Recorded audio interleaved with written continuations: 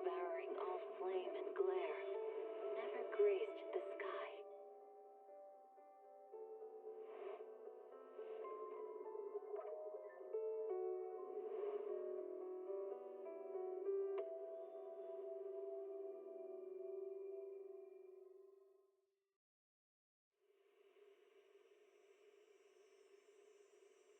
When I was 15, the thought of an apocalypse never troubled me.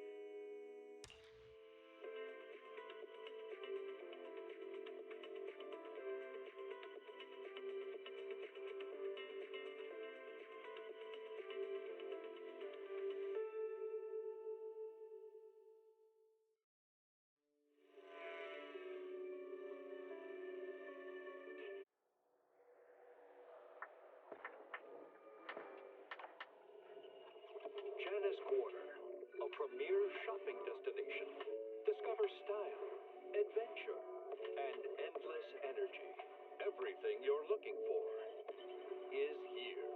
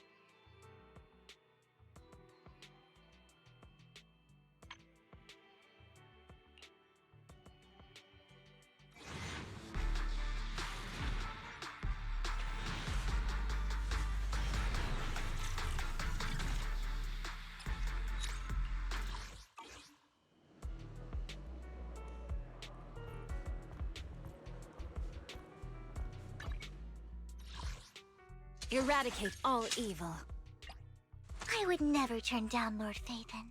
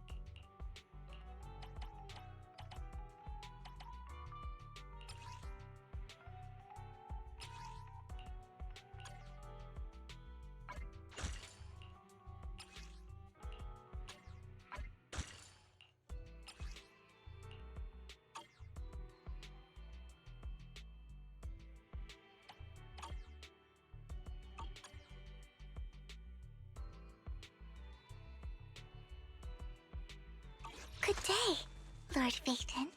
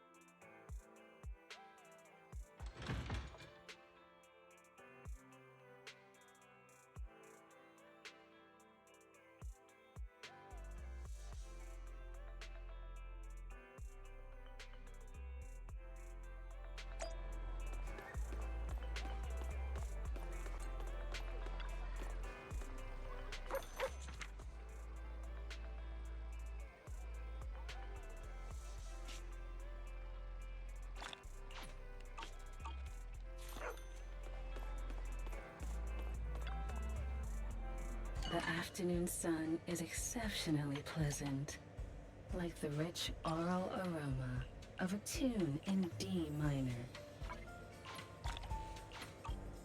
Ah, leaving so soon?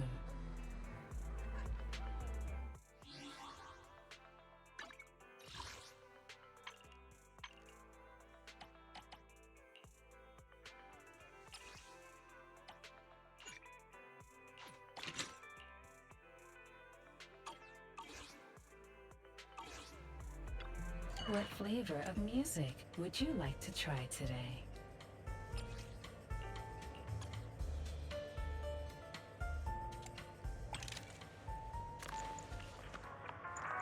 Ah, what a perfect mix.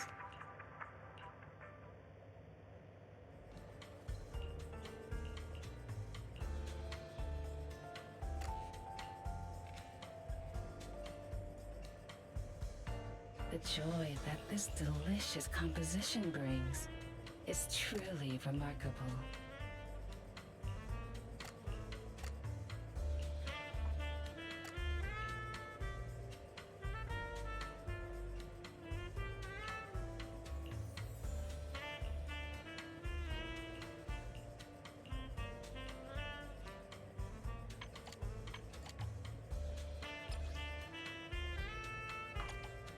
The joy that this delicious composition brings is truly remarkable.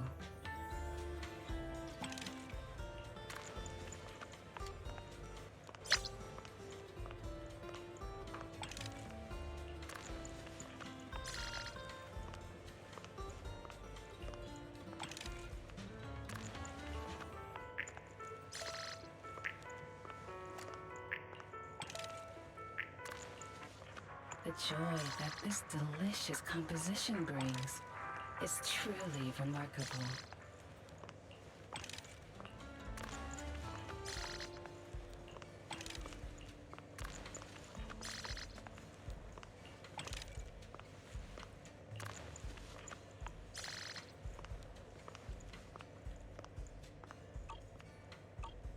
Come back again soon. Eradicate all evil.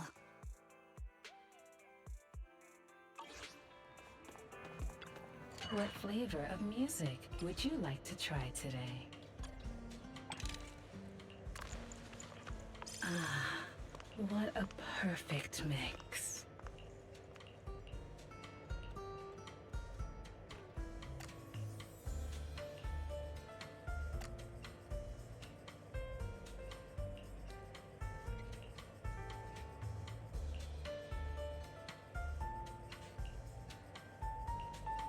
The joy that this delicious composition brings is truly remarkable. Come back again soon. Eradicate all evil. Good day, Lord Phaethon.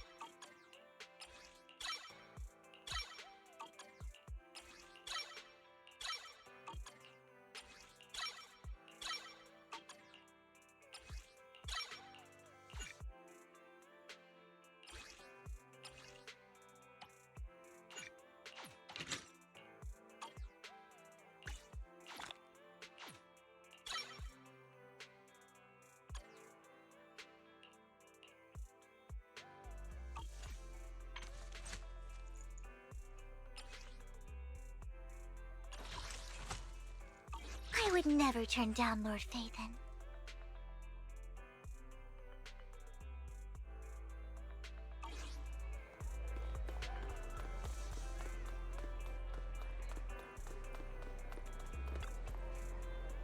Nothing beats caffeine on a lazy afternoon.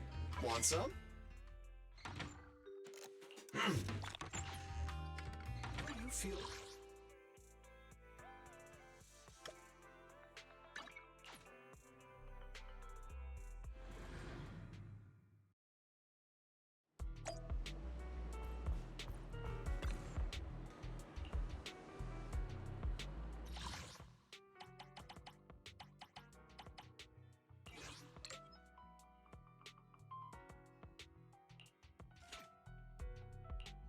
I'm at your disposal. Ooh. Eradicate all evil. Good day. Is the concert starting?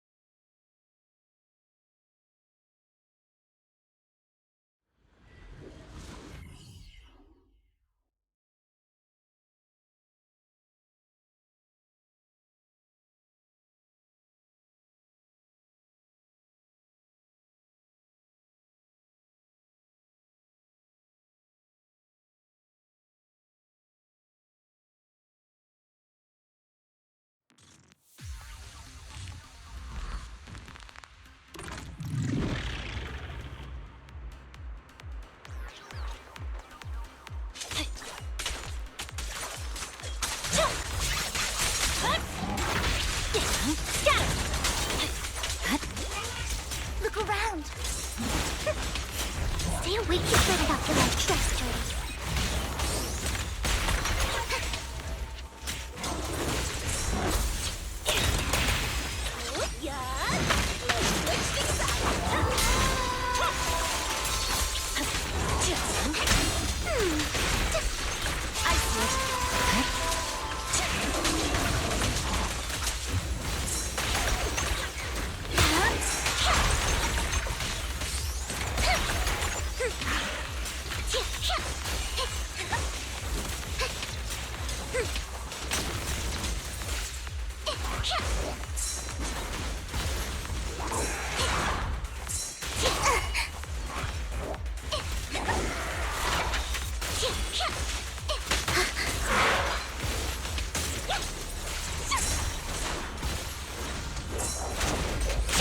Keep your filthy hands off.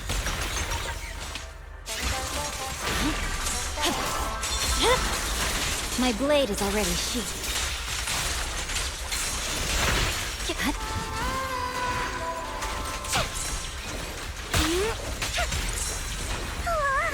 Lord Phaethon just so...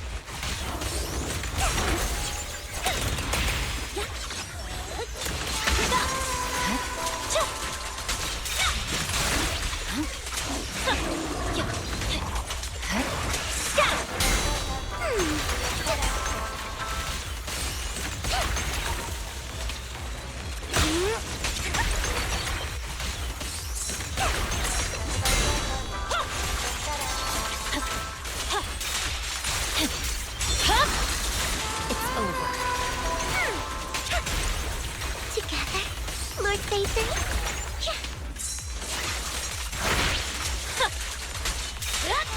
Don't you know? Get my dress dirty and you'll pay.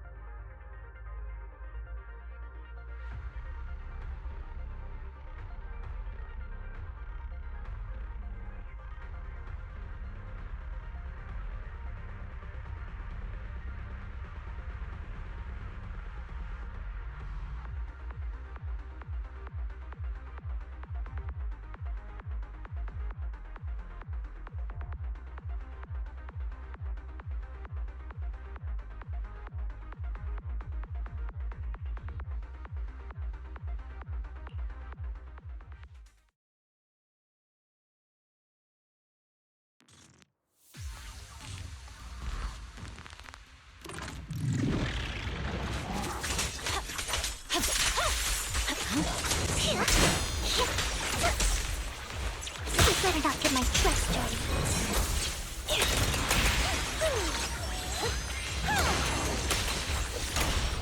Awaken!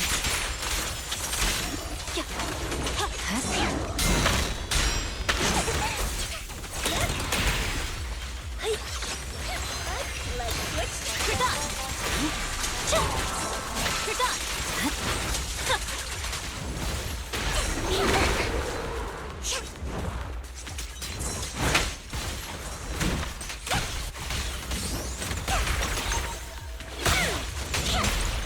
Clutch! Don't wait now!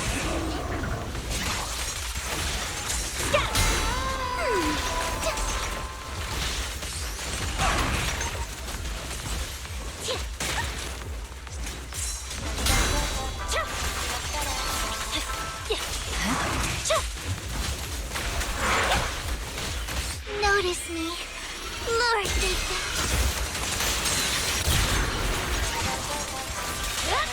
I'm unstoppable. My blade is already here.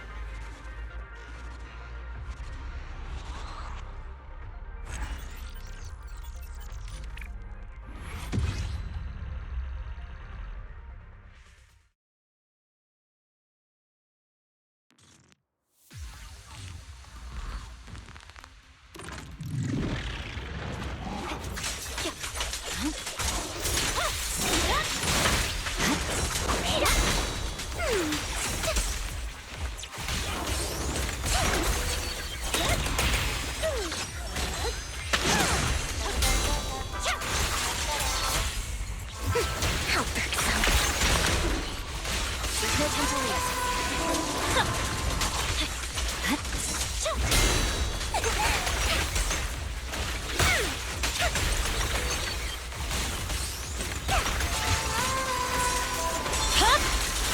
My blade is already here. Victory, the only option.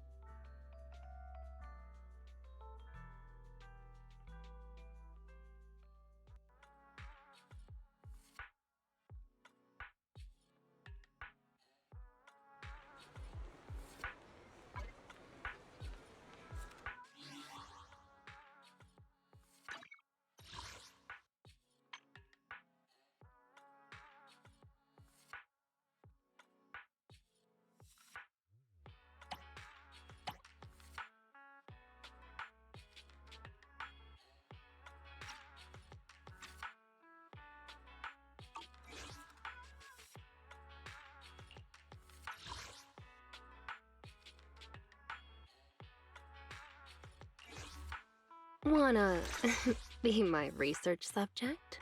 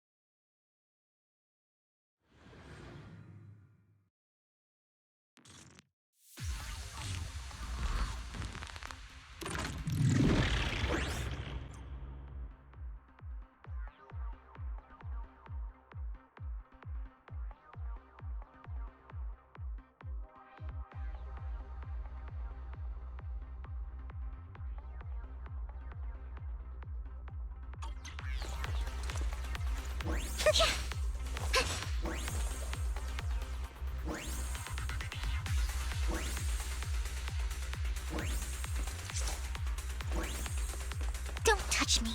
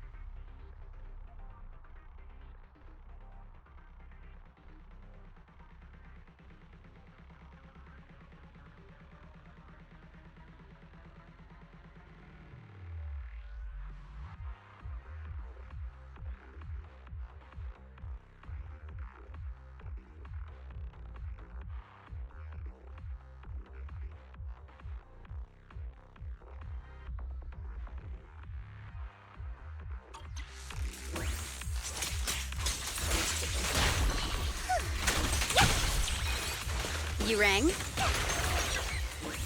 we go!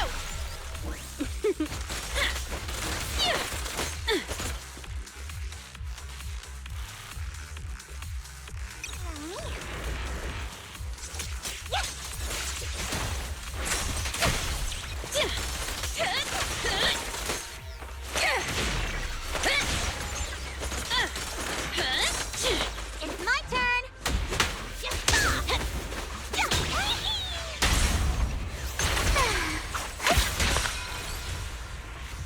Okay.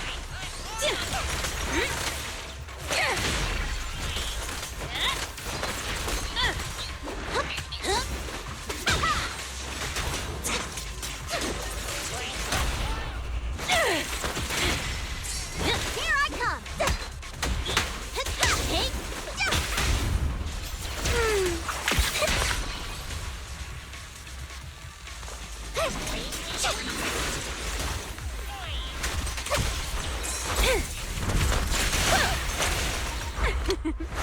Every effort counts! Home run! Oh, there. Don't you know? Get my dress dirty and you'll pay. Stand still. Be careful.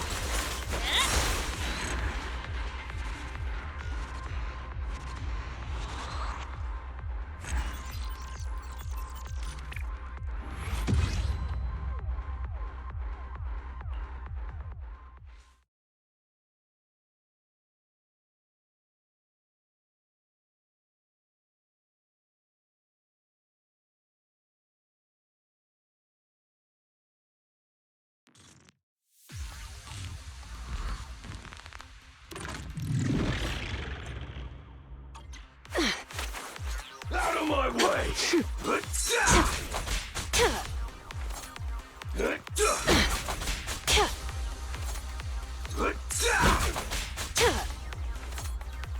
take you.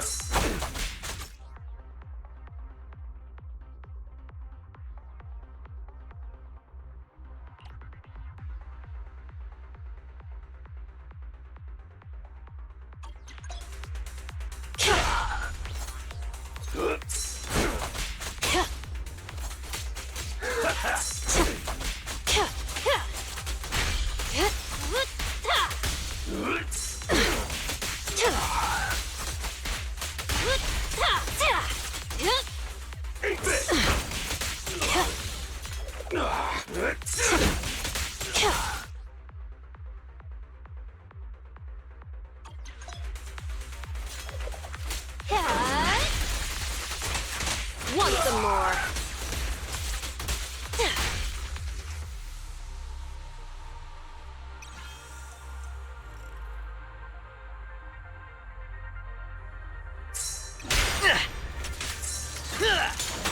I'll bring you to justice myself.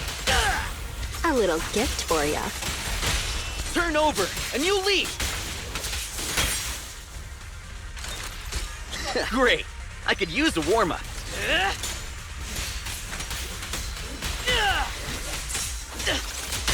The pressure's on. You're headed behind bars.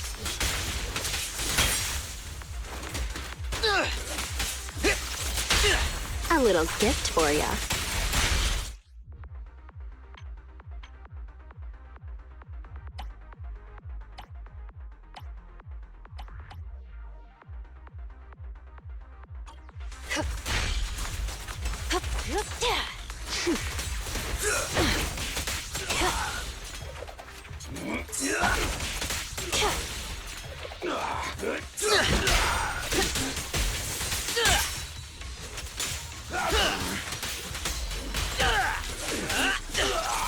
Found your weakness.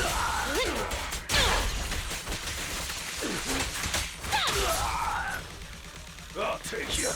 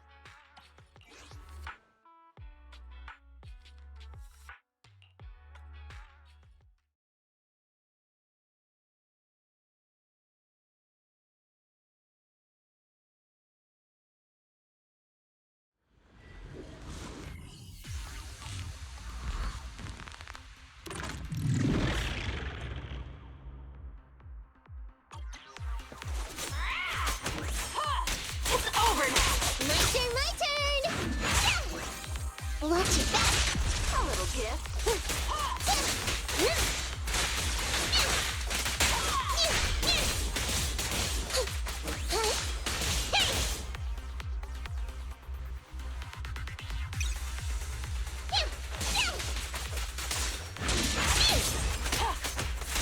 Stay focused.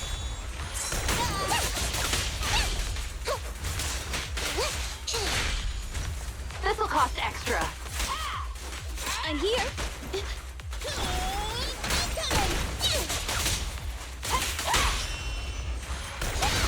It's a fast. Sneak attack.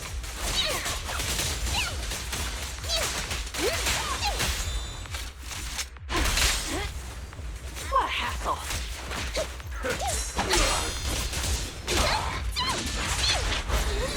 Lucky you,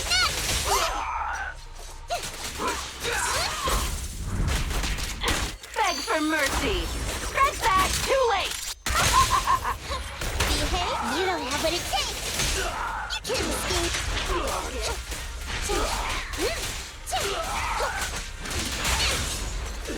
Is our prey? Okay, let me give you a little treat! Like It's over now.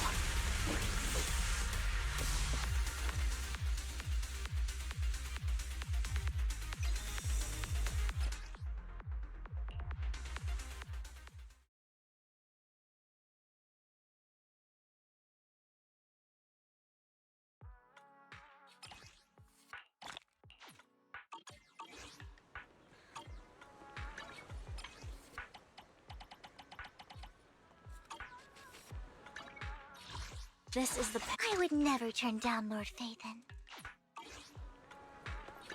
Eradicate. Good day, Lord Phaethon.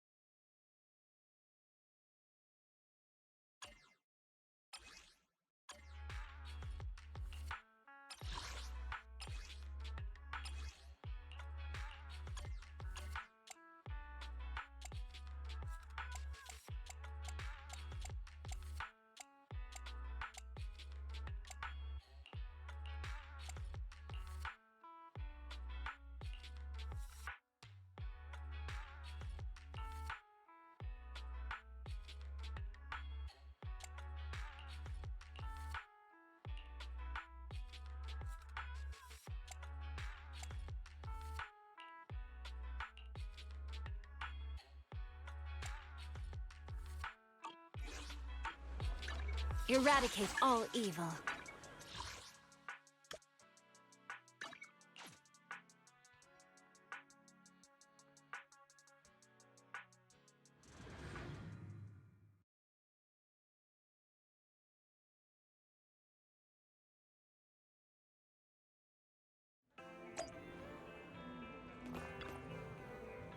The afternoon sun is exceptionally pleasant, like the rich oral aroma. Ah, what a perfect mix.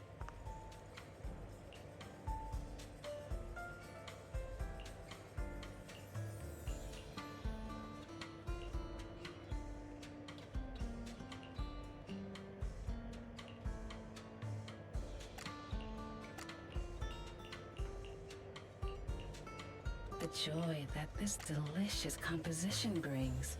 is truly remarkable.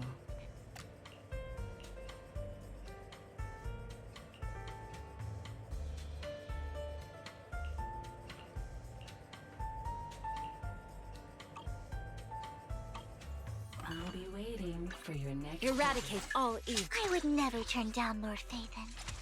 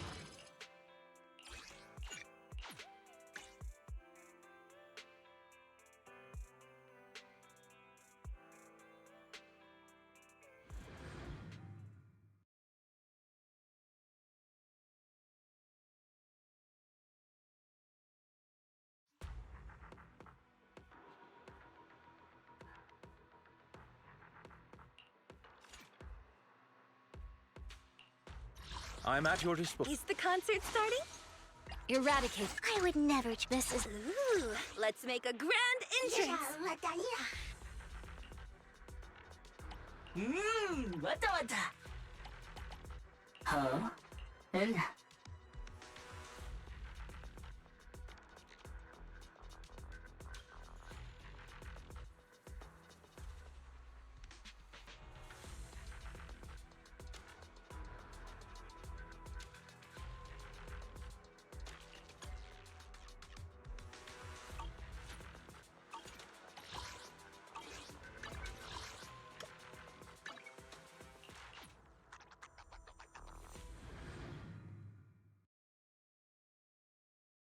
Afternoon.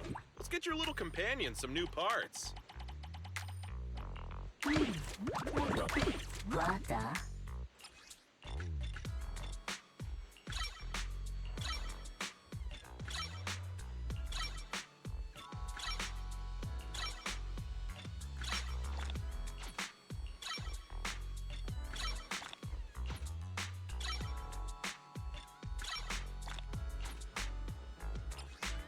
I got plenty of new ideas.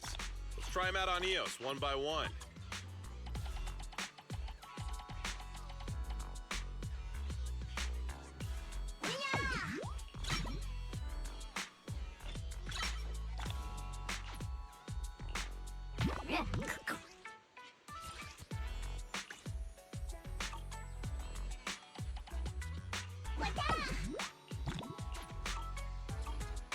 Is that it? Come back.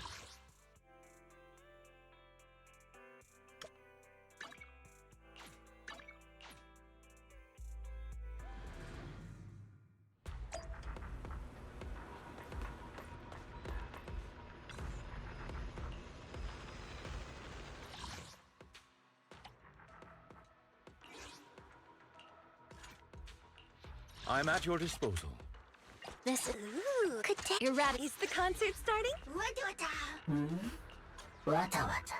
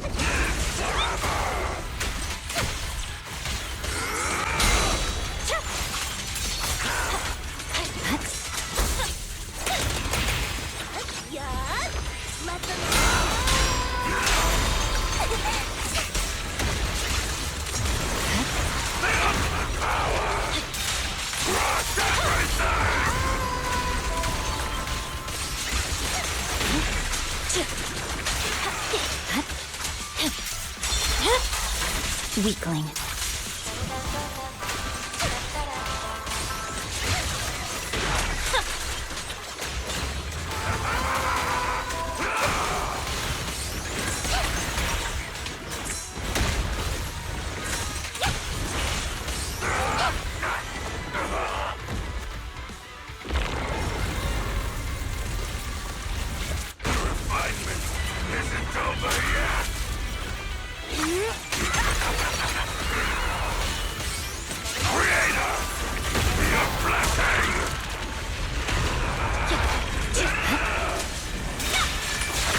Unstoppable. Scatter!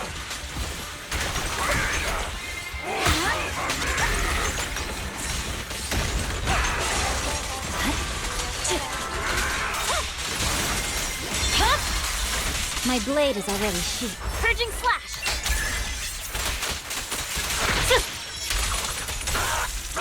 Who dares get between me and Lord Satan? The way is perfect today. Weakling.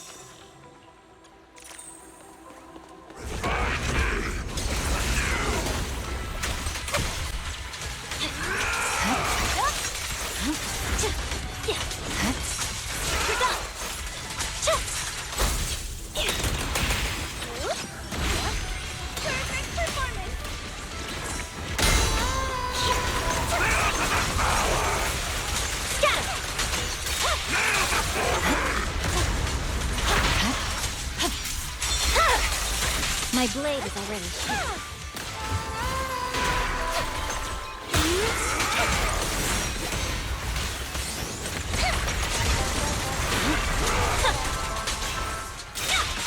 No one can rescue.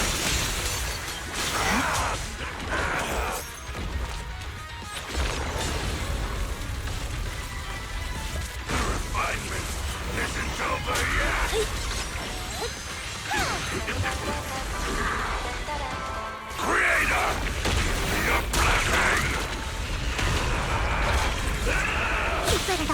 treachery.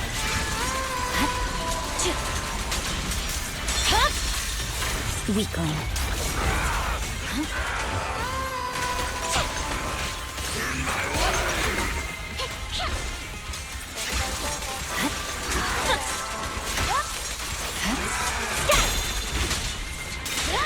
I'm unstoppable. Who dares get between me and Lord Satan?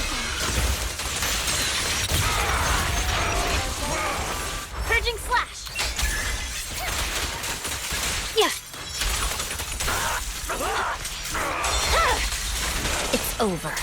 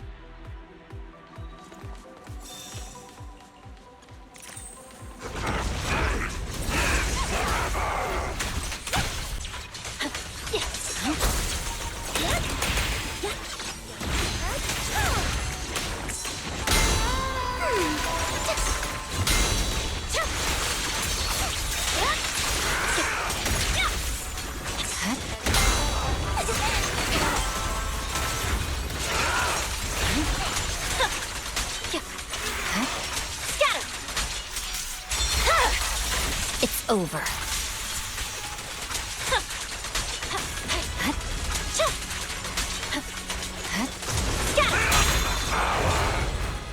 Crush everything!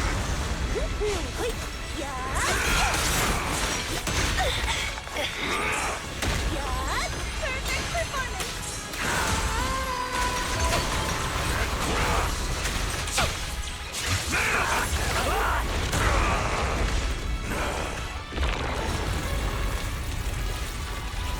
Refinement isn't over yet!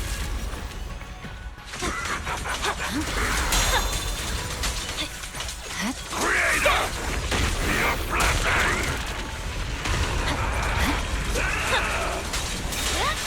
No room for mercy. Creator! Watch over me!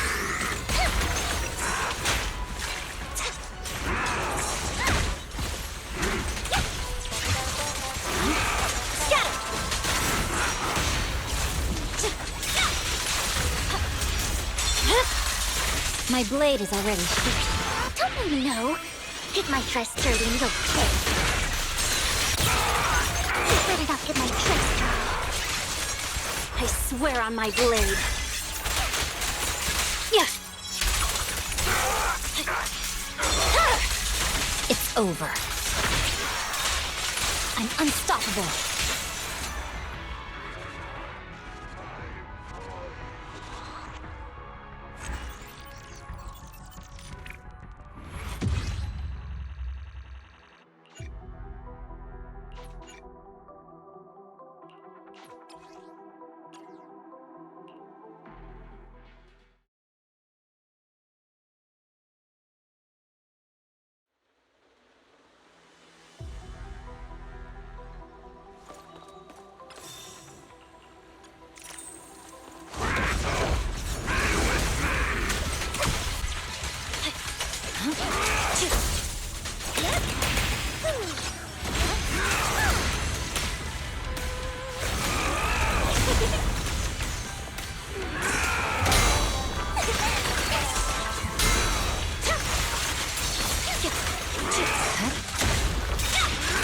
I'm unstoppable.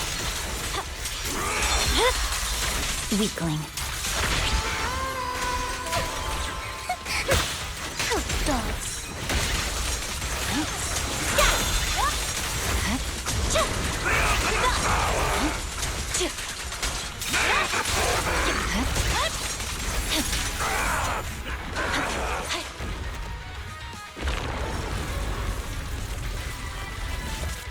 Refinement isn't over yet!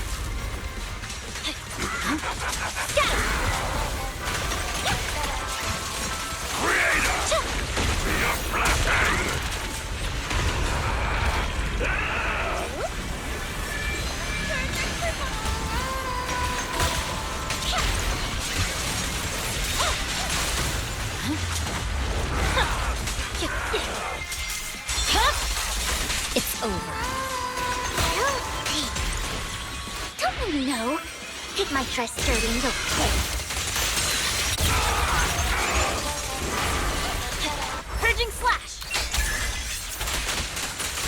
Huh. Press forward. Weakling.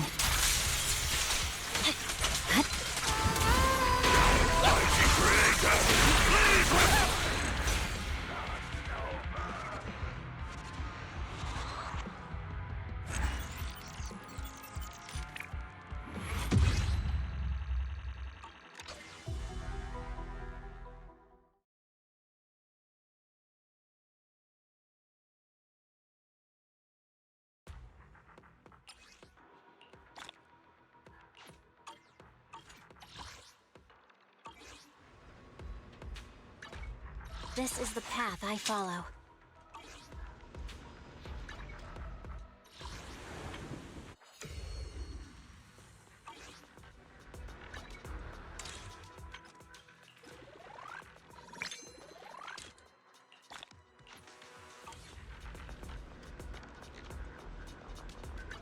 Eradicate all evil.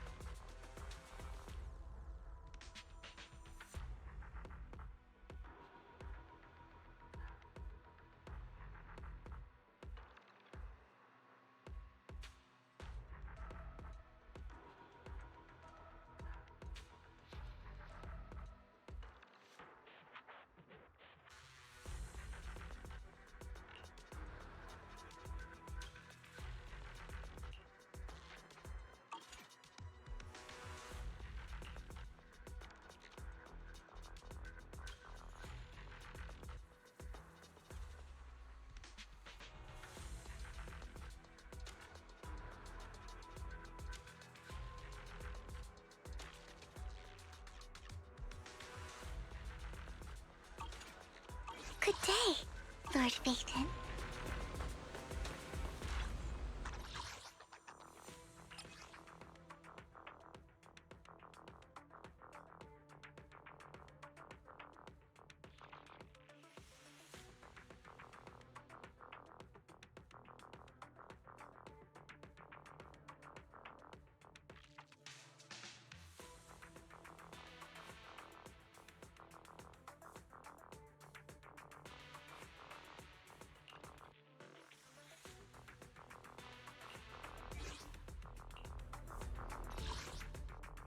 Want to see the red scarf?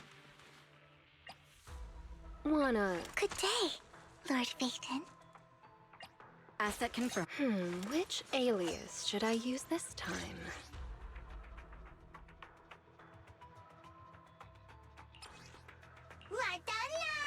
Huh? Hey,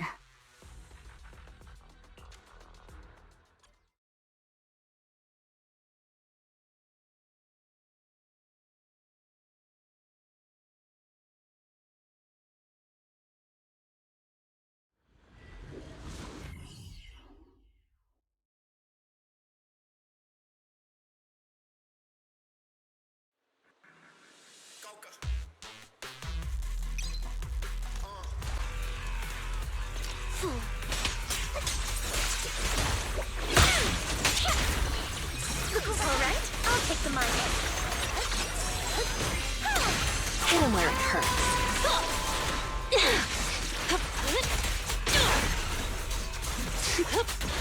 Leave it to me.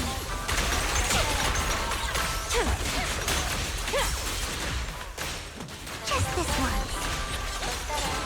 Found your weakness. Let's make this quick.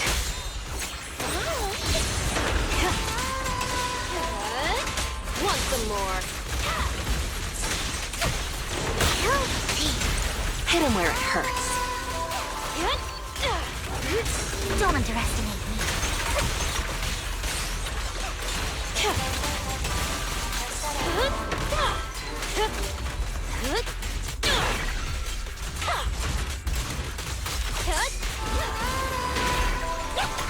Who dares get between me and Lord Satan? Found your weakness. Here's a taste of the abyss.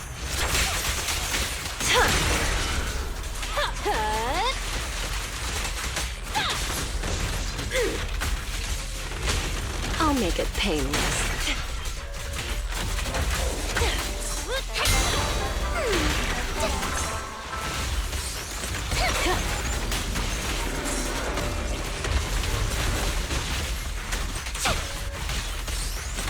Hit him where it hurts.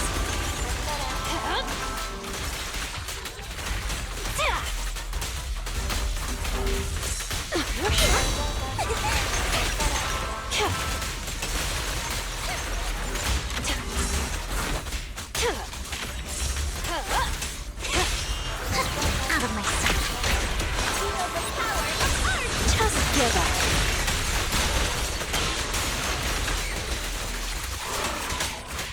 All for Lord Satan.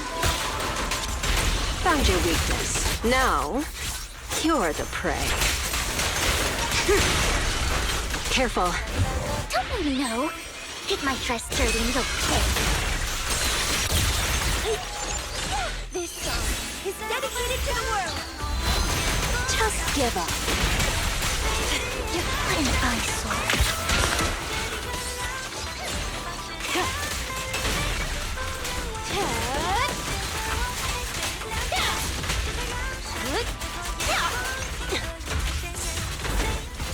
Off with you.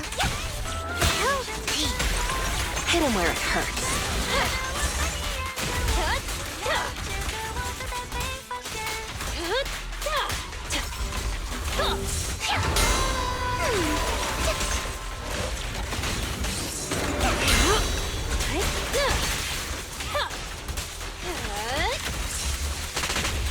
Hurts, don't it?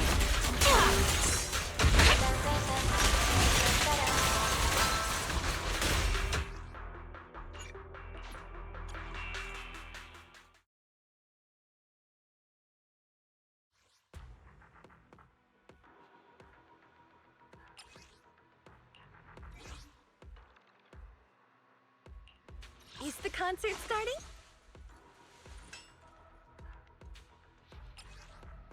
Wanna be my research subject? Looking for intel? Or hiring me for a job?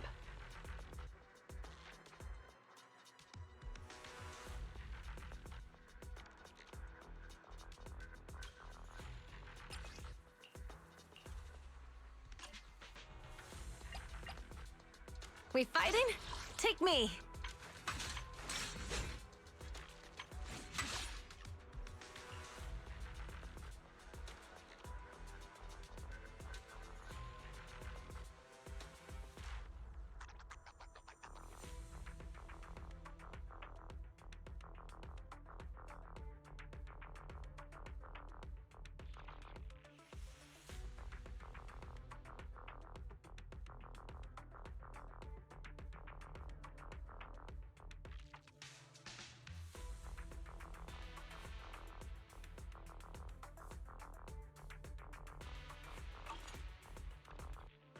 Only the brave will win. That's me! Eradicate all evil. I'm at your disposal. Is the concert starting? This is the path. Strike!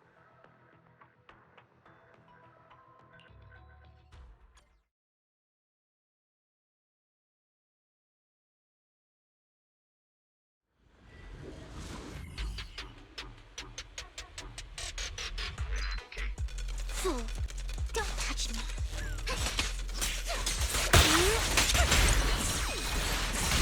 Not even close! No escape.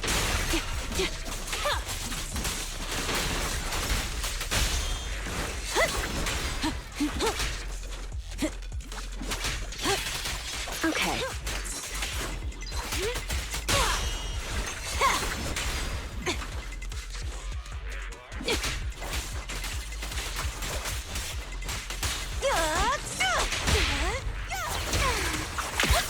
Time to shine!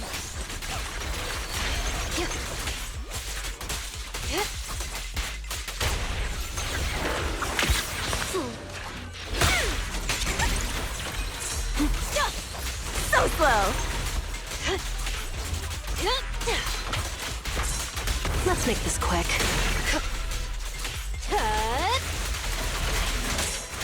Stay away from me. Coward!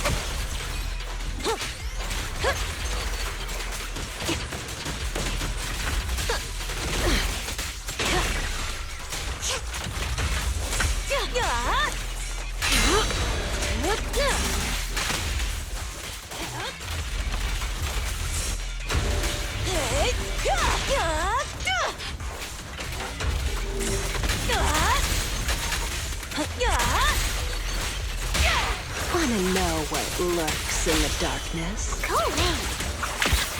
That's all you've got! Catch him off guard. Who dares get between me and Lord Satan? Let's roll! Press the final act begins now. Careful. It's back. No escape. Oh, you better not get my chest dirty.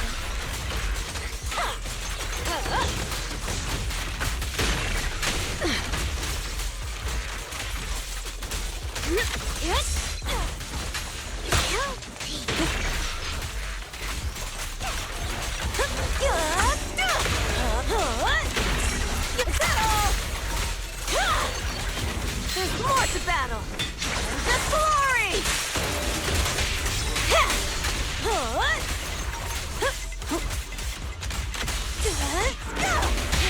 Careful. I bite. Come on, face me head on! Leave Lord Satan alone! Catch him off guard.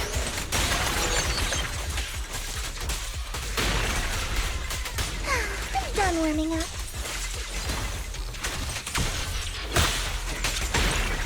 I'll make it painless. Now, you're the prey. Notice me, Lord Satan.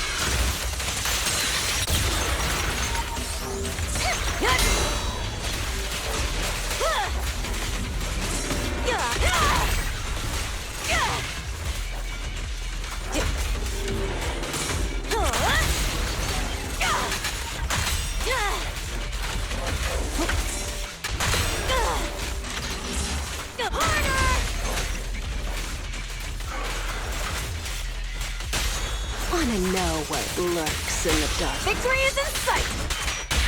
Leave Lord Satan alone!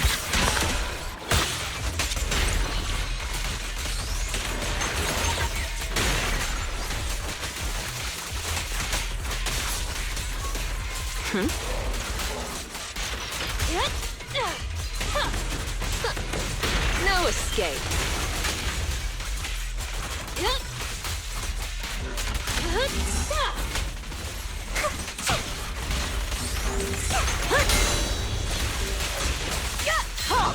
Not one step further!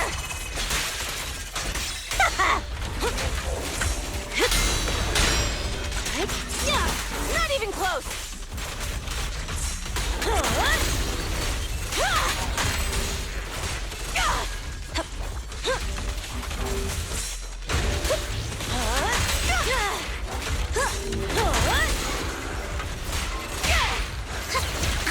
something. Who's the hunter and who's the prey? That's all you've got! Press the advantage. Here's a taste of the abyss.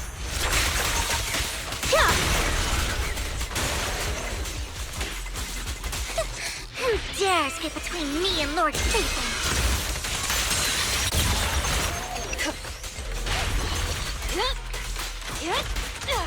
I'll make it painless.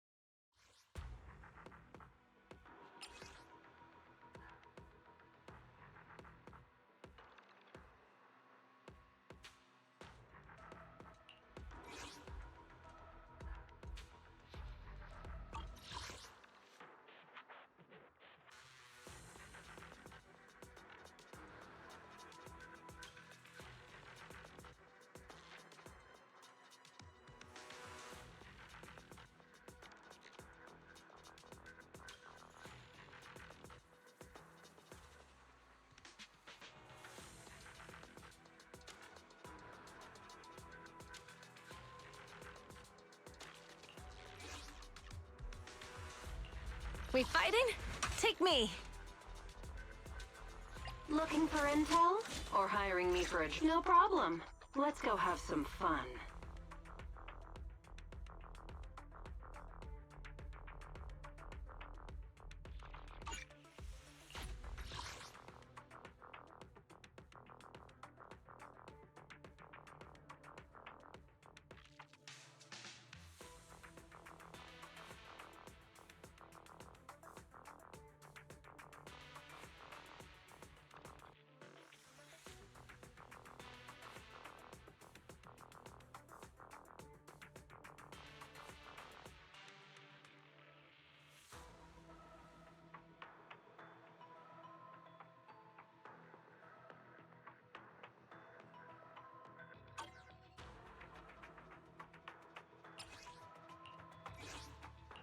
Good day, Lord Phaethon. We fighting? Take me. Looking for intel? No problem. Let's go have some fun.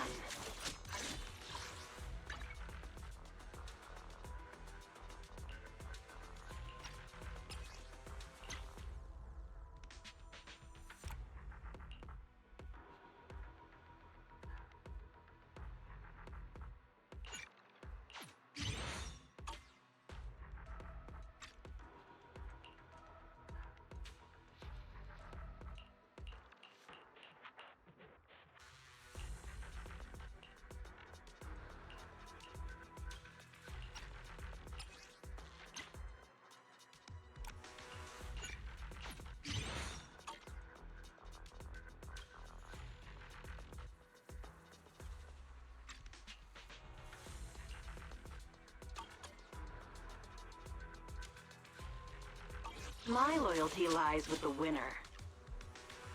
I would never turn down Lord Phaethon. Let's hit the road.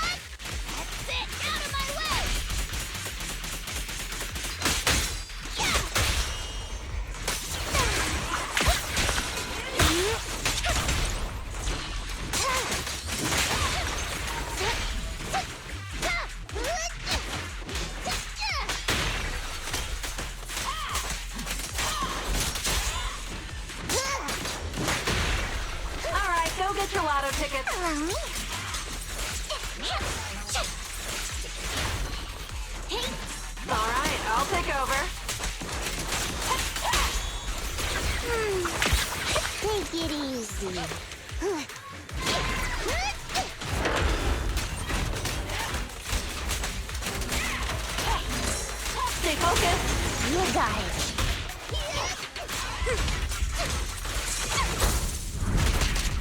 Beg for mercy. Dread that. Too late.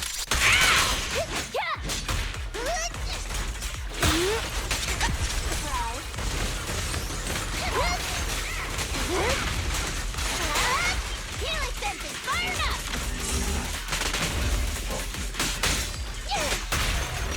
Piper, I'll drive.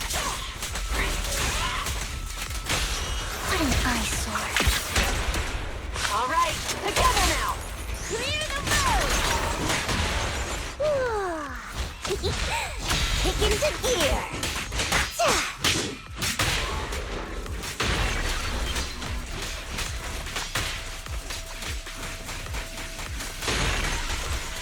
Darn, right when I thought it was break time.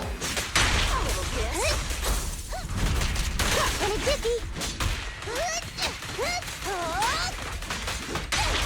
Sneak attack.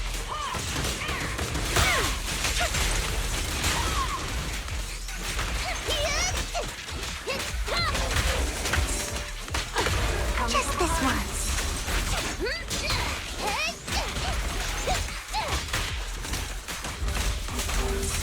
It's over now.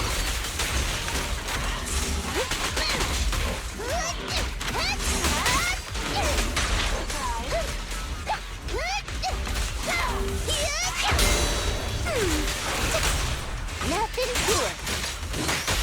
Go away. Now I'm serious. You got it. I'm cruising now.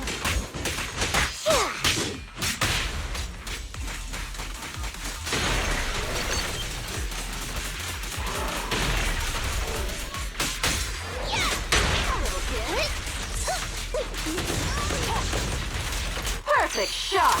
Make it fun for me.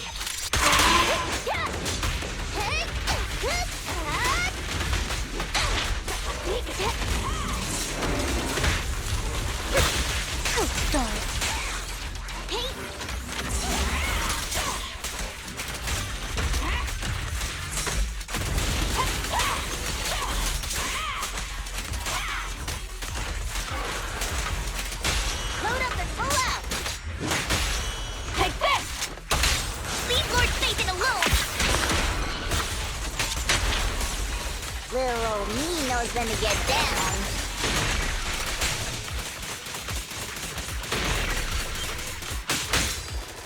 Let's try again.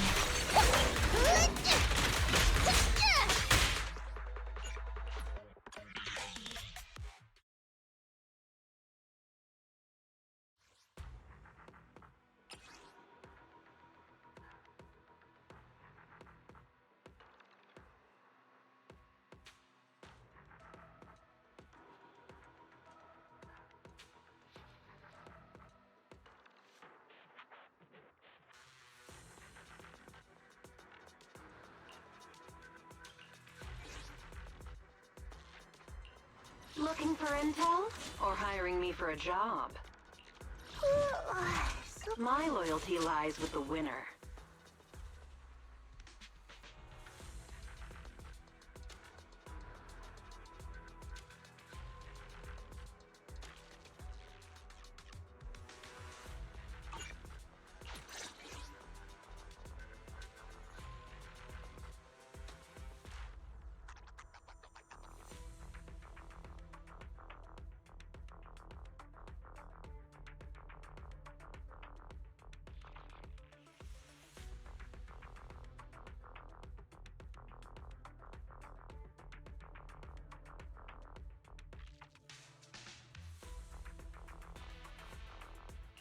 Is the concert starting? Good day, Lord Phaethon. I'm at your disposal. Stand, let's move.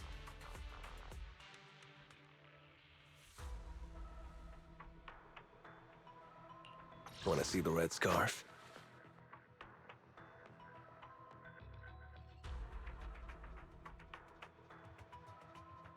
I shall follow your orders.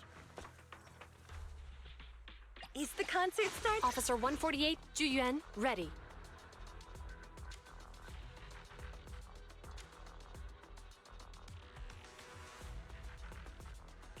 Ready for combat.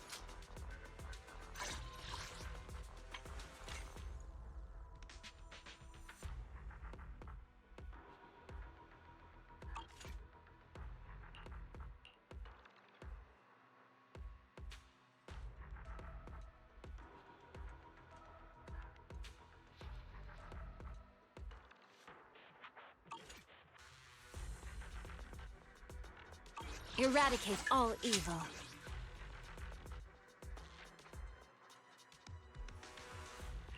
Ready for combat.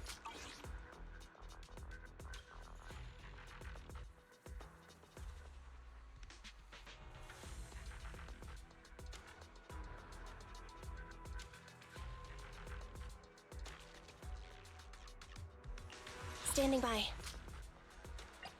I shall follow your orders. Good day, Lord Phaethon. Sokaku, ready! Okay, here we go! Officer 148. Ooh, we really... Huh? Is something the matter? I would never... Please, lead the way, Lord Phaethon.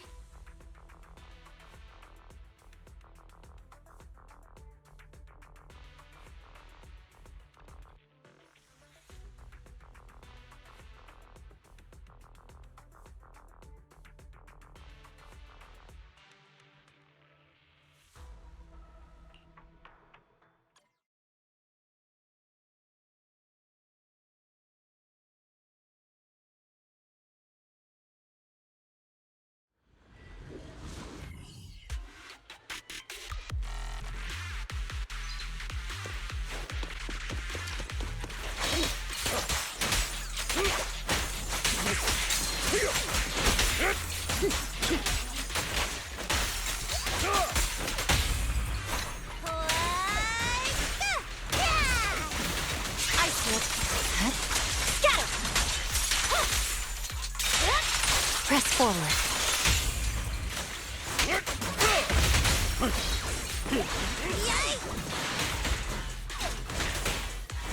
Snacks are later.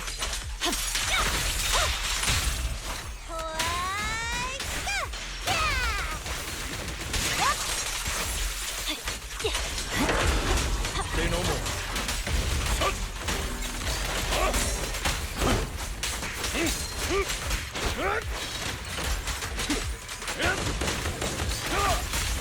I'll bite your throat out!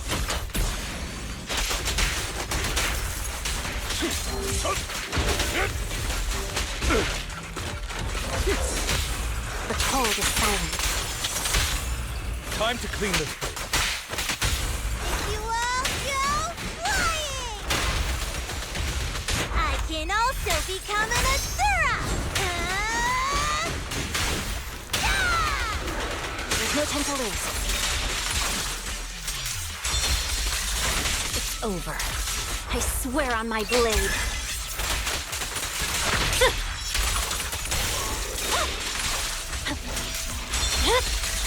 Weakling.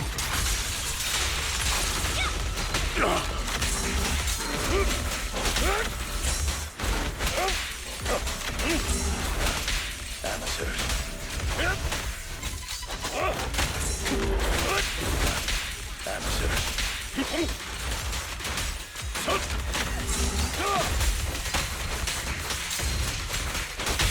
Shadowless blade. By your will. You all go flying!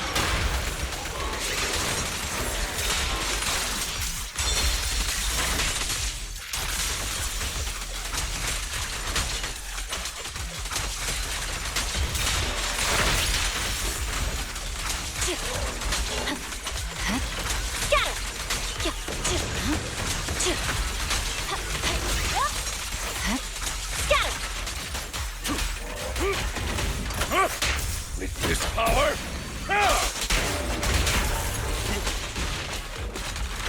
Help is here!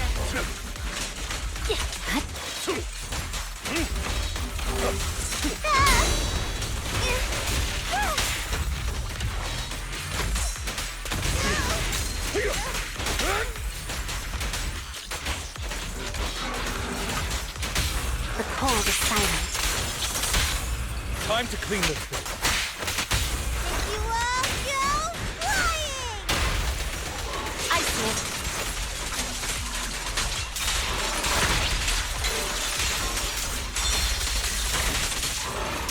Purging slash! Yeah! Scatter!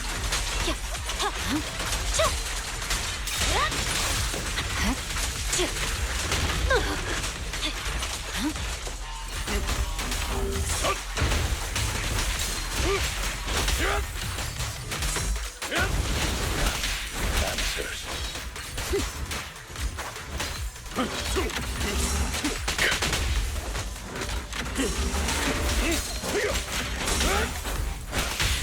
Around and stop! Restore order!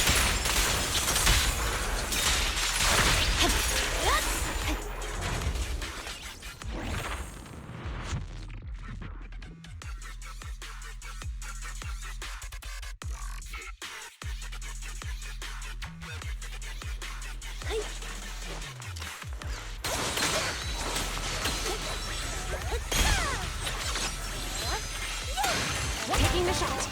Yep. Drop the weapon. Oh, My fluid.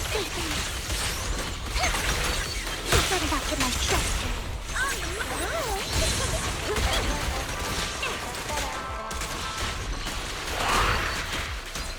Better clear out.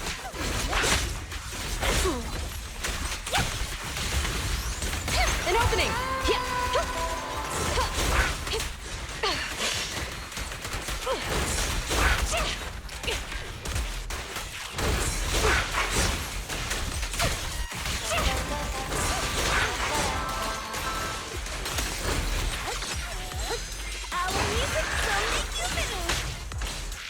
Taking the shot.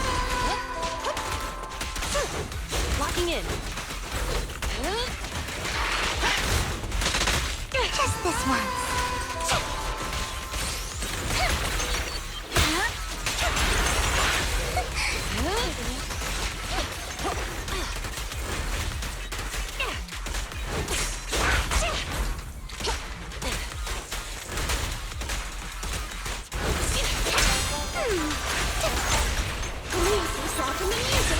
Such a pain.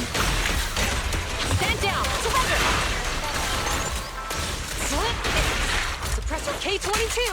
Maximum firepower. Watch your surroundings.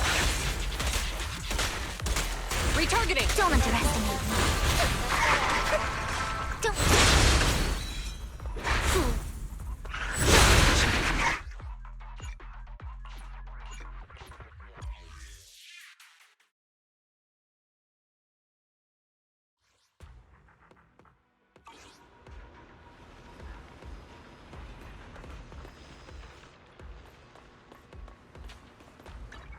Eradicate all evil.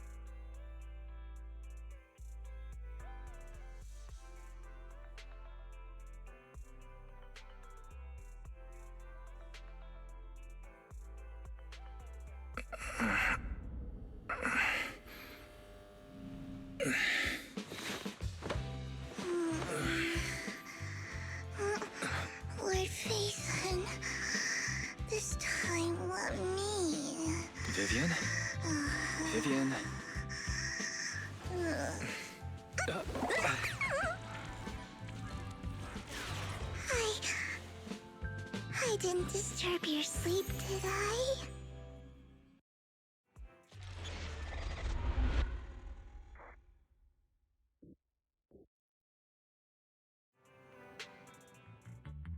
When I got here, the other Lord Phaethon said you were resting on the couch and just let me in. I meant to keep you company while you slept, but then I dozed off myself. Ugh. I was going to sit here looking super cute, hands cupping my face. You know, like the #1 sleepy face I want to wake up to pose. I can't believe I ended up falling asleep myself. Vivian, are you sure you're awake? That sounded like sleep talk. I'm sure sleeping in that position couldn't have been comfortable either. No, Lord Phaethon. I was just worried that I had disturbed your rest. Just being able to see you sleeping peacefully is already the highlight of my day. No, my entire month. Though it is a bit late, but... Good morning, Lord Phaethon.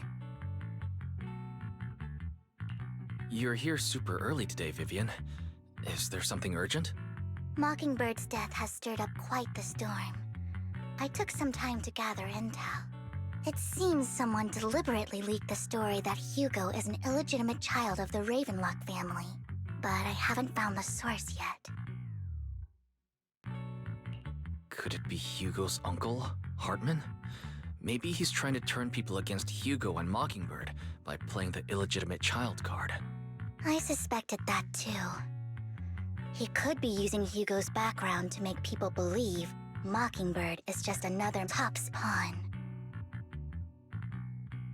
To the upper class, Mockingbird may be insignificant, but it has a loyal following among regular folks. But after some digging, I was surprised to find that the public isn't turning on Hugo. They're actually starting to see him in a better light. Some people feel bad for him, some relate to his struggles, and Hartman's the one getting all the heat. Public outcry against Hartman is growing, with many believing he murdered Hugo for his own selfish gain. Tops is hosting an industry summit this week, a responsibility usually handled by the Ravenlocks. But my sources tell me another family has taken over this year at the last minute. If I'm not mistaken, Tops is intentionally keeping its distance from the Ravenlock family due to the current public sentiment. Is someone trying to take advantage of this to get rid of both Hartman and the Ravenlocks? I think Hartman knows this too, which is why he's completely vanished. No matter how hard I search, I can't find a single trace of him. Hartman must have taken the sacrifice core. Now that he holds this bargaining chip, he is definitely going to negotiate his way out of this with the Exaltists. Sorry for interrupting. Can I borrow Wise for a minute? Oh, no problem at all. I'm sure you have important faith in matters to discuss. Take your time. I'll just be waiting outside. Wait! Don't go outside, Oh, don't mind me, Lord Phaethon. I wanted to browse the videotapes anyway. I'll be right here. Just let me know when you're done. Thank goodness Vivian didn't walk out the main door. Lycon's been pacing around outside for like half an hour and scared off at least 5 customers. He's stressing over what he did to Hugo in front of Vivian, but he really needs to talk to us. Maybe you should go speak with him first? Sure, I'll go talk to him. At the end of the day, we're all after the same enemy. As proxies, we should become the bridge between them.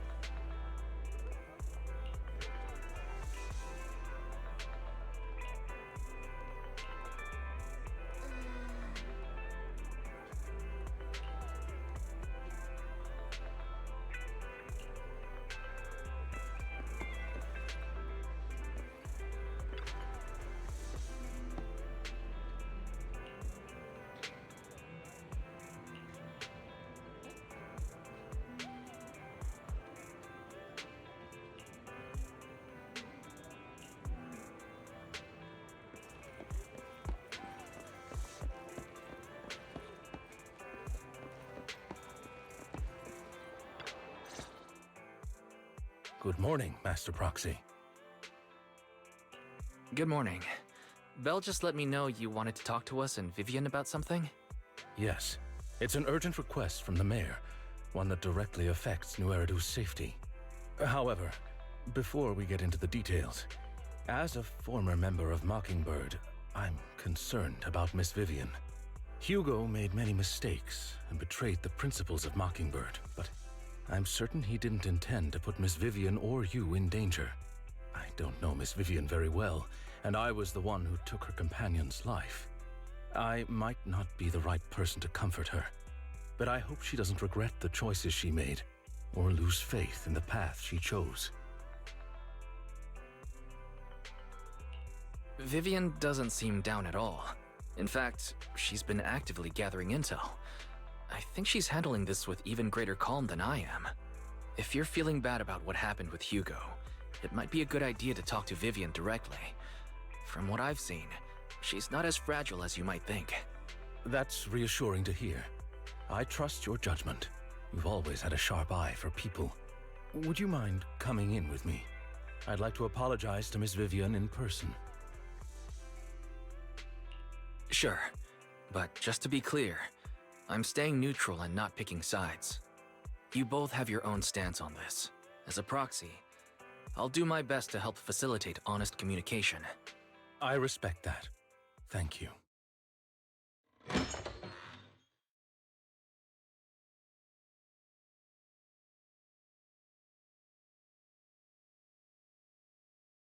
Miss Vivian, I'm very sorry about Hugo. You don't have to explain anything. I'm also part of Mockingbird. Mockingbird stands on more than just gain, so it won't fall when fortunes shift. Hugo had his fixations and ambitions.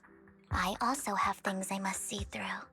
I'm determined to get to the bottom of the Exaltists and the sacrifices. Miss Vivian, as a former member of Mockingbird, you have my deepest respect. You have my word, whatever comes next. I would never harm you or Master Proxy. As for Hugo, please accept my condolences. Condolences? That's not necessary. Mockingbird has plenty of tricks up its sleeves. This isn't the kind of act that ends so easily. Wouldn't you agree? You're right.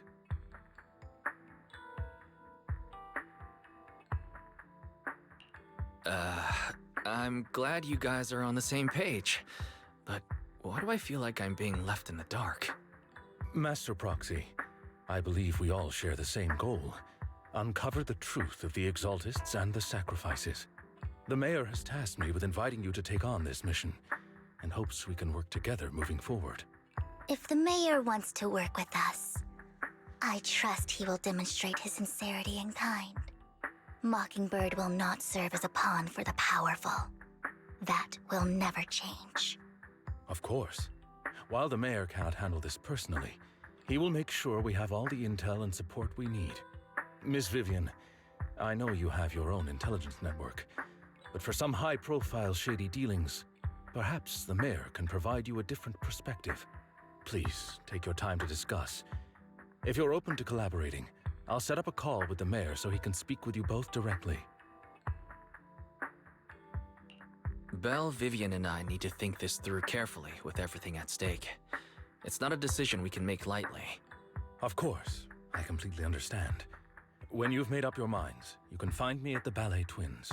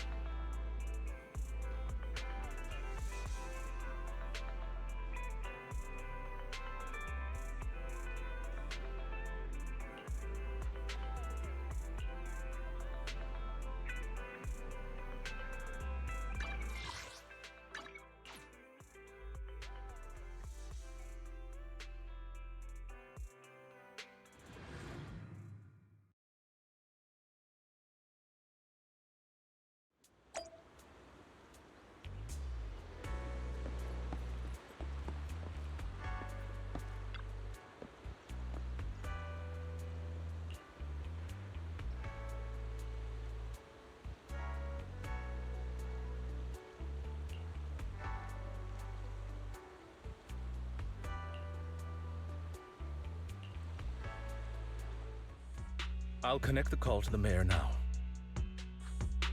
My dear friends, I'm glad you're willing to keep working with me. I'm truly sorry about what happened to Mr. Hugo Vlad. I didn't anticipate things would turn out this way. As mayor, I can't fully condone Mockingbird's actions, but personally, I had a lot of respect for Mr. Hugo Vlad. I looked further into Bringer's map. The sacrifices were created by an exaltist named Landon, who was active in Janus Quarter. Mr. Landon passed away in an accident a few years ago. Before he died, he was researching sacrifices and was said to have created a batch of serum that could turn living people into sacrifices. The problem was, the serum wasn't stable, and after his death, the recipe was lost. No one knows what happened to the exaltist in Janus Quarter back then. But it's clear that after the leader died, there haven't been major exaltist activities in the area. Bringer's map marks the locations where the exaltists' most successful attempts at creating sacrifices were. The leader of the exaltists in Janus Quarter died a few years back. They haven't been active since. Could it be that Hartman was just acting on his own? Unfortunately, that's not the case. My sources confirmed that Hartman had been secretly in contact with someone, and they only meet inside the Hollow. Is it possible it's someone from TOPS? TOPS is a huge alliance of corporations. They wouldn't bother getting their hands dirty. Instead, they just sit back and reap the rewards. Everything Hartman is doing is to secure his place in TOPS and strengthen his power within the Ravenlock family. If my guess is correct, Hartman has gotten in touch with the remaining members of the Exaltists that used to follow Landon, helping them create new sacrifices. But what's in it for TOPS? There's no way the Exaltists would just hand over their secrets about sacrifices to Hartman, right? A sacrifice outbreak would throw the city into chaos. And that's when TOPS steps in, taking control of the situation on their terms. The public will see the mayor as incompetent, while TOPS comes off as the real protectors of the city. And when that happens, public trust will shift towards TOPS. And Mr. Mayor, you might find yourself in an unfavorable situation. Still sharp as ever, Miss Vivian. So, what exactly do we stand to gain from partnering with you? Please don't tell me you're doing this out of some noble concern for your citizens. I'm not some hero of justice, and I don't believe in lofty ideals or empty promises. We have a common enemy. While our ideologies may differ, we can work together on this. And as proof of good faith, I may not know exactly where Hartman is, but I can fan the flames over Mockingbird's death and escalate conflicts within the Ravenlock family. So it was you behind the rumors. No wonder I couldn't trace the source of the public outcry. I'm not the one who started the rumors. I just helped them spread faster after they leaked. And I pulled a few strings to make sure the story painted Mr. Hugo Vlad as a heroic figure who was unfairly persecuted. As I said before, I had a lot of respect for him, and I'd be happy to clear his name. Now let me lay out my terms for collaboration. After looking into it, I found that the dormant sacrifice you discovered wasn't the only one. There are more places where sacrifices might be lying dormant. Too many eyes are on me right now, so I can't send my own men to deal with it. I'd like to ask you to retrieve the sacrifices from those locations. I'll make sure to dispose of them once you do, so no one will be able to use them again. On top of that, I've asked a friend to help monitor your physical condition, and maybe even uncover more of your potential. Her research overlaps with your teacher's work. You don't need to worry about her capabilities. She's a Void Hunter rank special investigator. Really? A Void Hunter rank special investigator is going to be assisting us? And she's involved in our teacher's research? That's right. She's heading to Janus Quarter for some business. I wanted to set up a formal meeting, but she declined. She prefers to assess things on her own, and will reach out when the time is right. She'll let you know the details then. So it looks like you both are on board with this commission and ready to help recover the sacrifices? Okay. This affects a lot of ordinary people in New Eridu. We'll do our best.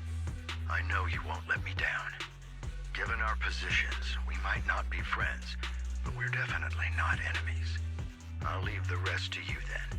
I've got to go. Goodbye.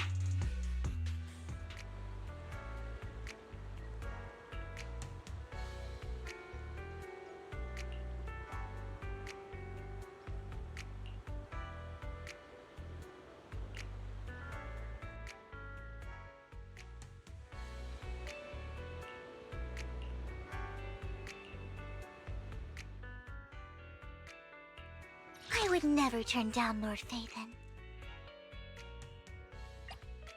Is the concert starting? Good day. Eradicate all evil. Strike!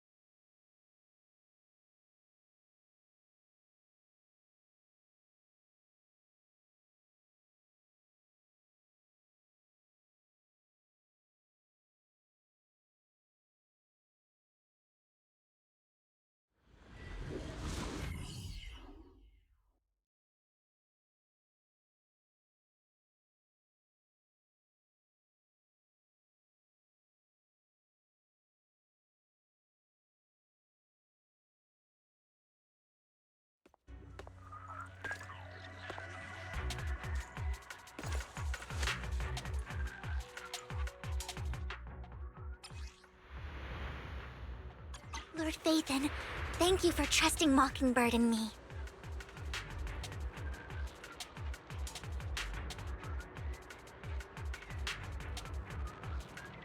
Do you not like my outfit today?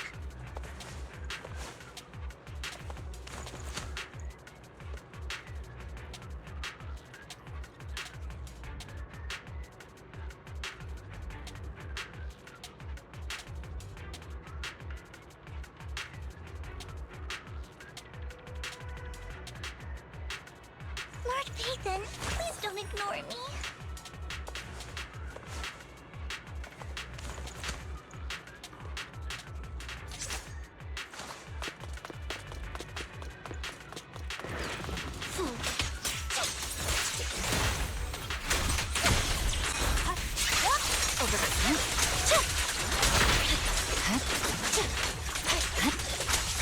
Oh my.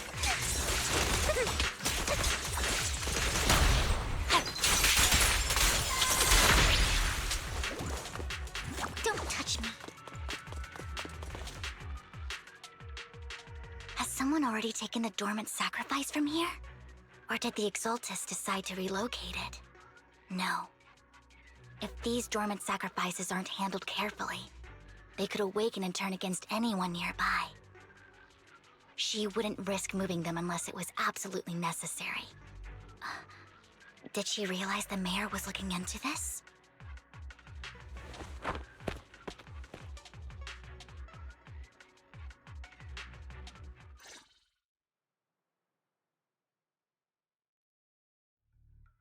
Did Hartman just make up this intel to get a shot working with us at Tops?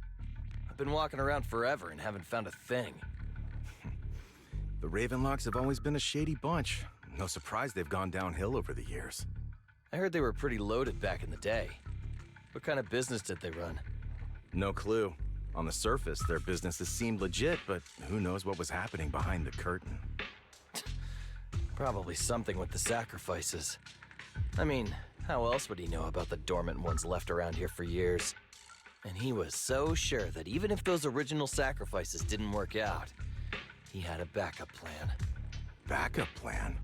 What could that be? Well, that's beyond me. I just happened to overhear something while I was next to Mr. Edmund one day. What's Topps planning to do with all these sacrifices, huh? For research? Do you think we'll ever have a normal life in the Hollows? Don't ask questions you shouldn't be asking. All right. There's nothing here anyway. Let's leave the Hollow and report back on what we found. And we'll make it just in time to clock out for the fieldwork shift. Let's get out of here first.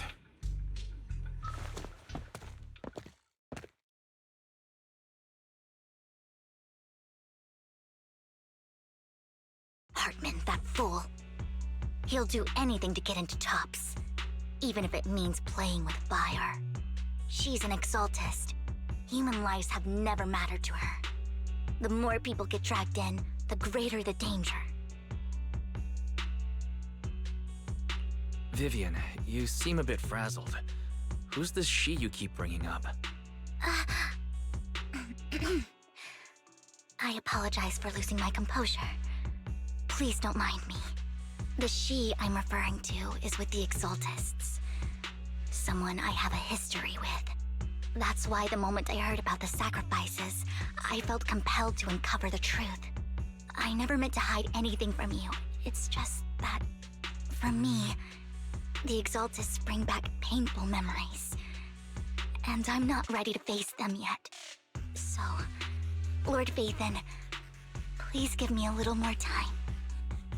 Once I've gathered my thoughts, I promise I'll tell you everything. Sure, I'll stop asking.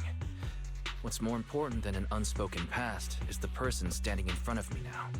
As for everything else, we can talk about it whenever you're ready to share. Lord Vathan, if we weren't in such a hurry, I'd spend 3 whole hours singing your praises. I'll make note of this and make sure to get it done before bedtime. First things first, let's track down those dormant sacrifices. The Exaltists have probably realized someone's after them by now. I wish we knew what Hartman's backup plan is. Do you? I just can't shake the feeling that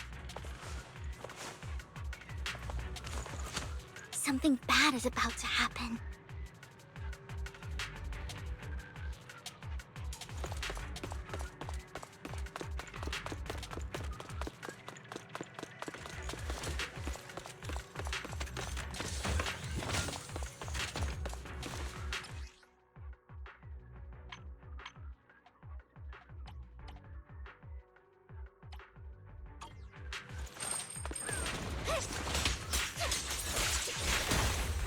Look around! You better not get my trust dirty.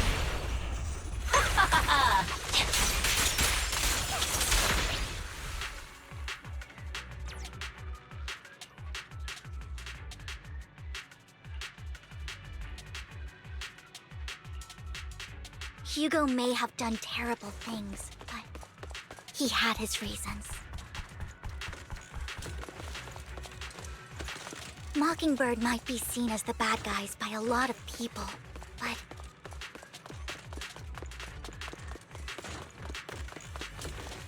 ironically, joining Mockingbird is what put me on the right path.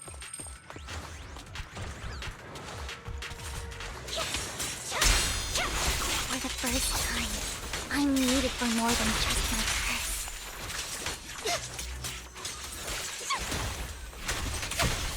Evade! Nothing here either. Are we too late?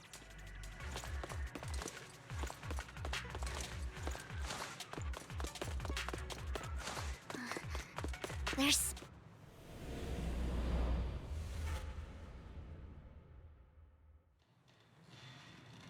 Don't touch me.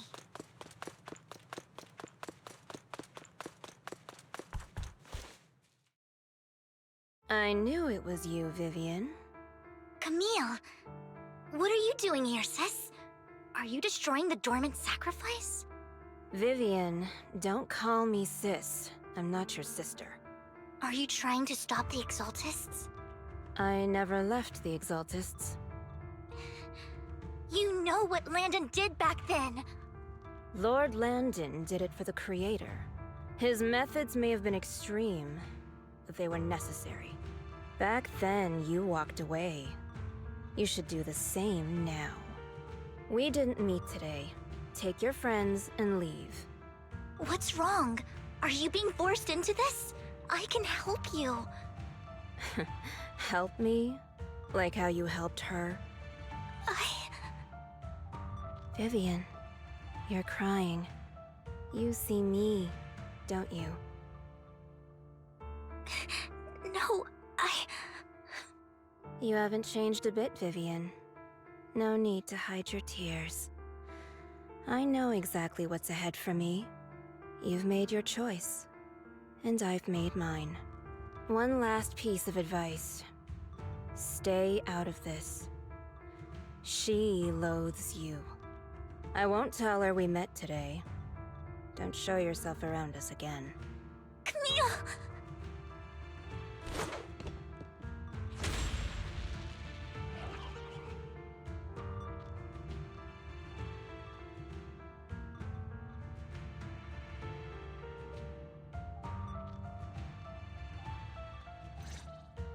Lord Nathan, watch out! I'll tell you what that was about later. Let's take care of the ethereals first. Oh my.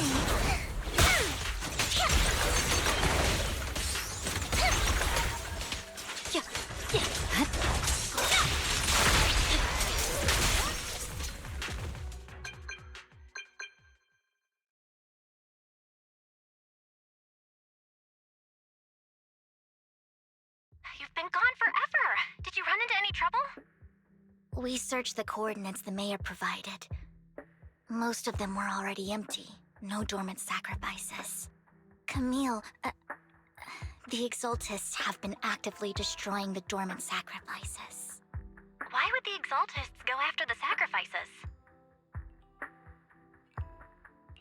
I saw it too, but I can't figure out why the Exaltist would do this. And one of them is someone I once knew. I thought she would leave the Exaltists after Landon's death, but she stayed. Wait, what did I miss? Why do you know so much about the Exaltists, Vivian? When I was a child, I stayed with the Exaltists for a while. Back then, Landon was one of the most respected figures among the Exaltists in this region. A lot happened, and after Landon died, I left. I can't turn a blind eye to the sacrifices. I know all too well how many lives have been lost bringing them into existence. Ever since I learned a sacrifice had appeared in Janus Quarter, I haven't been able to stop worrying.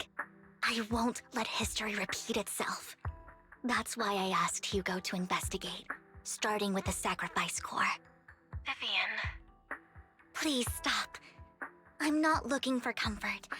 I'm just recounting the story for you to understand the situation. We've got bigger things to focus on. But when I do need comforting, I'll come straight to you. I hope you'll make time for me, Lord Vathan. Just so you know, I'm not the easiest to console.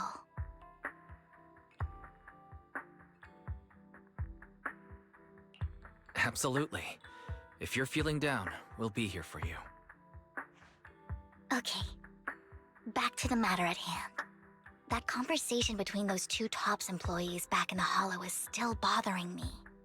They said Hartman had a backup plan, and that got me thinking about some news that was quietly swept under the rug.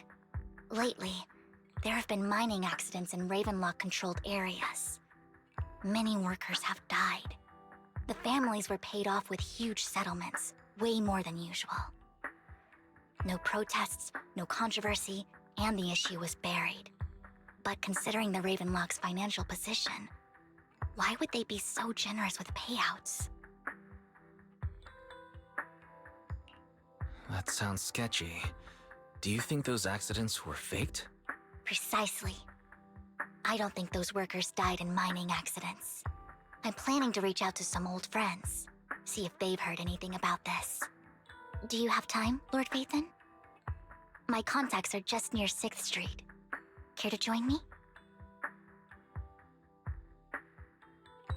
Sure. Let's go together.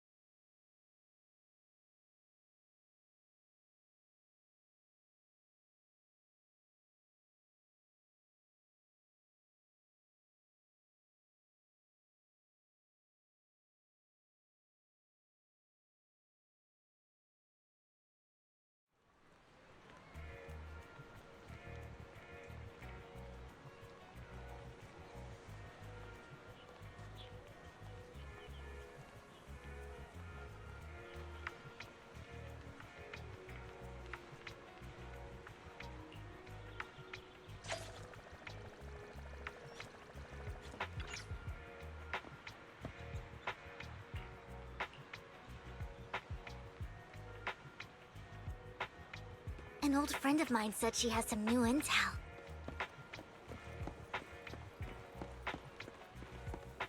She's like a mentor to me. I learned a lot about data scraping on the internet thanks to her.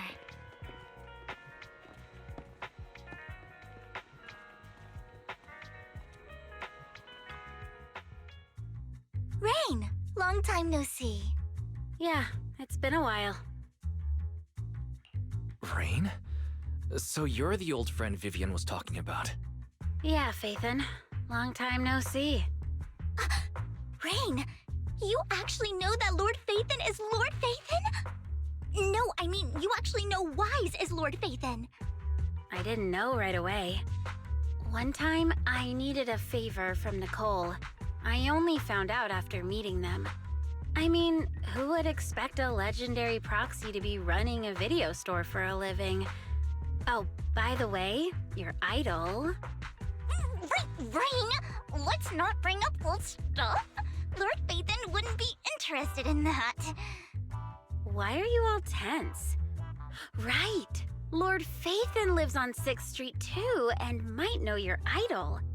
Remember when you traced that post on Internet to 6th Street and actually went to check it out?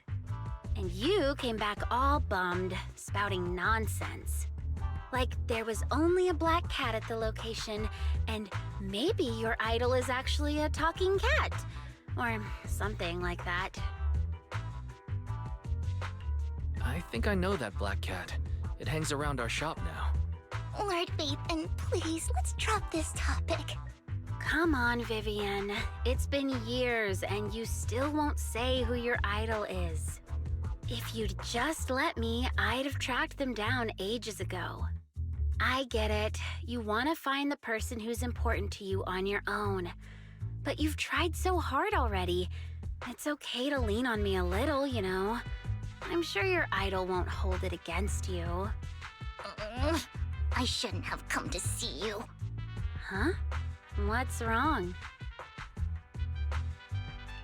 Rain, Vivian said you might have some intel for us. Should we get into that first? All right, let's get down to business. Here's something I'm pretty sure about. The Ravenlock family's claim that those missing workers died in an accident? Don't buy it. The last signal from those workers was near the Hollow. Then communication went dark. I think they were taken into the Hollow. And yesterday, I picked up that the Ravenlock family secretly hired some people to search the Hollow's perimeter.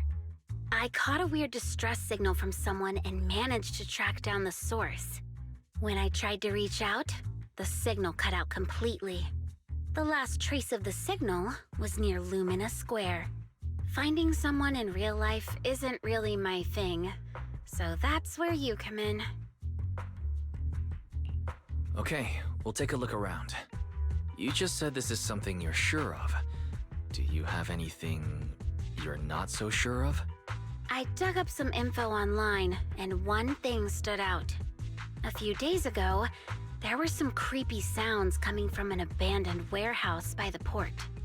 The place was locked up, so no one could see what was happening inside. Not sure if it's related to your search. If you don't find anything useful around here, it might be worth checking out. Well, that's all I have for you. Thank you, Rain. Don't get all emotional on me now. I'm just helping out a friend. This one's on the house. Consider it payback for the favor you did me last time. But if you still want to find your idol, hit me up. I've been curious for what... Alright, don't worry about it. I'll manage it myself. Stop being so nosy, Rain. Nosy? Nah, just professionally curious. What kind of person is worth all this searching, huh? But honestly, whoever they are in real life, they've become a part of you. You've come a long way in this search, Vivian. I much prefer the person you are now. So if you find this person, don't chicken out. Go meet them. People will appreciate you for who you are. Rain. I might not care about the real world or what it'll be like, but I hope everyone I know can live a good life. I'm counting on you to save the world, guys. All right, I have other business to take care of, so I'll leave the rest to you.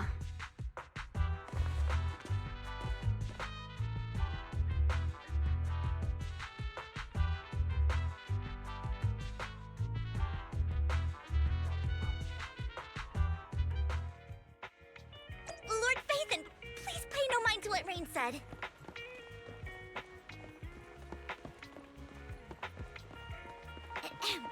That big guy's up ahead.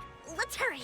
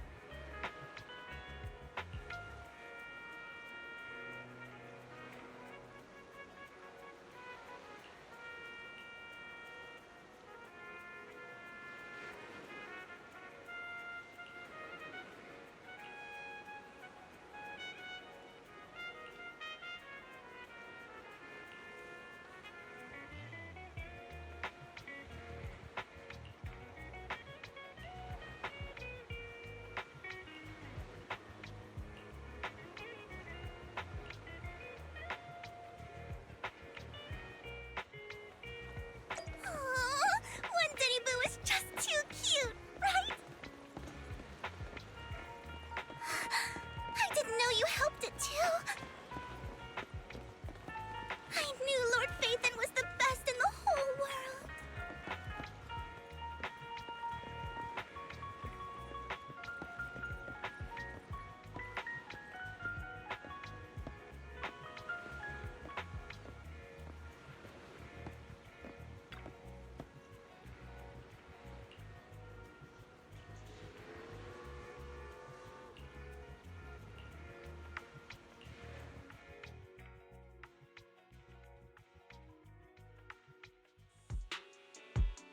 Don't take me back, please. I was wrong. I know I messed up. I don't want your money anymore. Please, no. Calm down. Who are you? I won't say anything. Just let me go. I don't know anything. I swear, I know nothing. We're not PubSec, the HIA, or the Ravenlock family. We won't force you into anything. There's no need to be afraid. What do you want from me then? We simply want to know where the Ravenlock family took you and what they made you do. I can't say. I can't tell you. I have a family. They'll hurt them. You never saw me. Please, just stop asking. Don't you wish to see your family? I don't deserve to see them. It's my fault. I was greedy. I did this to myself. But your family must miss you dearly. I'm sure they won't blame you. No, it's my fault. It's all on me. I don't want to drag them into this. If the whole ship is sinking, no one on board can escape. I'm just a nobody. And right now, there's nothing I can do to change anything. If you care about your family and friends, now is your chance to stop the disaster before it's too late. Even a butterfly flapping its wings can send a tsunami surging across the ocean. No one knows how this will turn out. But if you do nothing now, the only thing waiting for you at the end will be regret.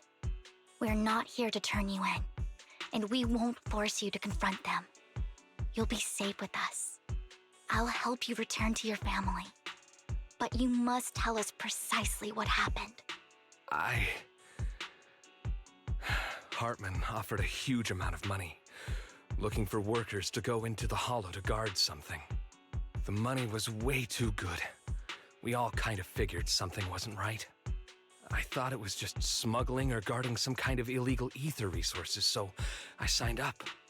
After we sent in our applications, Hartman's men took us into the Hollow. The first place we went, there was a strange box. When we got there, they handed us some pills, saying they'd improve our aptitude for ether, for us to last longer in the Hollow. But after I took them, everything went fuzzy. Something was definitely off about those pills. When I woke up, I saw my coworkers dead in front of me. And there was blood all over my hands. They said something about me being a good experiment, moved me somewhere else, and locked me up. They wanted to inject me with something. I got scared and didn't know what was gonna happen. But then a blonde guy found me, gave me a carrot, and let me go. So I escaped. I didn't want to kill anyone. I don't know. It wasn't your fault that your coworkers died. You were just a tool in their hands. Do you remember the place they first took you? Do you know what was in that box? I only remember the first place was like a rooftop. I think it was on top of a tall building. What exactly was in that box? I can't remember. I'm not lying. Those pills they gave us, they make you hallucinate. I took just one and my mind felt like it wasn't my own. My memories turned into a blur. I'm telling the truth. I'm not trying to run from my mistakes. I just really can't remember what happened. I know you're not lying. We'll arrange for your protection. You can rest easy and recover, and your family won't be dragged into this. Once this is all over, you will be able to reunite with them.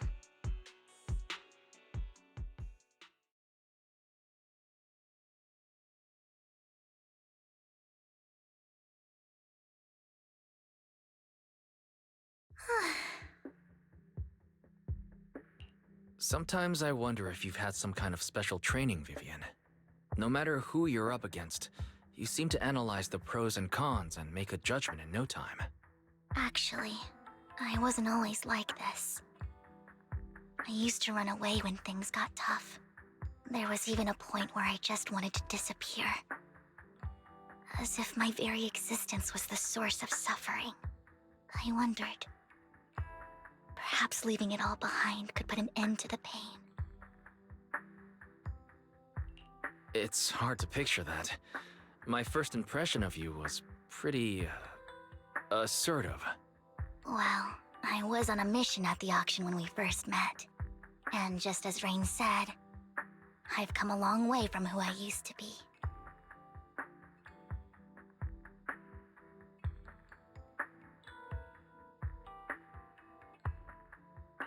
Speaking of Rain, it's quite a coincidence that you two know each other and are actually close. You even know one Denny Boo.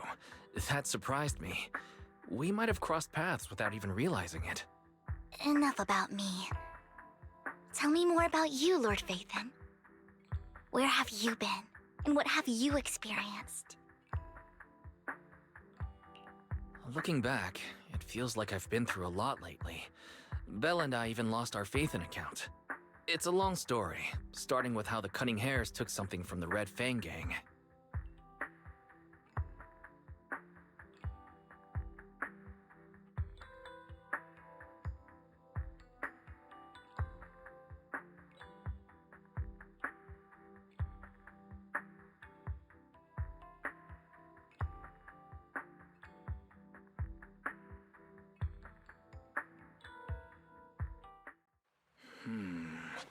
It should be around this area. Belle told me there's a highly rated store here.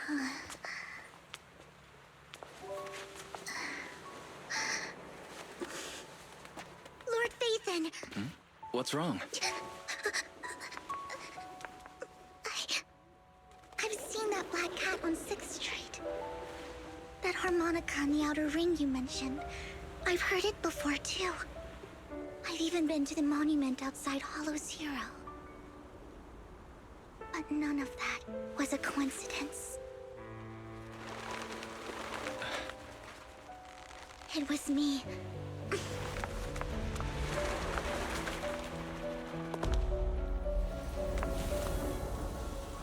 Following you, and now I've finally made it to your side. Ever since I was little, I had been seen as the bringer of bad fortune. I had traveled to many places and witnessed far too much misfortune. Every tear I shed brought disaster. I've heard too many curses to count. I loathed my tears as much as I despised my own existence. Wherever I stayed, tragedy followed. I had roamed too many places, and each time, it ended the same way. I didn't know where I could go anymore.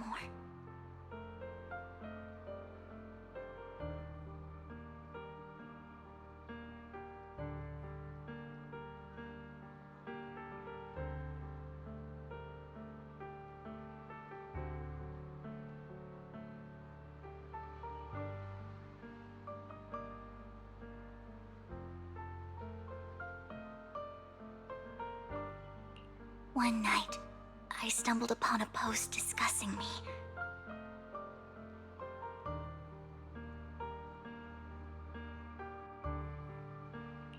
Whether they knew me or not, everyone seemed convinced that I was the source of the curse. Some mocked me with cruel intent. Some wished I would vanish, and others speculated maliciously. It really seemed that my very existence was a disaster. In that moment, as darkness enveloped the city, I saw lights flickering to life all around New Eridu. So many lights, and not knowing where to go, I thought, if only I could disappear into those lights. I made up my mind, and right then, my phone rang. I decided to take one last look. I wanted to know who left me my final message from this world. It was you, Lord Phaethon. Huh? Me?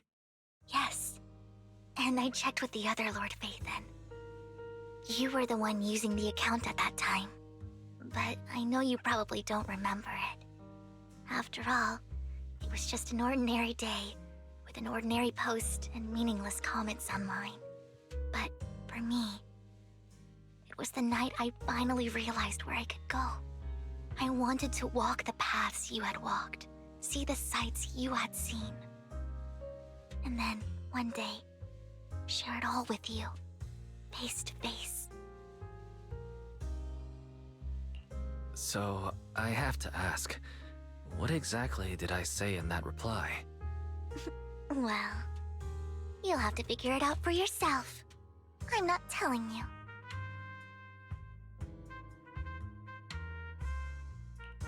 You're putting my memory to the test. So, Lord Phaethon, thank you. Not only for that comment you made that day, which was a silver lining for me, but also for giving me the courage to become who I am today. The Vivian standing right in front of you now. Lord Phaethon, I truly like who I've become.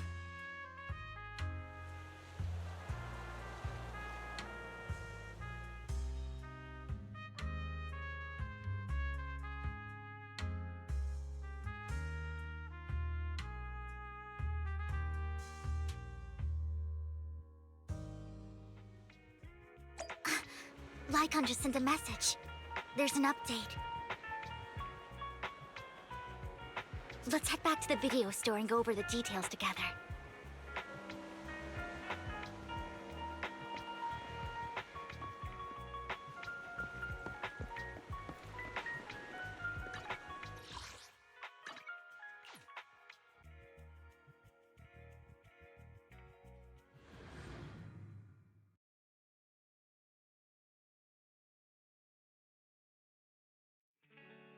Surprise! You're back. Looks like Lycon's tied up with something. He said I should just chill until you're back, and then we can talk online. I'll call him now. Master Proxy, Miss Vivian. The gentleman Rena brought back has stabilized and calmed down now. Based on his account, we've identified where Hartman is hiding the core. He also mentioned that Hartman plans to trade the core with a group of people. We suspect that this group consists of members from the Exaltists. I knew it. Now that we have the location, it would be splendid if we could seize the sacrifice core before they do. Precisely. We hope you can head to the location as soon as possible to secure the sacrifice core. All right, we'll get there right away. I have other matters to attend to, so I'll leave the retrieval of the sacrifice core in your capable hands. The mayor's friend that he mentioned before will also be assisting you this time. The target coordinates have been shared with her, and she'll meet you there. Please ensure your safety, and I wish you all the best.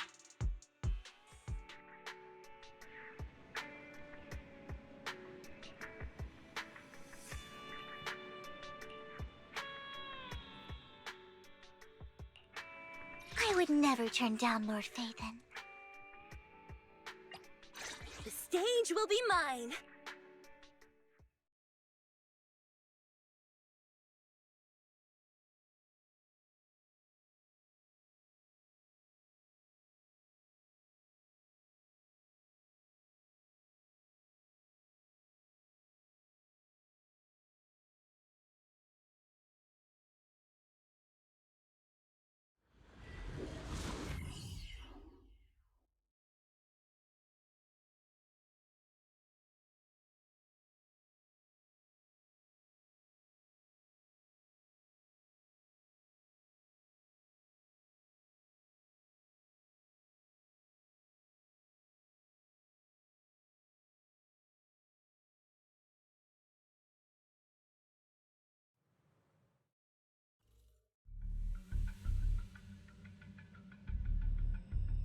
Where's the sacrifice core? Camille, you really think I'd stroll around with something this important? Plus, even though the Ravenlocks and the Exaltists have been working together for ages, I've hardly even met Lady Dina. I'm the one offering the sacrifice core here. I'm curious what Lady Dina's got lined up for me in return? I'm just here to verify that the core you mentioned is real. Once that's sorted, Lady Dina will give you a proper response. Our partnership isn't just talk. We need to be sure you have what we need before moving forward. Sure thing. I'll take you to where I keep the core. Once you verify it's legit, have Lady Dina come over. We'll lay everything on the table face to face. All right, lead the way. It seems Hartman is trying to bargain for more. What a greedy and insatiable man. It's just that... why would they only send Camille for something as important as the sacrifice core? And I can't shake the feeling that Camille doesn't want Hartman and Dina to meet. Why is that?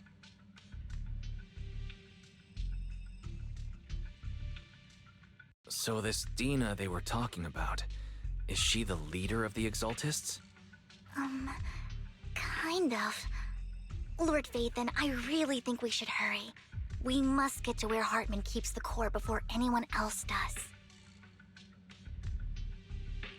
I've mapped out a shorter route, but there will be ethereals along the way. I'll leave the fighting to you, Vivian. Don't worry, Lord Phaethon. You're in capable hands. I'll ensure your safety.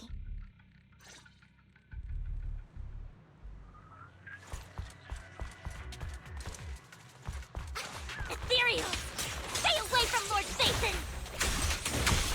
Stage is mine.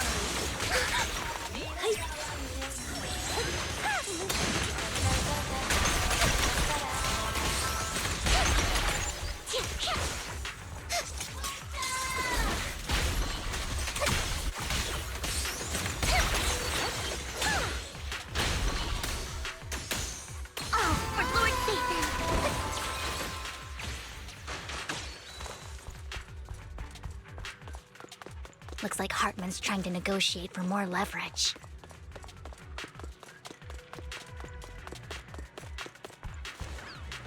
Let's get out of here before we're spotted. All right, I'll take the mic. Let's keep moving, Lord Phaethon.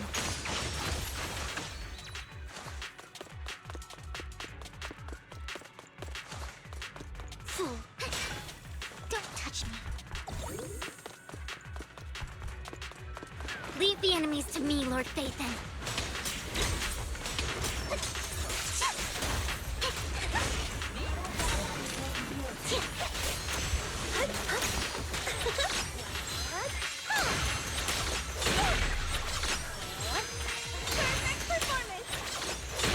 Don't underestimate me.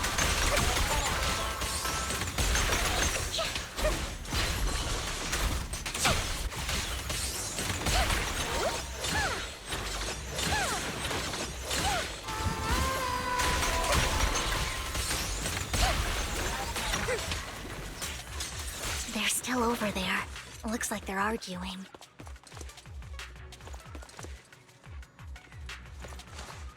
This is our chance. Let's hurry. Don't touch me. No matter who has the sacrifice core, Hartman or the Exaltists, it would be really dangerous.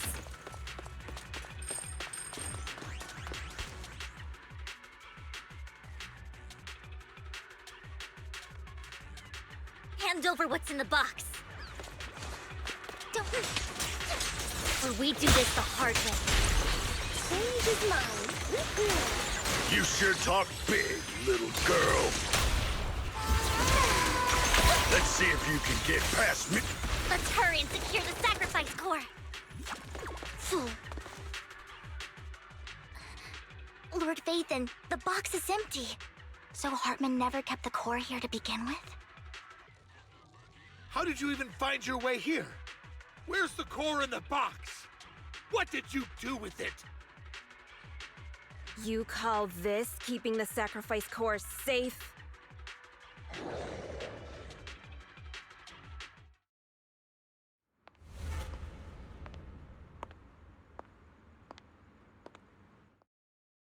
Vivian, it's been ages.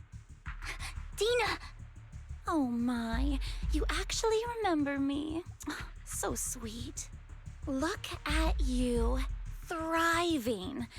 I thought you'd totally forgotten about our past. So, tell me, do you ever dream about the people you've killed?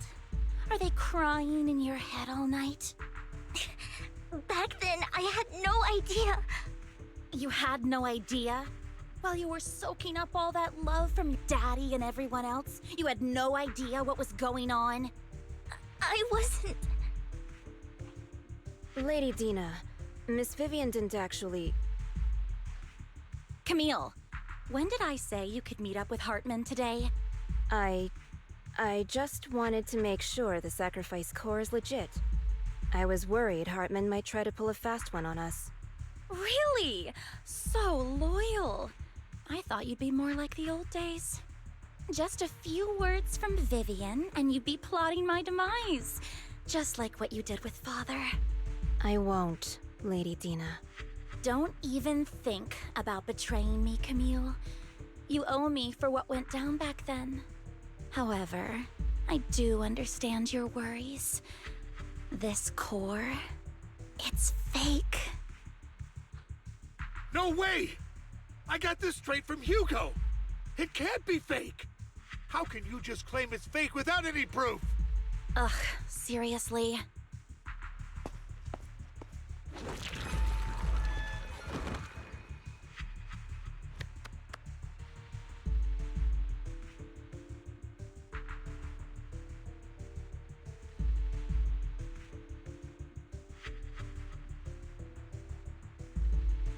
The sacrifice core can max out the ether particles within human bodies in no time at all. But look at your little subordinate. How uncouth. He's making noises like some animal. Can you shut him up? So annoying. The masterpiece Father made for the Creator isn't this worthless piece of junk you're holding.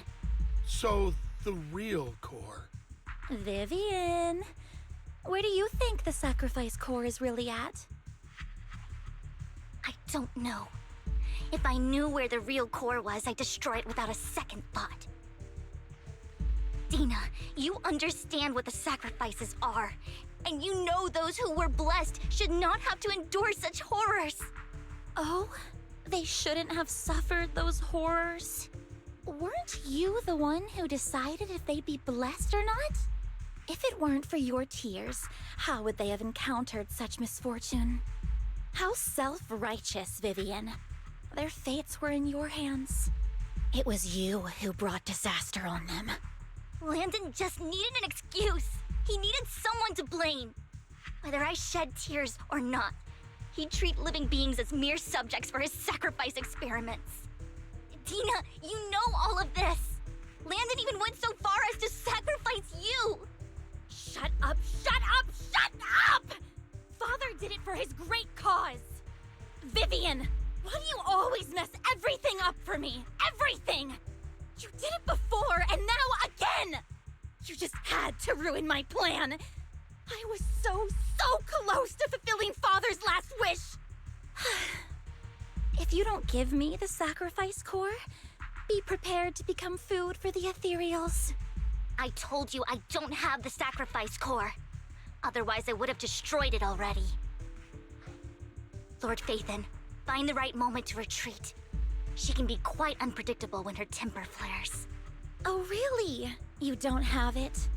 Then I suppose there isn't a reason to keep you alive.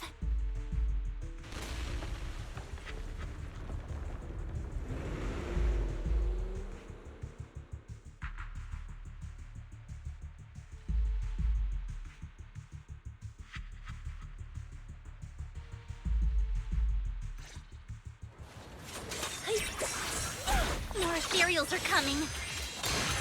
For Lord Phaethon.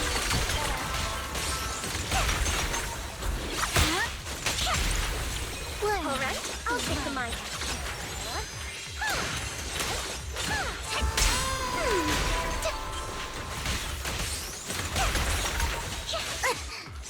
Stay away from me. You better not get my dress dirty. Too many. No chance to get out of this.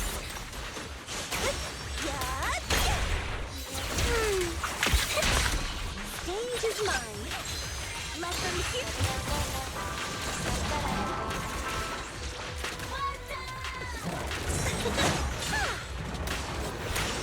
Don't underestimate me. Who dares get between me and Lord Phaethon? Let my song move everyone.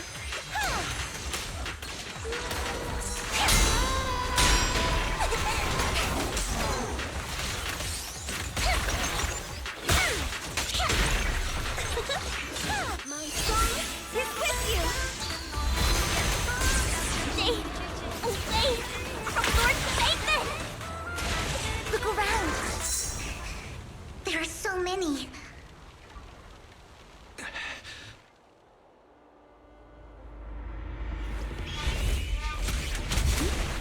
It's ink.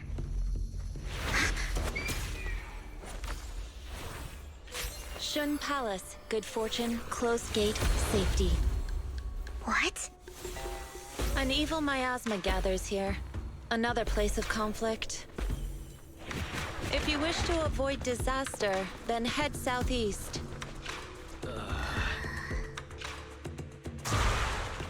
Now! Thank you.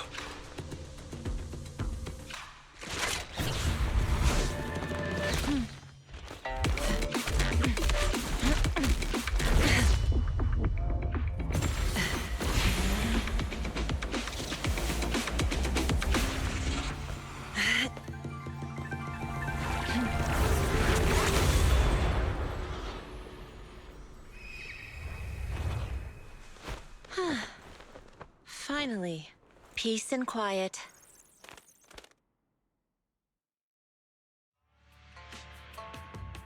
You must be wise, right? Mayflower mentioned a special partner might need my help.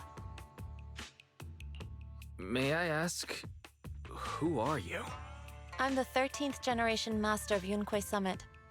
You can call me Yixuan. Mayflower passed along your info, and I was curious what kind of person you are, so I came to see. At first, I thought it might be a hassle, but your energy feels really calming. Quite nice, actually. So, you're the investigator the mayor mentioned? Yes. He also asked me to be your temporary teacher and offer you a bit of guidance. Guidance? What does that mean exactly? Unfortunately, this isn't the right time or place to talk. I have some investigation work to catch up on, and it seems you've got quite a lot on your hands, so let's part ways for now. I'll find a good time to visit you soon.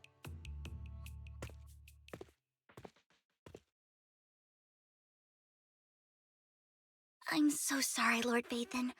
I'm just not feeling very well. I think I'll head back for now.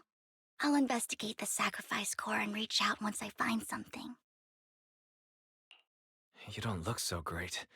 Let's get out of here and figure things out later.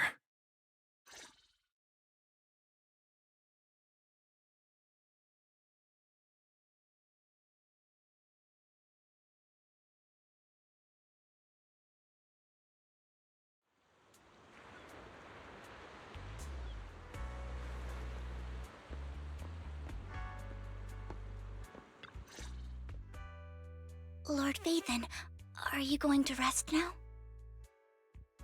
I can head back later, Vivian. You seem a bit off since we left the Hollow.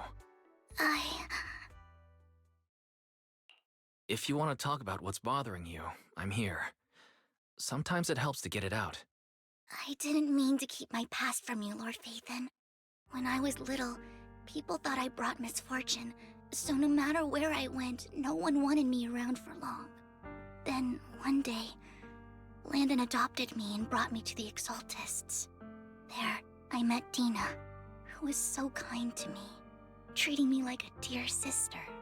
She told me her father, Landon, was a great man who'd one day make everyone stop fearing the Hollows, so all life could live freely inside and outside of them. Dina helped Landon pick people for the blessing, and everyone in the Exaltists respected her greatly. Those who received the blessing would have a better ether aptitude, allowing them to enter the Hollow freely without fear of sudden disaster.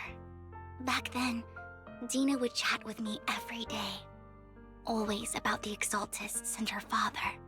But things between us shifted when Landon asked me to step in for Dina. Landon told me I didn't only bring misfortune, and that if I listened to him, I could actually help people.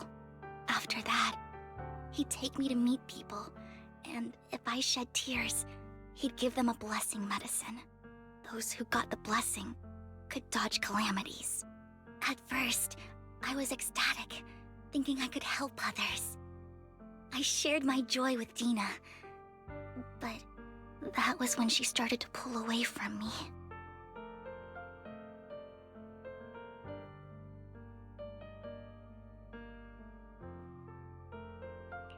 Was that blessing medicine the same sacrifice serum Bringer had? Yes. To be precise, it was an early version of the sacrifice serum. Landon's medicine wasn't stable.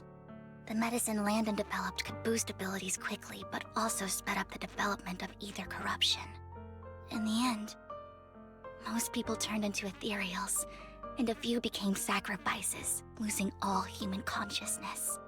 The ethereals were killed while the sacrifices were given to the higher-ups of the Exaltists. The Exaltists wanted the sacrifices to hold human consciousness, so Landon's medicine was seen as a failure, and he gradually lost influence within the Exaltists. One day, I saw Dina, and tears streamed down my face. In a bid to save his reputation, Landon decided to let his own daughter receive the blessing. I had always thought that getting the blessing was a good thing, until I saw terror in Dina's eyes that day.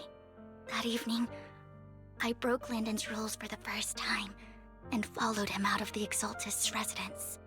I trailed him to the Hollow, where I witnessed someone who had been blessed becoming corrupted. In the end, that person became an ethereal. Then, without hesitation, Landon killed him. Before Landon returned, I went back to the residence and snuck into his study. And there, I uncovered the truths I just told you. And just a few days later, it was time for Dina to be blessed. I wanted to save her and stop anyone else from getting deceived. So, that day, I told everyone present that Landon should be the one to receive the blessing, not Dina. At first, Landon argued, and no one believed me. But, in front of them all, I looked at him and let my tears fall.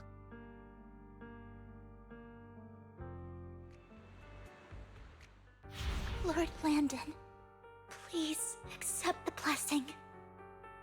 Vivian, you... Why won't you accept the blessing? Were you lying to us? Ungrateful fools! You have no use anymore! Liar! Run! Run! Dina! Dina, wake up! We have to go! Vivian? What's happening? Listen to me! Lord Landon's so-called blessing isn't...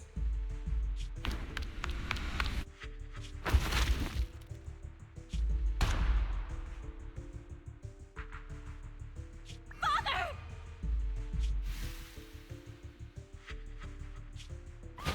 No, I was just... Mom, I want to go home.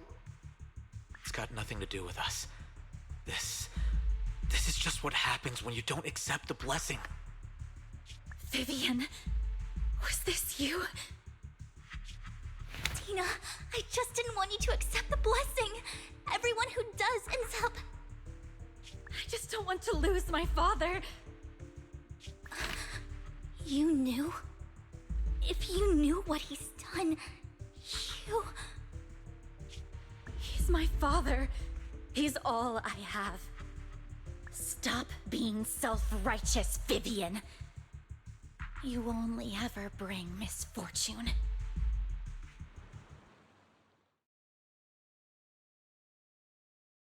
I thought once Landon was gone, Dina would leave the Exaltists. I never expected her to continue his research, or that Camille would stay. Camille lost her entire family in a hollow disaster, so she's always supported the Exaltists. She's not a bad person. She's just someone searching for hope. She joined the Exaltists very early on, and even watched Dina grow up. That day, she was just so desperate to save Dina that she... All these years, she's been following Dina, taking care of everything out of guilt, I think. But I didn't just fail to save Dina. I trapped her. I see misfortune approaching, but I can never change its course or avoid the bad ending. Maybe I really am a bringer of misfortune.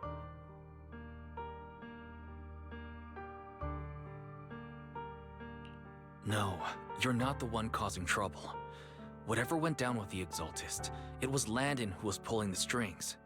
As for Dina and Camille, they knew the truth and they made their choice. The Hollows and the disasters they caused took more than just their loved ones. Not all survivors cling to obsession and hatred like those two do. Lord Phaethon. You need to believe in yourself, Vivian. From what I can see, you're handling this sacrifice crisis pretty well on your own. Besides, you told me you really like who you've become. I hope that you can believe in that at the very least. Yes, that'll always be true. Thank you for listening to my story today. Years have gone by, but I've never had the courage to face all this. Maybe Dina and I were meant to meet today, so I could finally spill it all out. It lightens my heart a little. Lord Phaethon, you truly are a wonderful listener.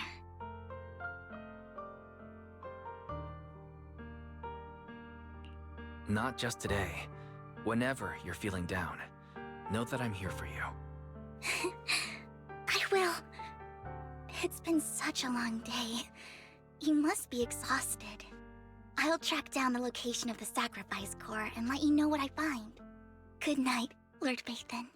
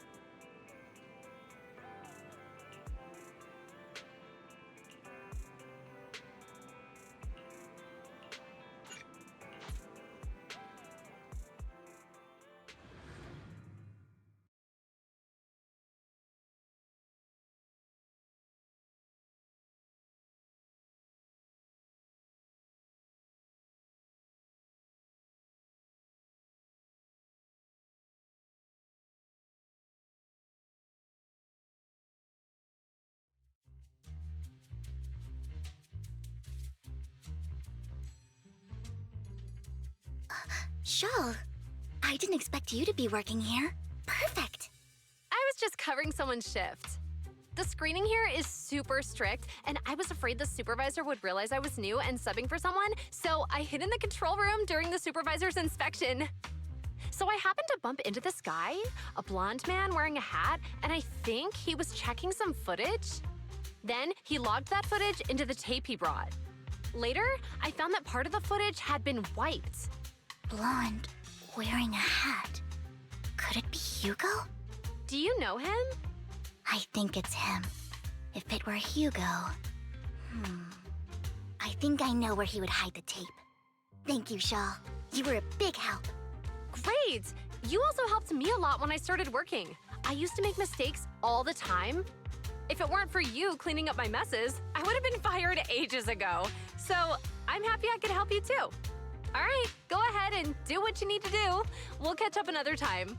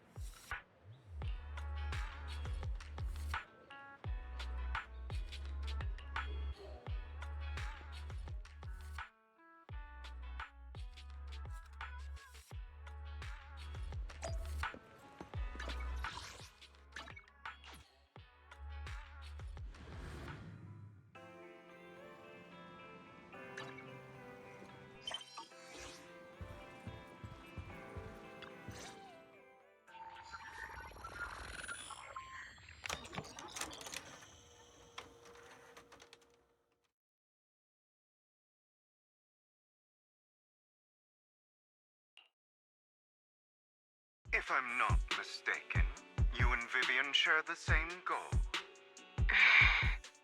Silence is no good for negotiation. I just don't want Dina to reach a point of no return. Hasn't she already reached that point with what she's doing? The formula for the Landon serum was lost, but a batch survived, and Dina was able to develop a substance that can be used for mind control. She's trying to combine the two to make sacrifices that would obey human commands. If the dormant sacrifice and the remaining Landon serum are destroyed, we can put an end to this. Dina's concoction can't create sacrifices on its own. And the sacrifice core? That belongs to the creator, not her. Although I find Landon's methods despicable, I can't deny that the Exaltists and the creator are leading us in the right direction. I just don't want Dina to spend her life trapped by her father's mistakes. I mean, no offense, but I find your protectiveness rather weird. I will confirm the location of the dormant sacrifice and find the chance to relay the information to you. I do not want any of my people to be going into danger. As for the sacrifice core, I can only guarantee that it will not fall into her hands. As for how things will ultimately play out, the creator will guide me.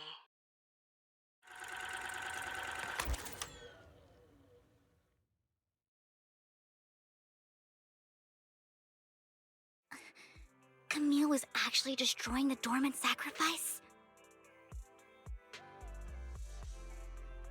Compared to Camille's motives, I'm more concerned about whether Hugo has more plans lined up. Hugo... Wise, Lycon just sent a message saying he's got something urgent that he needs to talk to us about now. Alright, let's patch him in. Master Proxy, I apologize for disturbing you. We have just learned that the Ravenlock family will host a banquet tonight.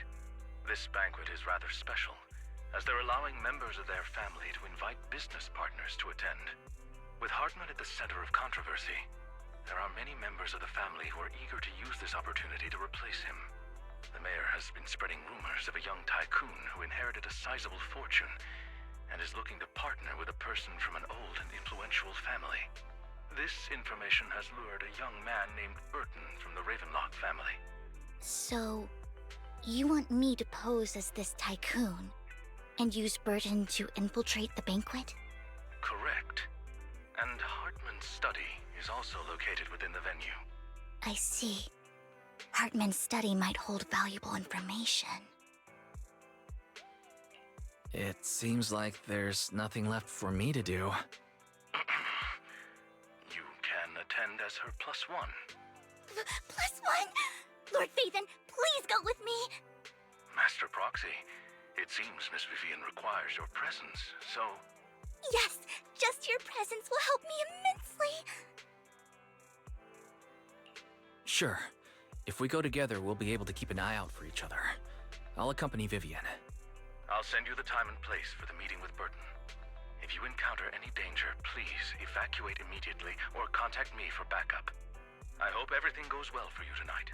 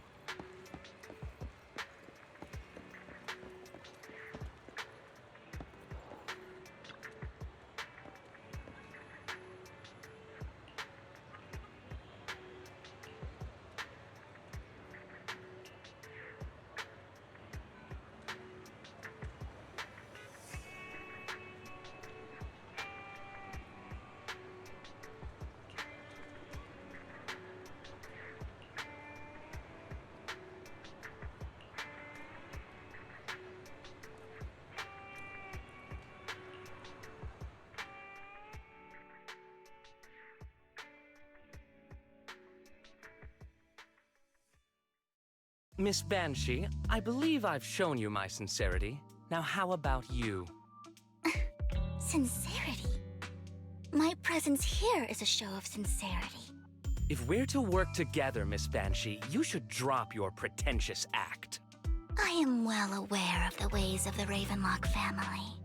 If I were to come empty-handed, I probably wouldn't even be able to make it out the front door tonight. Since I agreed to come with you, and even brought along my most precious companion, does that not show my deepest sincerity?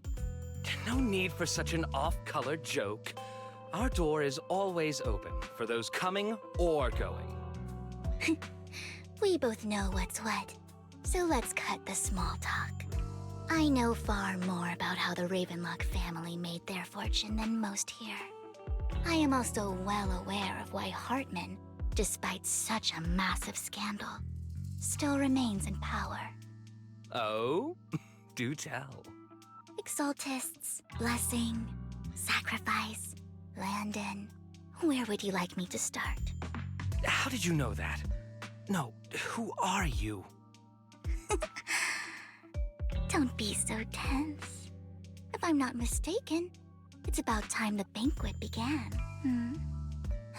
My companion and I are practically famished. Is this how you treat your guests? By letting them starve? Perhaps when we've had our fill, we'll remember where the sacrifice is hidden. You know where the sacrifice is? So, can we go get something to eat now? And I'm also looking forward to receiving a special dessert from you. We can discuss what you wish to know while we enjoy dessert. Of course. I wouldn't let such an important guest discuss matters on an empty stomach. As for dessert, I will prepare it myself, and I guarantee it will satisfy you. I'll come find you later. I wish you a pleasant evening.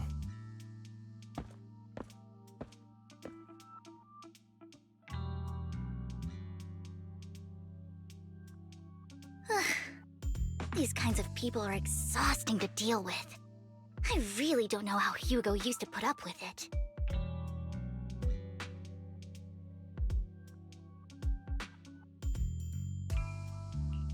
Was there a special meaning to the dessert you mentioned just now? I thought he'd stay for longer, but he left once you said that. Hugo taught me that bringing up dessert in such situations is a way of telling the other party they need to offer more. Fortunately, that old fox Hartman is terrified of losing power. He's definitely keeping the destruction of the sacrifice and the fact that the sacrifice core is fake hidden from the other family members. Otherwise, Burden wouldn't have been so willing to raise his offer. Lord Phaethon, let's find Hartman's study when the banquet is at its busiest. All right. I've already taken note of the surrounding terrain. Once more people arrive, we'll enter the garden through the door in the corner of the banquet hall. Wherever you go, I'll follow, Lord Phaethon.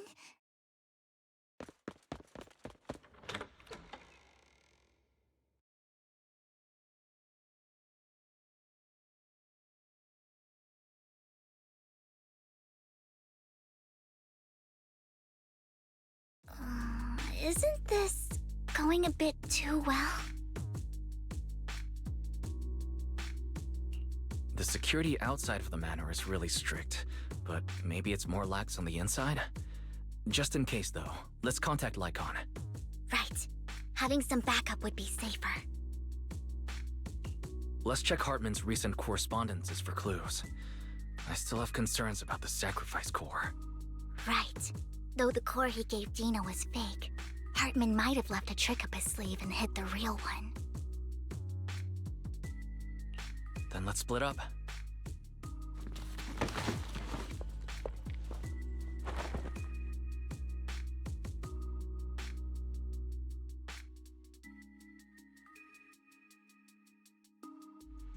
Esteemed guests, is the catering at the Ravenlock family banquet not to your satisfaction? So much so that these two distinguished guests felt the need to come to my humble office to scavenge for food. Don't want to come out? Well, after all, you don't have long left. Burton, that greedy idiot, fell for the mayor's trap. But I never expected that he would bring you into my territory. I suppose I should thank him. Otherwise, I would have had to go to great lengths to eliminate you. Vivian, Phaethon, give Hugo my regards. Tell him I shall be taking the wealth and power of the Ravenlock family for myself.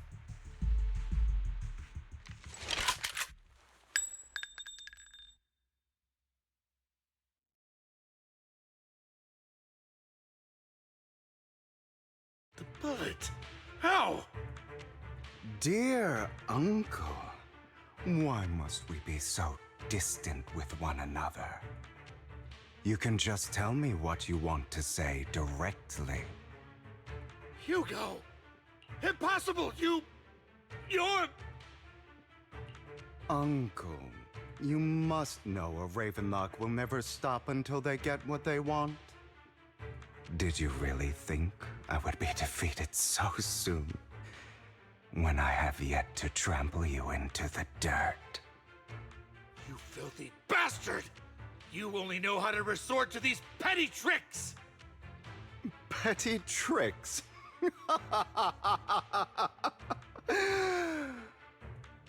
Perhaps you'd like to know what I managed to accomplish using this faked death of mine.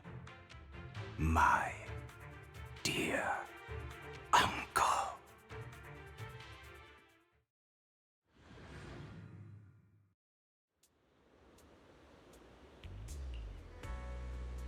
Faking my own death. Hope it's all worth the theatrics in the end. It was just to keep Hartman off my back, but maybe I went a little overboard. The manager must be pretty shaken up. I should apologize at some point.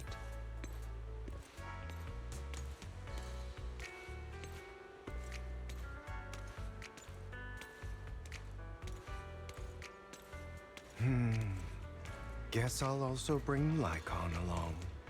He's my partner in crime, after all.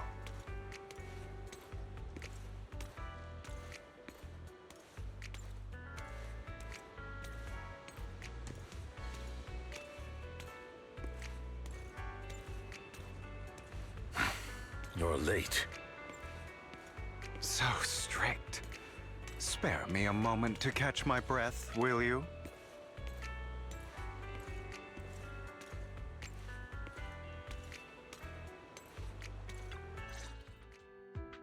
You're taking longer to rest than I expected.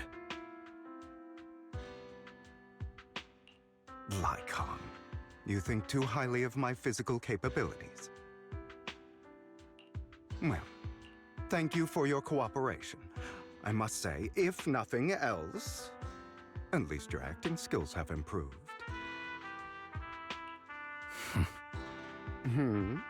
Why do you look so angry? You should be happy. We pulled that off together with flawless teamwork and managed to fool everyone. Drop your foolish facade. I'm glad you still remember the code we set all those years ago. And thank you for ensuring your sleight of hand didn't deteriorate. Oh, right. I should also thank the blood bag hidden in my clothes and our other props. Do you remember when we last used this trick? It was probably ages ago. Sometimes I really don't understand you. Have you never thought about what the consequences would be if I didn't understand your code? If I decided against helping you? Or if I just couldn't control my strength properly? You'd understand it. Of course, if things really did go awry, I had alternative plans. You wouldn't be so arrogant as to think I'd bet everything on you, would you? You're insane. Aw, I'm flattered. So what exactly is the purpose behind all this? Surely after going to such great lengths to erase your own existence, you don't just plan to hide here and reminisce about the past with me. Don't try to brush this off. I've already helped you enact your plan. Tell me the truth. Don't get your tail in a twist. I have more plans that require your assistance, so naturally I would not hide anything from you. Simply put, as things stand, whether as Hugo Vlad or as Mockingbird, I am doomed to die. Seems you've made quite a few enemies. As a member of the Ravenlock family, I negotiated with Edmund and managed to obtain resources from Tops for my future plans. I also confirmed what attitude they held toward your master, the Mayflower family. Meanwhile, I used my identity in Mockingbird to strike a deal with Hartman and gather information on their collaboration with the remnants of the Exaltists. That's where I got my intel on what Bringer left. Oh, by the way, the crime declaration letter that your dear mayor received, that was also sent by yours truly. He's probably figured that out by now, right? Though I'm not sure if he told you. The mayor learned about the sacrifice attacks through his own means, but lacked an opportunity to take action. That warning letter was precisely what he needed. You aren't hopeless yet. How delightful. In short, I'm more well-informed than your lot because I get around, dealing with all these different important figures. But of course, it comes at a cost. It's only fair. After all, you can't hide the smoke from a wildfire. Rather than trying to carefully tame it and risk setting yourself alight, it's better to let it burn free. When I helped you put on your little act, killing you in front of everyone, you left the sacrifice core to Hartman. That was intentional too, then? Oh, yes. And it worked like a charm, didn't it? Now no one cares for me anymore, and all eyes are on Hartman.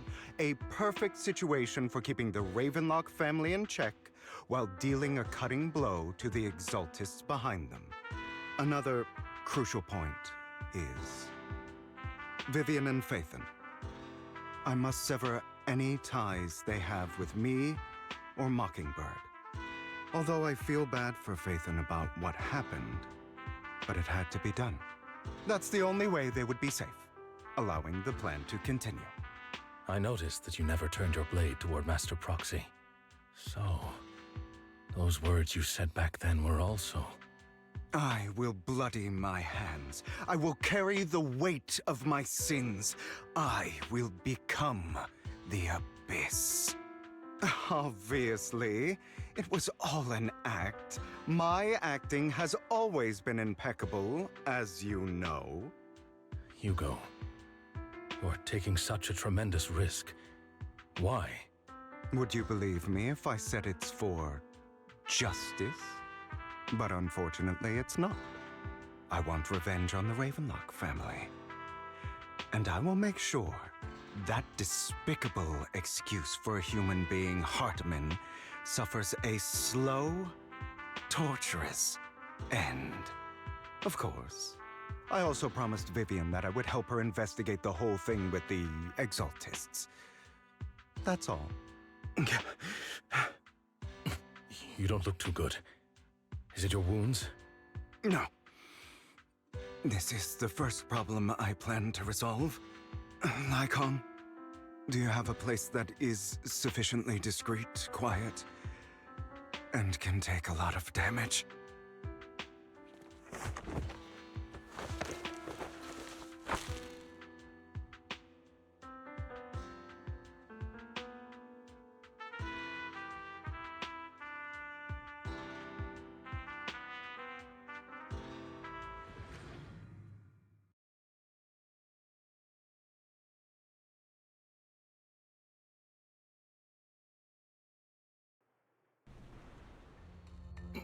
What exactly are you doing? Don't look at me like that. If I didn't have to do this, I wouldn't. Hartman recently obtained a bizarre substance, most likely from those crazy Exaltists. After use, it allows control of the victim's mind, to some extent. You were dosed with it?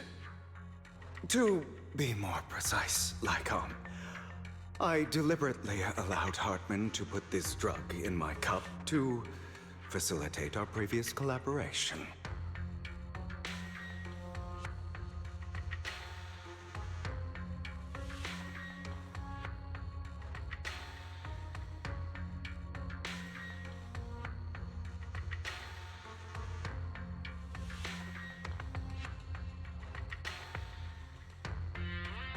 After finding out about it, I quickly found someone to help analyze its composition. The good news is he gave me a very low dosage, perhaps because he was afraid I might notice. There's a different medication that can delay its onset, preventing me from actually being under his control. I simply need to put on a show in front of my dear uncle. The bad news is that currently there is no antidote. When I delay those effects, however, they will accumulate and erupt when my body reaches its limit. It may even break my mind. And that's exactly what's happening now. I need to endure those accumulated consequences. So, I will lock myself in this room for however long that takes. I've tied my limbs to prevent me from smashing this place or accidentally hurting myself. Anyway, after you leave, do not open this door, no matter what you hear. I recommend seeking professional medical assistance. This is advice I received from a doctor. Or are you saying you don't believe I can make it? So, Icon, come find me here at the scheduled time. All you need to do is smile and await my victory. What if I want to stop you? You know you won't succeed. You never have. And you never will. Well, time is short. Let's begin. I understand. Don't die, you stupid bastard.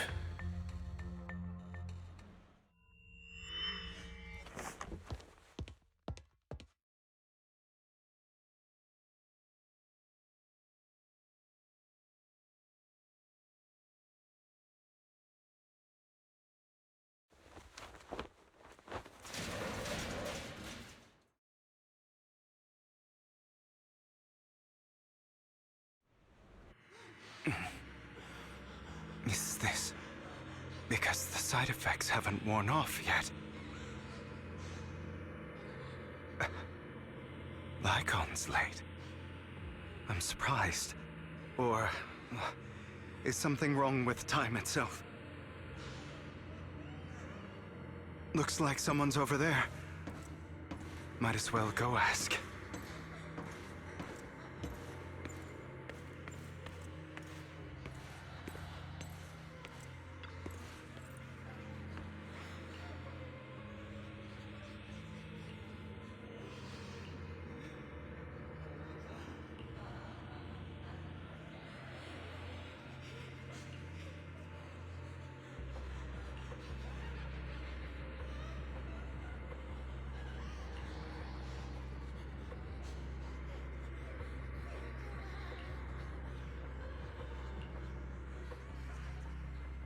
It's all your fault.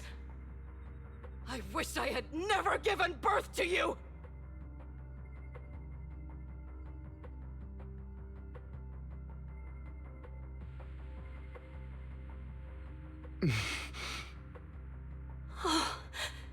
Everything will get better if you just die, right? If you die, he'll come back. We'll have another, more perfect child. One who will inherit the Ravenlock family bloodline.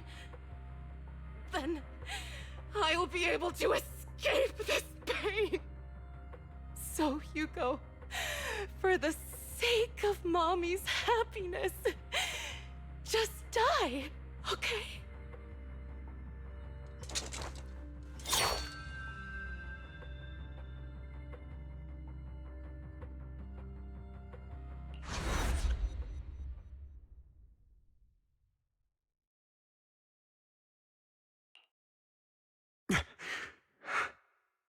So, I wasn't awake yet after all. That's because you don't want to wake up again. Who are you? I am you. Hidden deep within your heart. Your most true self. You want to kill her, don't you? Your so-called mother. Every time she beat you without reason, when she tried to gouge out your eyes, when she sold you into that hell, laughing all the while. You wanted to be the one to end her life. Why not admit your hatred? As you are, you can hunt her down and make her pay for the living hell of a childhood she made you suffer. Yes, I hate her. I hate her because she was foolish and shallow, greedy and stupid. I hate her because she doesn't deserve to be a mother. She did everything she could to try and get into the Ravenlock family, believing she could live a life of luxury without having to do anything and never realizing she was a pawn, discarded from the very beginning. So she chose to blame me. Blame me for my heterochromia. Blame me for my very existence. But I won't kill her, because I know it won't change anything. She was incapable of loving me, just as she is incapable of loving herself. Have you been brainwashed by that dog? Keeping up the act of being some magnanimous and forgiving fool? Don't compare us. I've simply come to understand love or hate. I make my own choices, and they have nothing to do with anyone else. She sold you to the Ravenlock family for a huge sum of money. She used that money to start a new life without you. While she was indulging herself, you were going through hell in the Ravenlock Manor. Does it not torment you? Do you not feel the hatred? Do you not want to demand answers? Kill her. Only by killing her can you be truly free. For a long time, I thought the same way. But now, well, I want to make a different choice. Stop lying to yourself. You never had a choice. This weak-minded thinking will only lead you to failure. Like before, you'll be nothing but a worm, trampled into the dirt by those so-called elites. Do you still not get it? This is how the world is, and always has been. Hesitate and you'll be the victim. If you don't grab your knife first, you'll end up being on the other end of the blade. If you want to change anything, you must first become the one who makes the rules. Just like that woman. The only reason she could treat us that way was because we were weak. So listen to me. Find that woman, kill her, and prove to this world your strength! It's what she deserves! Why forgive them? They don't deserve it! I'm not forgiving them. Or rather, I don't care about them. They don't even matter, at least not yet. You know, perhaps the person I hate the most, the one I truly cannot forgive, has never been someone else, but rather my weak, powerless past self who could do nothing but hide inside a closet and cry.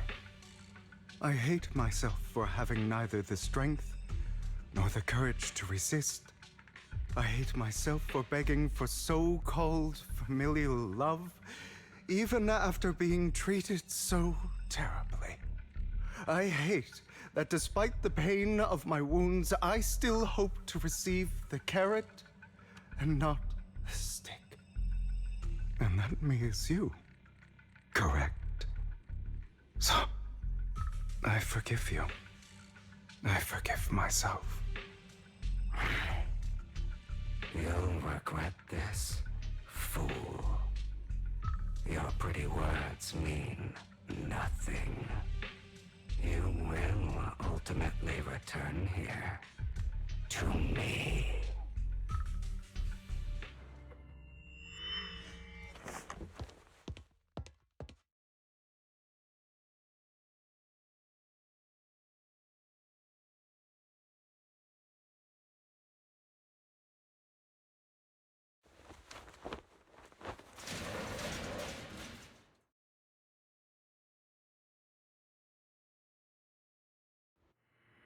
I see. This is still an illusion. I wonder who's going to show up this time.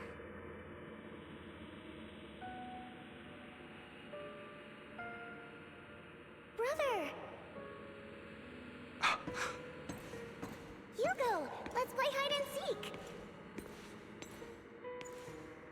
I'm already hiding! You'll find me, right? Like you always do! Serena.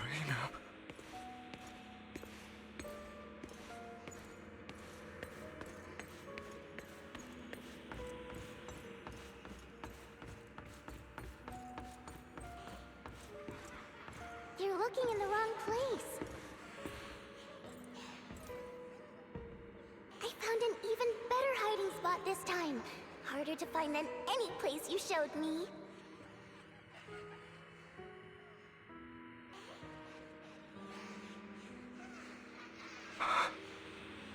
Hey, Hugo. Do you ever wonder why I had to die? It was because of me.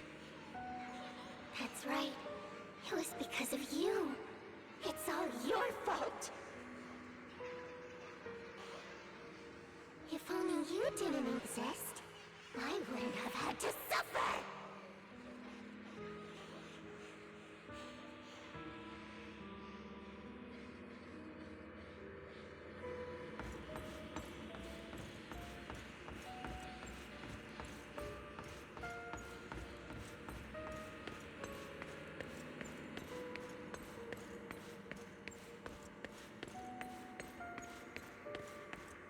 Still looking in the wrong spot. I can't believe you still haven't found me after all this time.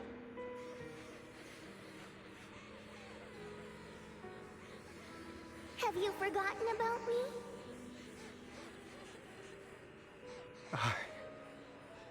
I haven't forgotten. It's okay. I'll forgive you. I'll still be nice to you, just like before.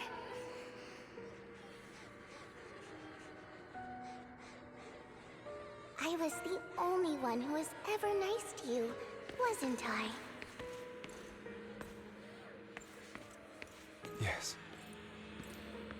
Then tell me, why do good people always suffer? Why is kindness always punished instead? Tell me, Hugo, why?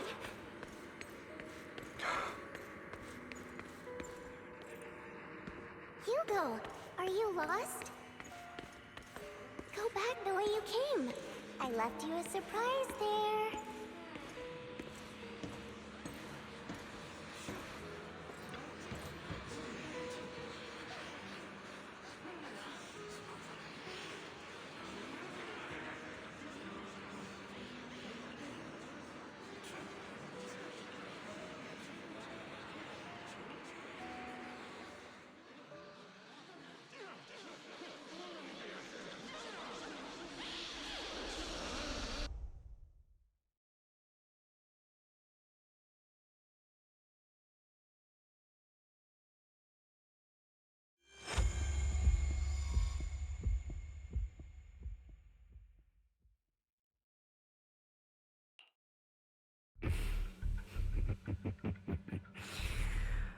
I told you that you would eventually return. We meet again, my friend. I told you, I am you. The side of you that you've always tried to deny existed. Of course. I know. This time it's about Serena. Right? Yes, your half-sister. And the only child in the Ravenlock family who was kind to you. Unfortunately, it was her kindness that led to her untimely death. It was my fault. I don't like the way you blame yourself. Because that means I'm to blame as well. And I don't think I did anything wrong. Your mother sold you to the Ravenlocks. And your father, he saw your talent and wanted to use you to push the other children into competing with each other. My brothers and sisters wanted to get rid of me from the moment they first saw me. In their eyes, you were no more than a slave. But Serena dared to treat you, a slave, as if you were human. And so, she was fated to die. They tried to kill me many times, but I was careful, and they did not succeed. So they killed Serena, who was weaker, an easier target, and pinned everything on you. Serena died in your place. Those cruel brats thought that by reporting this to Father, they could use it to get rid of you, a rival who threatened their positions. Yet, not only did Father not blame you for the incident, he praised you for it. In this world, only the ruthless, cruel, and merciless can stand at the top.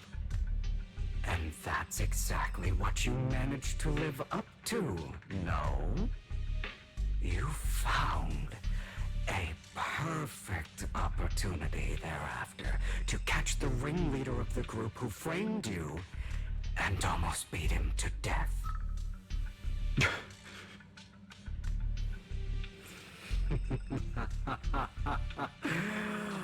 Oh, you should have seen the expression on your face back then. Oh, crazed and manic with utmost delight. I don't remember that.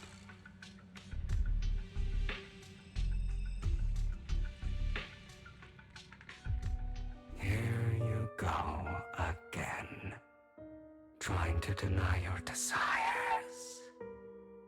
Deep down inside, you've always wondered, asking yourself why these evil people never got the punishment they deserved. Why the world is so unfair. Don't you want to rip them to shreds? Just like that day when you beat that boy's face into the dirt until he was barely recognizable. His disgusting blood staining your fists.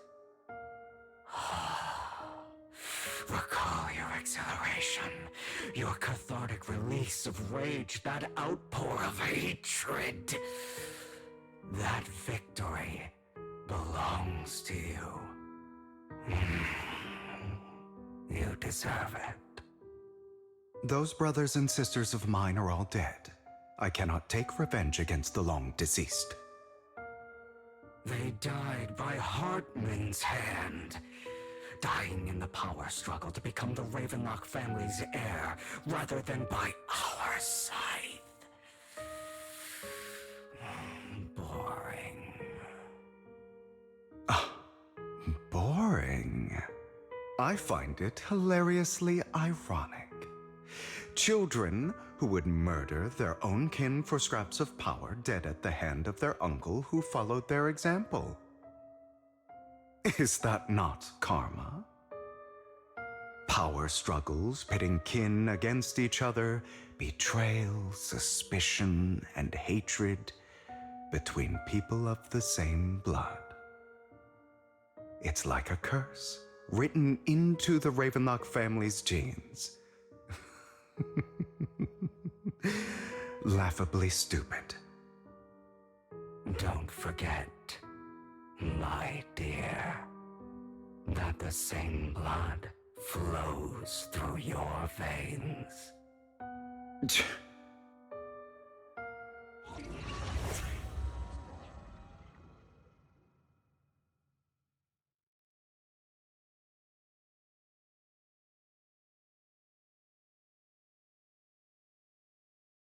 That's right, my dear nephew. No matter how much you deny it, the blood of the Ravenlock family flows through your veins. Survival of the fittest. Only the strongest deserve to live. Only the strongest deserve to rule. This is the path of success that has led the Ravenlock family to victory countless times. A blessing and a curse etched into your flesh and blood. As long as you live, you'll never escape the mark of family. You are destined to one day become someone like me, like your father.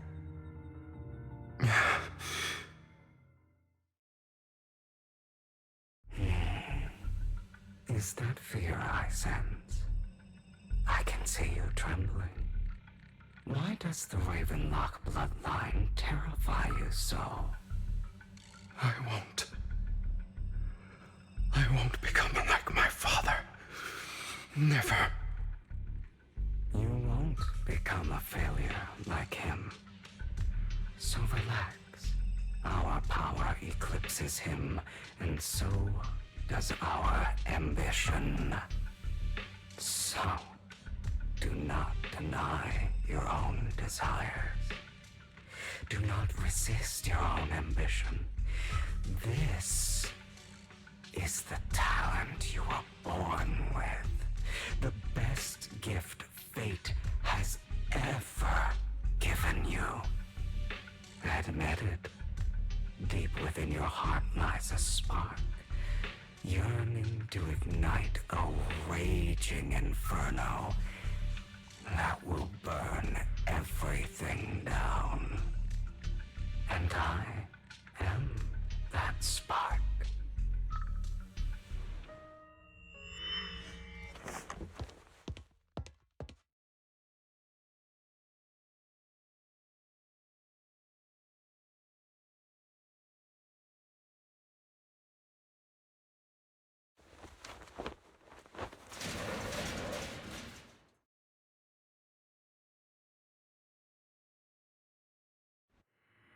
Lygon. Never thought I'd be this genuinely thankful to see you.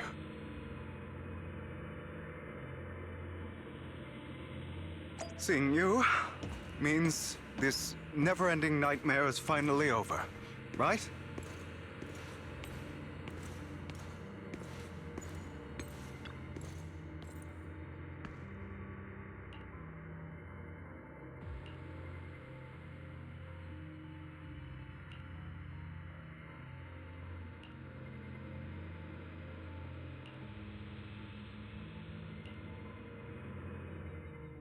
I don't want to hear something like that from you.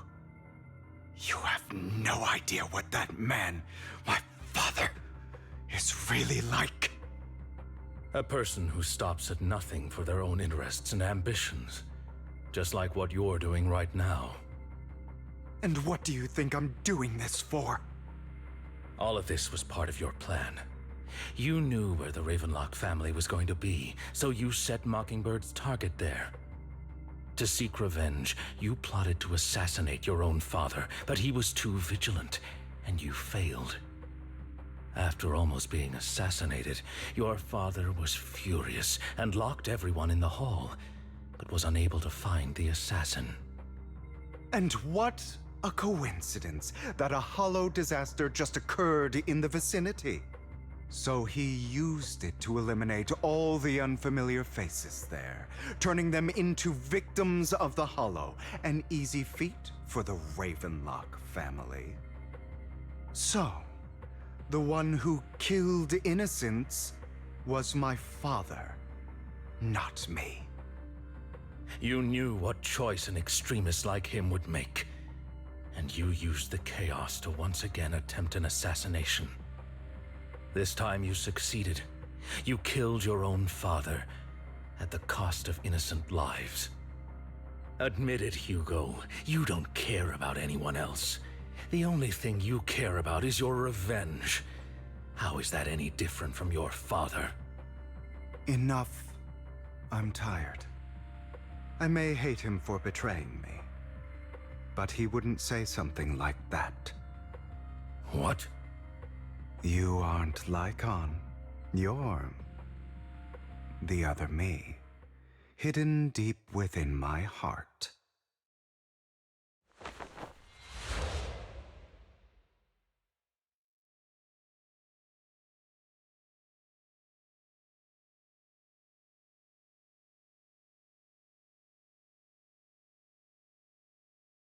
I've been waiting for you, my dear.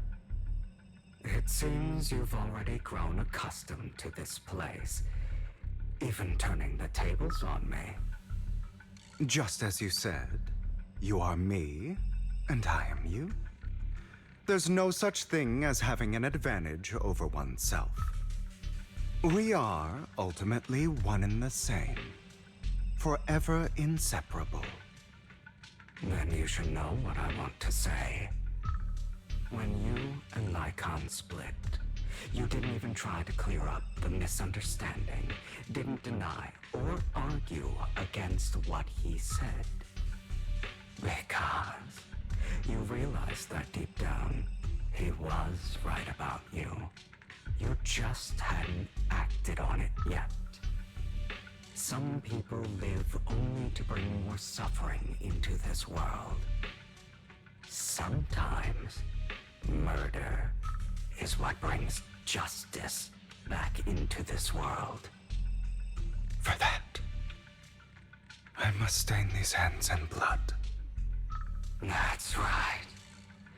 Just like what you said before you faked your death. Were those words really just an act? To slay the dragon, you must first become one with sharp claws, rending fangs, and strength enough to destroy anything. You know the truth better than anyone. If you hadn't hesitated and instead seized the first opportunity to kill your father, none of what followed would have happened. Innocent civilians wouldn't have died. Your partner wouldn't have lost an eye and both legs trying to save people. And Mockingbird would have never gotten to that point. You can save more people. Save good people. Save more lives than the evil ones you take. I've spent countless hours in regret over that incident. So why not submit to your true nature? You want to be the judge, jury, and executioner of this world. And you can. I wasn't responsible for Father's death. The true mastermind is my uncle, Hartman. His schemes to kill the head of the family were all so he could take control. Mockingbird was simply unlucky enough to get caught up in it. So, for a behemoth like the Ravenlock family, with its roots so deep, a single person's death, regardless of who that person is, wouldn't change anything. Of course, whether it's Tops, the Mayflower family, or even the entire world, it's actually all the same. I refuse to be dragged down by pointless hatred any longer. You foolish, stubborn idiot. Do you understand the power of hatred? Have we not come this far precisely because of it? Or are you going to follow Lycon and Jack's twisted logic? Come on. You don't actually trust anyone? Otherwise, why would you hide this whole scheme of faking your death from them?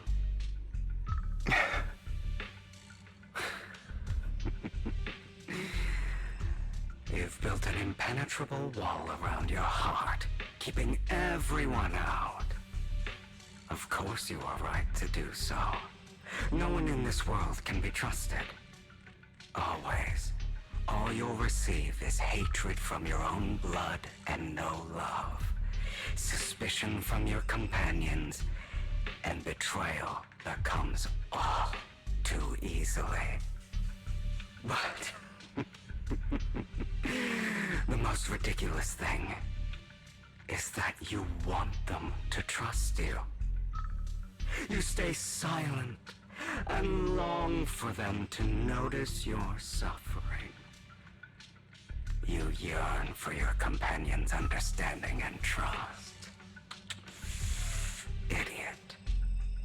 That's why you are incapable of exploiting them for your own ends. You care about their safety even more than your own. But remember, only the weak need companions.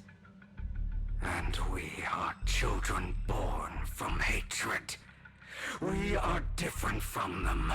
I will never be like them, and I don't need to be. Come.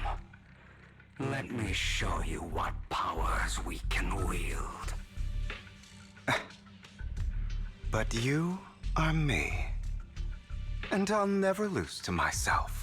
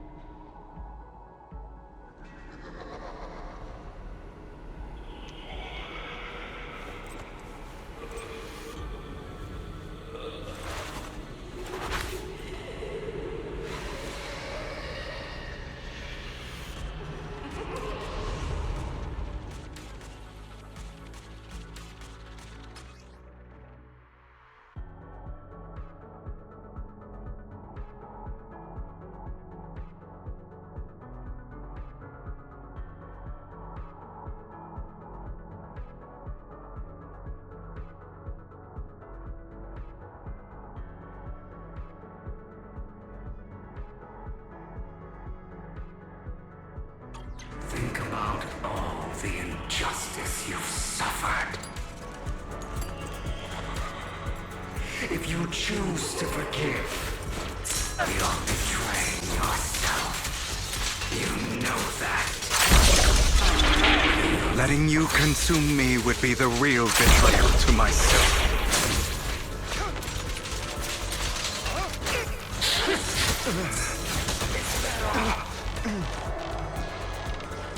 I have you now!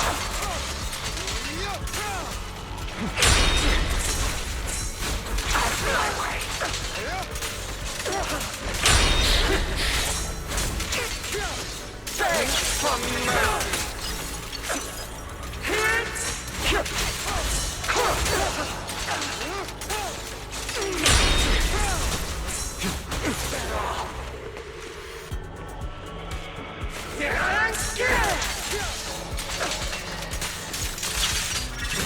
You're just afraid to admit it.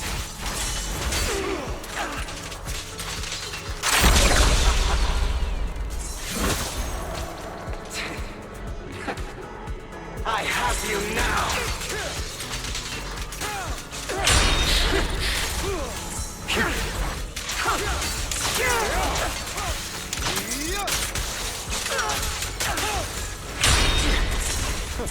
Out of my way!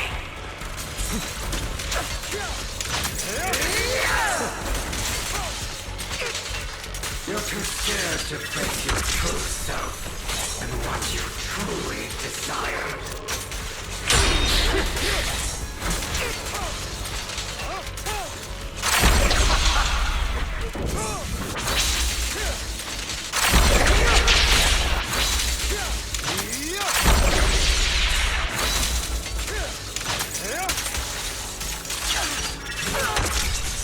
Let order and madness dance.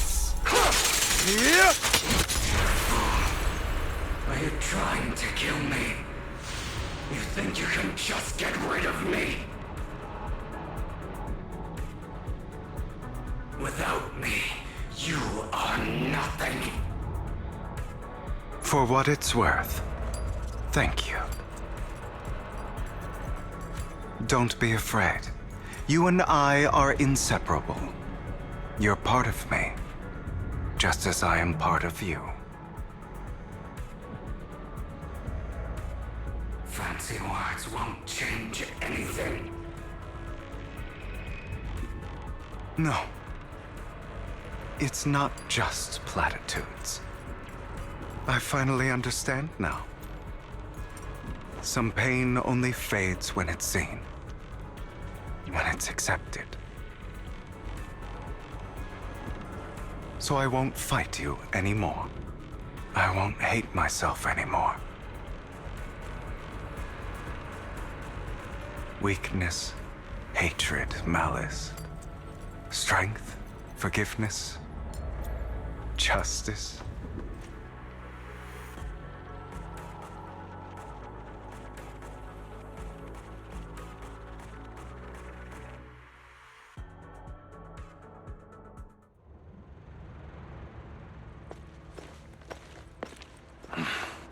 Hugo, it's time.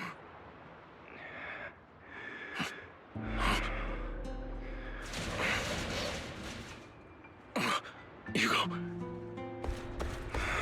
Hugo, you... Did I scare you? I made it through. I won. No praise from me, my dearest partner.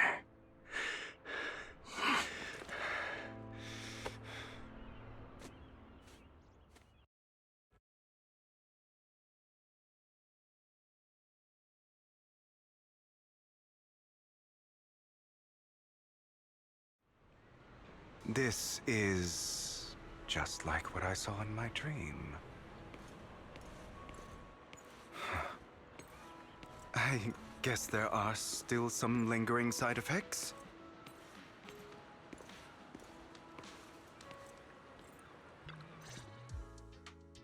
Ah, my former partner.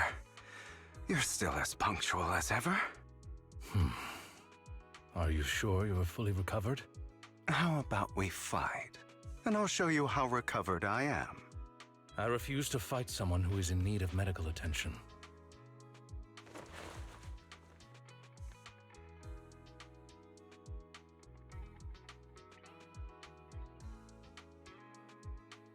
How thoughtful. I'm touched. Or perhaps is this simply part of Victoria Housekeeping's professional care? I'd rather you not starve to death.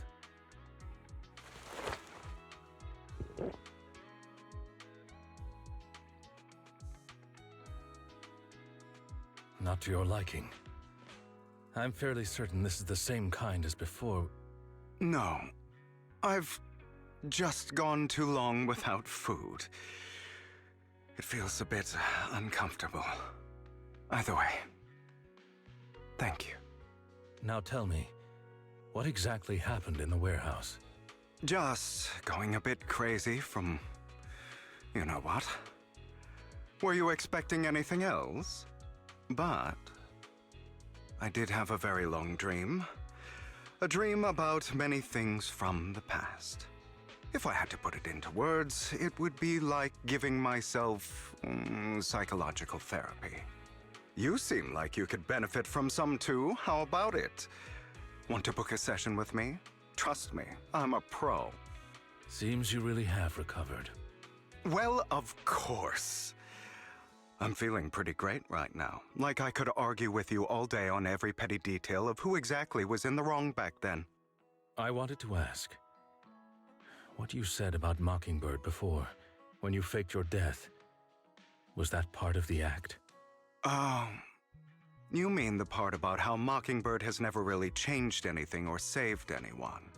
I didn't expect you to still be so hung up on this. Interesting. After all, it was you who chose to betray Mockingbird. To betray me. Just as I said before, I never considered Mockingbird a failure. Perhaps Mockingbird deviated from its origins, but it has its value. You shouldn't reject the things you've done, or Mockingbird. I have contemplated this before.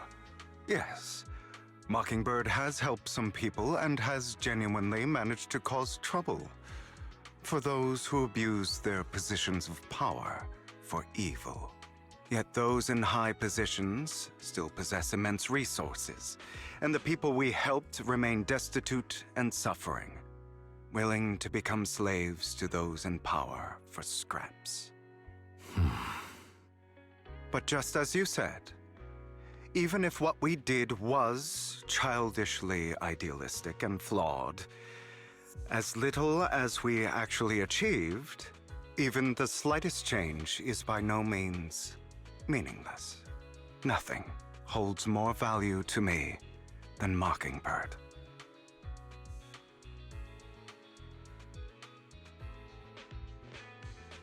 All right, let's catch up later. I still have things to do and need to wrap up my plan.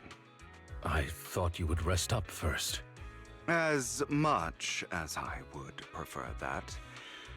My dear uncle and the Exaltus fanatics likely would not give me such an opportunity. If all has gone to plan, the fish will have taken the bait already. And if everything goes very well, I'll soon have solid evidence of the Ravenlock family's crimes. Well then, thank you for your assistance, former partner. Let's part ways here. I'll go with you. Lycon, surely you don't think that because I just recovered, I'm too weak to deal with those useless fools. Hartman's actions will disturb the safety of New Eridu. As I serve the mayor, I should intervene. Very well, whatever. Let's go. And don't slow me down.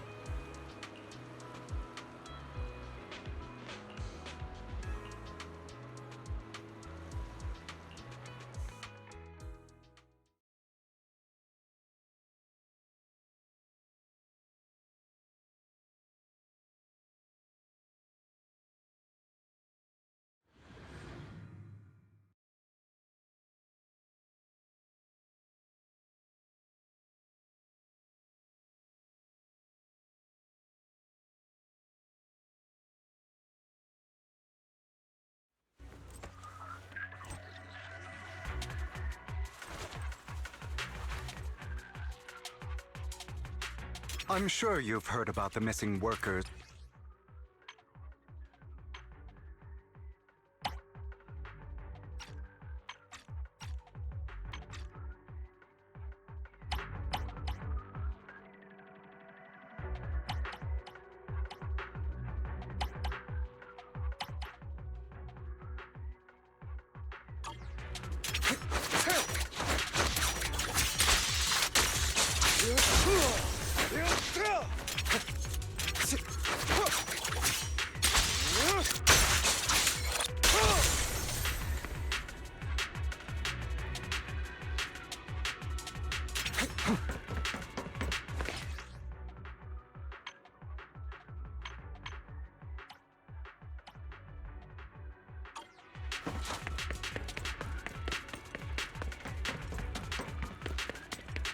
Those are Ravenlock's men.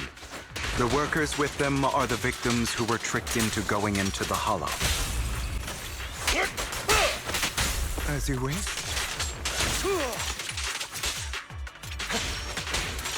Come on, let's get them out of here. Freeze all evil!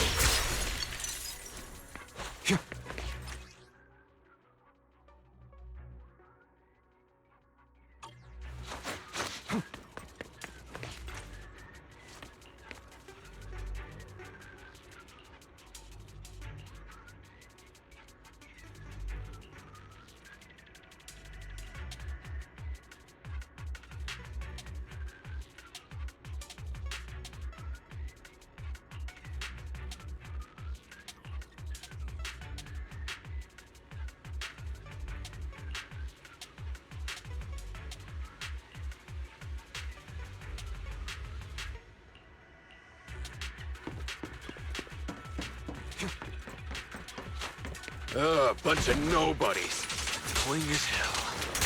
Kill them! You're welcome to try. In position.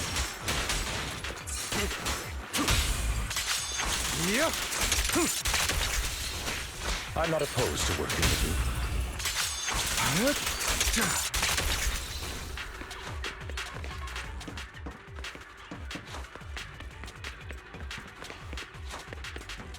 More workers here. And quite a lot of them.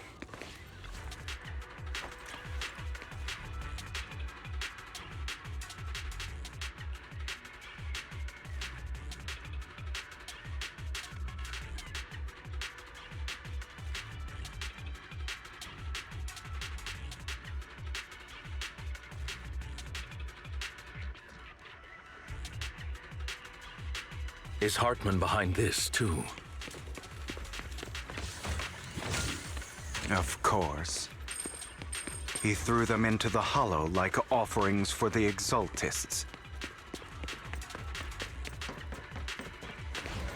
To him, those workers are just another resource, no different from the ether his company mines in the Hollow.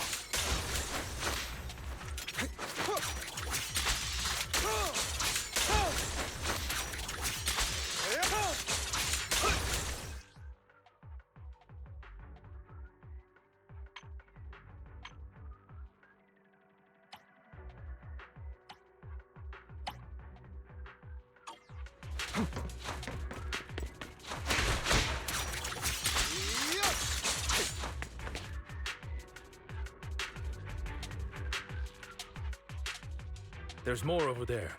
Let's hurry. It's different this time. Don't rush in.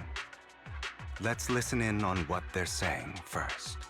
I still need more direct evidence to ensure the plan is absolutely foolproof. The compensation you promised, it's all real, right? All we have to do is follow you into the Hollow for some simple tasks, and you'll give us a huge sum of dennies. It sounds real suspicious. Shut your trap.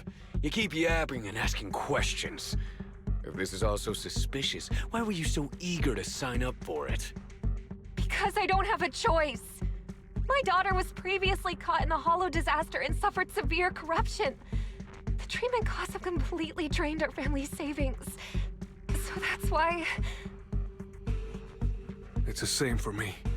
A serious illness at a senior age. I need the money. Who would risk taking a job like this unless they were desperate? I'll do it.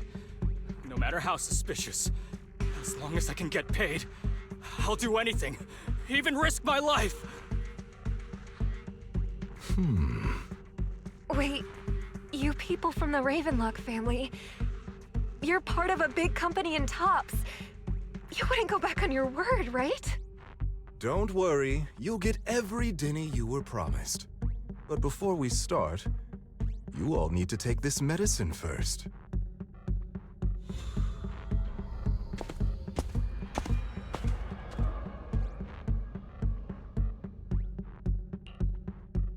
Bro, should we really be doing this already? These workers keep talking. We're wasting time like this. And the sooner they take it, the sooner it'll be over. Consider it an early release for them. What? You didn't say anything about having to take pills before. Look, this is good stuff, all right? It'll increase your ether aptitude.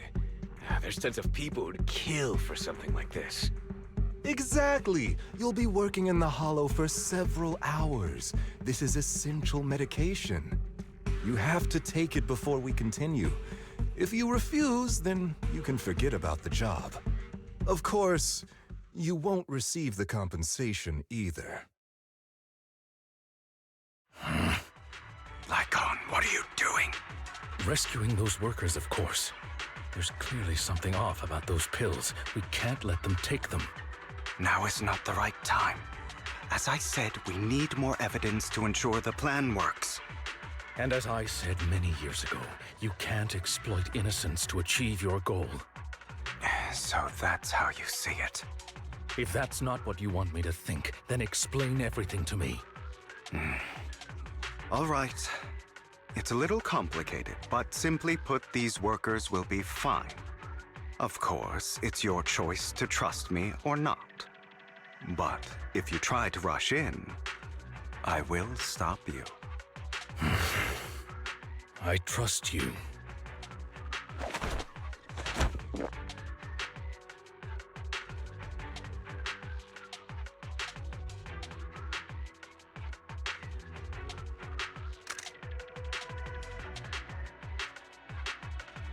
All right.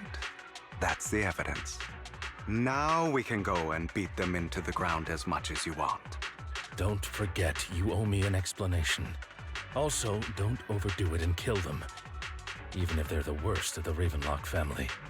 All right, Your Holiness, Saint Lycon. Who the hell are you? Why don't you take a guess? We're the ones here to stop you. Your legs? How are they? To be honest, I think I prefer the way you used to fight.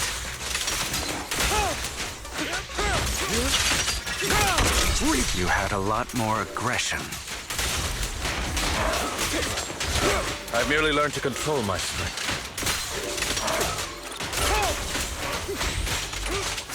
When I need to be aggressive, I will be. Can't remember the last time we worked this well as a team. Let the party begin. God damn it! Who the hell are you? How dare you mess with the Ravenlock family? Ravenlock. Savor the name while you can, for it will soon cease to exist. What's that supposed to mean? It means exactly what I said. I think this might be good for you. Sever your ties while you can. You still have a chance to walk your own path. The family's honor comes above all else. Is that really what you think? I saw the compassion on your face just now. You're not from the main family, right? That's why you were assigned to these trivial tasks. But in reality, there's no need for you to keep playing this boring game for them. I don't have a choice. from the moment I was born into the Ravenlock family. You always have a choice, if you're willing to act. All right, let's end the small talk here.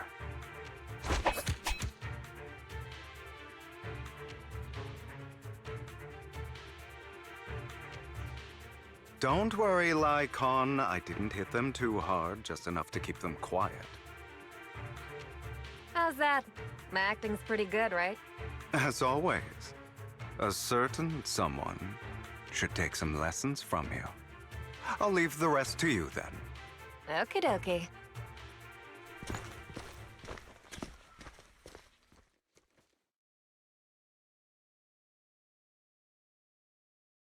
Okay, now can you tell me exactly what's going on here? As you can see, that worker just now was actually an informant of mine. The pills were swapped out with vitamin tablets. Outside of this batch, some workers have already taken the actual substance Hartman has. But rest assured, the antidote for it is already in development.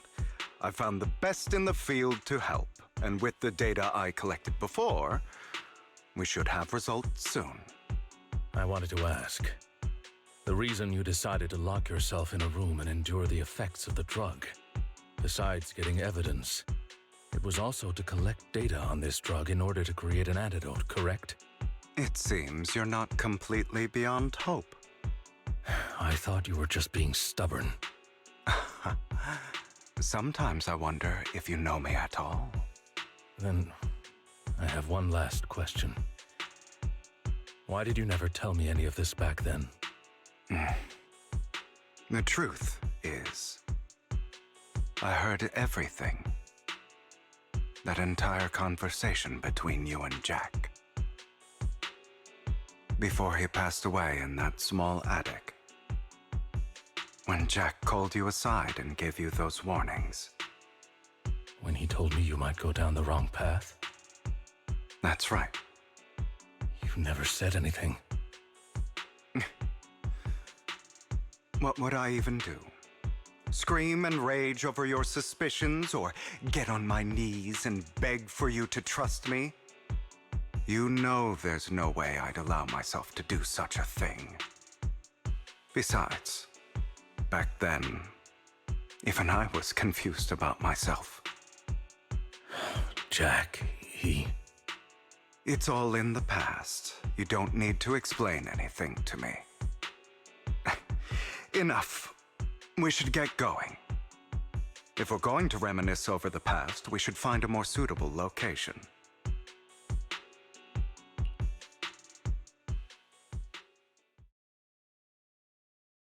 Lycon, that incident back then, I didn't do it. It was a scheme Hartman devised to take over the family. It was Hartman who killed my father, too. I only discovered the truth long after the fact. I did indeed attack my father, and I thought he was dead. But he wasn't. I couldn't kill him. And even before that, if I hadn't hesitated, none of what followed would have happened. Even now, I still think they deserve death. But I no longer care to personally deliver that fate. They're beneath me. And I have more important things to do. I know we may never agree on that point, Lycon. I once wanted to fight against those ugly truths that defined me, but I discovered that the more I rejected them, the more painful it became. So, I could only accept that crazed, hateful, and malicious side of myself. As long as I know I will never become like my father, like Hartman, that is enough for me. You've changed. But I think that might be a good thing. Don't patronize me. You've changed a lot too, compared to before. I still disagree with Jack's words, and I won't forgive your betrayal. I will walk the path I believe is right, even if I must tread over thorns and through the mud. But I will also allow you to walk your own path, Lycon. Should I say thank you? You're welcome. Come to think of it, we haven't talked about your legs and eye. It was just an accident, not your fault. I'm doing well now. I hope you are too. On the contrary, perhaps I should be the one apologizing. I misjudged you. I used to think you wanted power, that everything you did was for your own ambitions. I thought you wanted the power to pass judgment on all in this world like a god. I am a god. I am my own god. Or you could say that in this world, everyone is their own god. There are many things that we are powerless to change. But there are also many choices we can make. Just as I said before, I am the only one who can kill me or save me. I'm glad you think that way. Let's go. I still have one last thing to do. To witness the end of Ravenlock.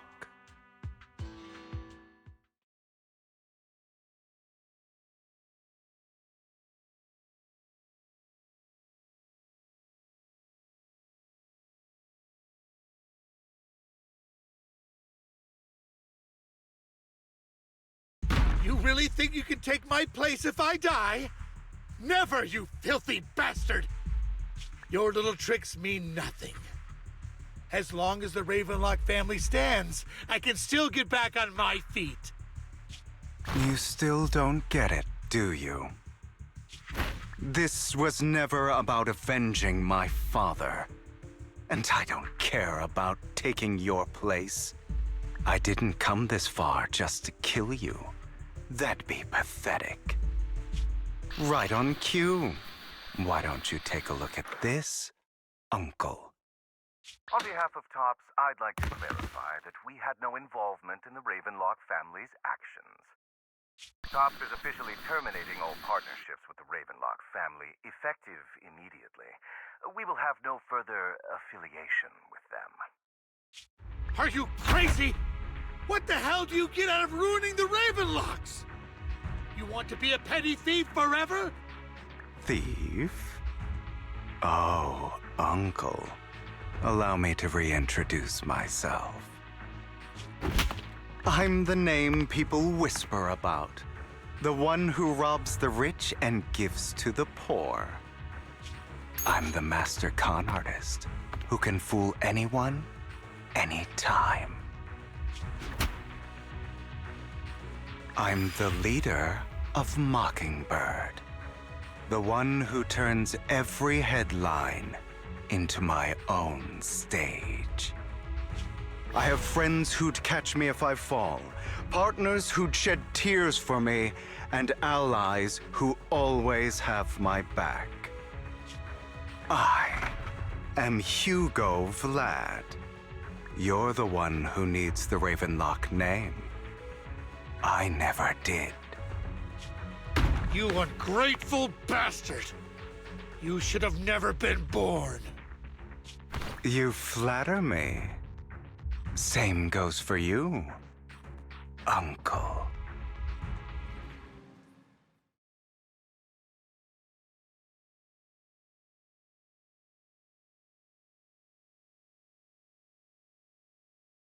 You've done well, Vivian. You had better give me an explanation. And here I thought this would be a touching reunion. What's with all the anger? Hugo, I'm a member of Mockingbird too. And I mourned your death. Listen, Vivian. I don't want you or the people you cherish to get caught up in danger because of me. I've always been selfish, so I don't hesitate to use you all as variables in my plans. But it is because I am selfish that I also don't want my failures to affect my treasured companions. In any case, if you were in the same position, would you not make the same decisions? Lycon's taking care of everything outside. We should go. Also, Wise, thank you. And I'm sorry for the whole act where I threatened you. It was the only way for Hartman to drop his guard against you and leave you be. I, Hugo Vlad, am forever indebted to you.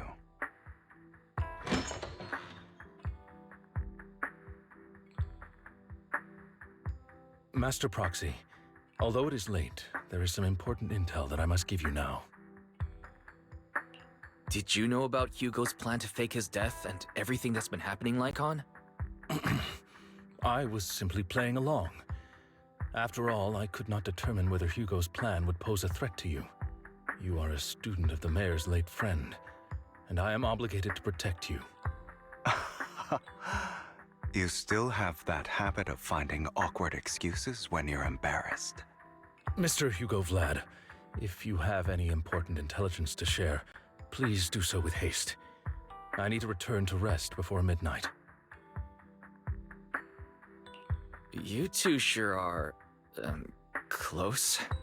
For the sake of a certain old fossil's sleep schedule, I'll keep it brief. I learned from Camille that Dina intends to embed the sacrifice core into the sacrifice. Apparently, it will make the sacrifice much stronger. Sacrifices created this way will not retain their minds and will indiscriminately attack all living beings, including their creator. So the Exaltists don't do this. It would bring them no benefit. But Dina's concoction can control people's minds. If a person takes the pill and is injected with the serum Landon left behind, the sacrifice would be under its creator's control. Although the dormant sacrifice has been destroyed, Dina found a batch of that serum her father created and wants to create new sacrifices. Putting aside the sacrifice for now, Hartman's sacrifice core is fake. We don't know where the real one disappeared to. The real core has always been here. Here? In Lord Phaethon's video store? Vivian, do you remember when I suggested you give that collectible to our dear Proxy? I remember. But that was just an ordinary pendant. And I've met the person who submitted it. She has absolutely no connection to the Exaltists. How about our dear Proxy take out that pendant so we can take a look?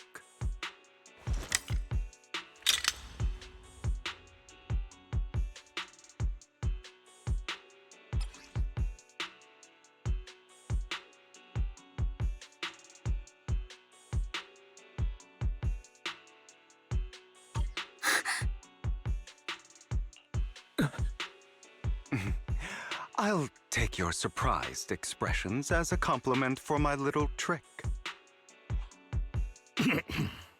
I will hand over this core to the mayor as agreed. Since he fulfilled his promise to protect Vivian and the manager while I was pretending to be dead, I won't go back on my promises. No wonder the mayor would promote rhetoric favorable to Mockingbird. I can't believe I thought he was actually being sincere. Since we have the sacrifice core, all we have to do now is stop Dina from using innocent people to make more sacrifices. Yes, and we need to destroy the last batch of Landon's serum. Hopefully with no options left, Dina will give up her obsession. All right, that's the important stuff. I'm going to go and confirm where Landon's serum's been stashed. I'll contact you again once I have something.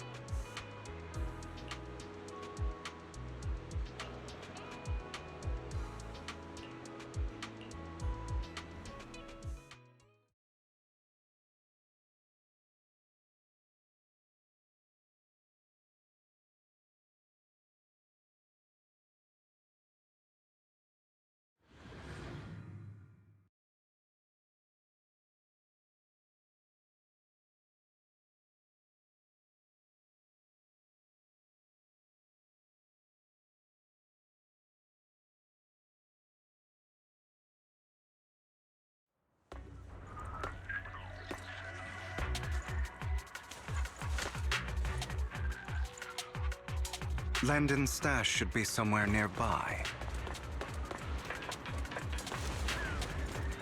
I did some digging. Some of the missing workers were brought here too.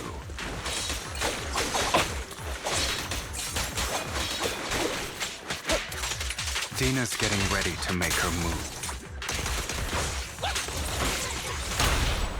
Don't worry, we'll clear them out.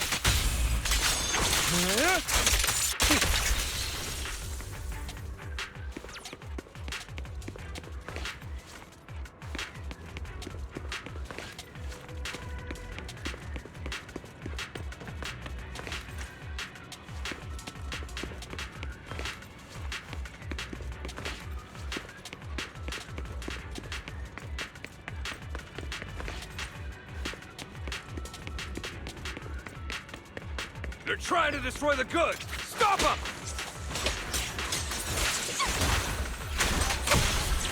We need to take care of the guards first.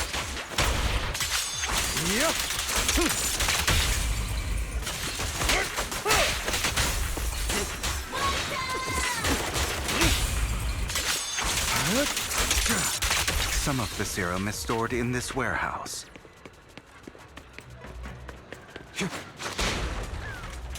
You're not taking anything from here! Hugo, get the guards first.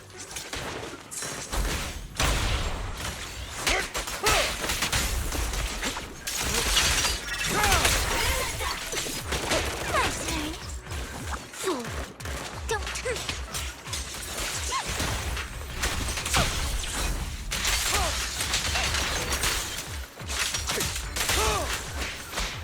I'm part of Mockingbird, too.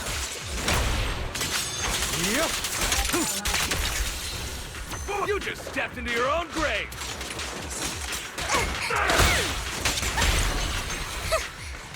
Fools.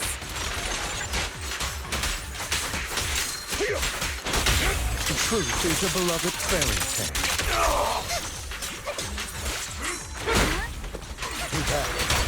I'll write the ending to your nightmare. Not worth my time. I'm here. Repent! Out of my way! Take this! My turn.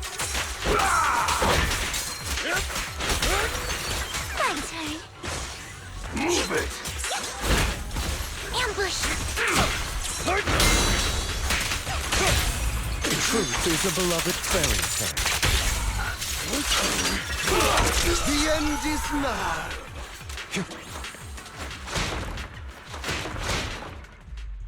More of Landon's serum survives than expected. Fortunately, since they're still here, it means Dina hasn't executed the final step of her plan. There is likely a lot more stashed around here, and we have yet to locate the missing people. Our actions here won't go unnoticed. Perhaps they're making plans to deal with us on their side. With Landon and Dina's concoctions combined, she may be capable of creating a sacrifice that obeys her. If it comes to that, this will get far more troublesome. How about we split up? Hugo and Lycon will destroy what remains of the substance around here, and Vivian and I will go search elsewhere. Very well. Let's go with your plan. But be careful if you encounter Dina and her people. According to Camille, she's absolutely obsessed with completing her father's dying wish. Who knows what she may try? Let's part ways here for now. And perhaps the other manager could use EOS to guide us. Sure. I've been feeling way better these past few days, so just leave it to me. It's only now that I realize how fortunate we are to have two Lord Faithins. Yeah, but I feel like our work's doubled. In the past, Wise and I would only ever work on the same route. Greater power means more responsibility. And in any case, I'm sure the mayor would be able to provide double compensation. He's a very generous person, after all. Right, Lycon? I will request additional compensation from the mayor. It's not about compensation. It's just... I'm still not used to us being separated in the Hollow, so I'm worried about Wise's safety. Oh, but I have no doubt in your abilities. I just haven't gotten used to it yet.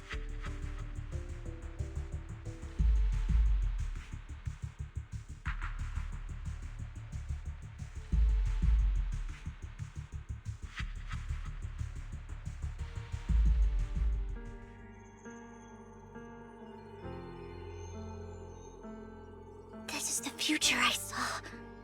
Lord Pathan.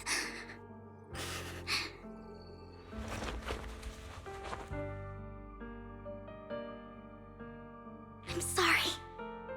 This time, I will make sure the future I saw does not come to pass.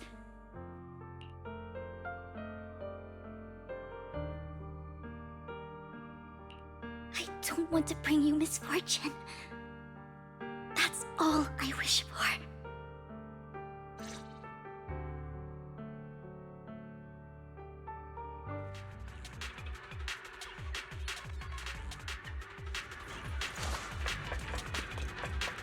Leave this to me, Lord Bathan. You better not get my trust lost.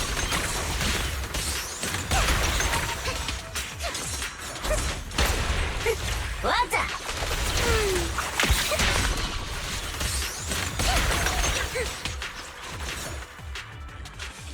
Don't touch me. Lord Bathan, there might be more serum here. How dare you steal from Lady Dina! I'll try to go easy on you. No promises.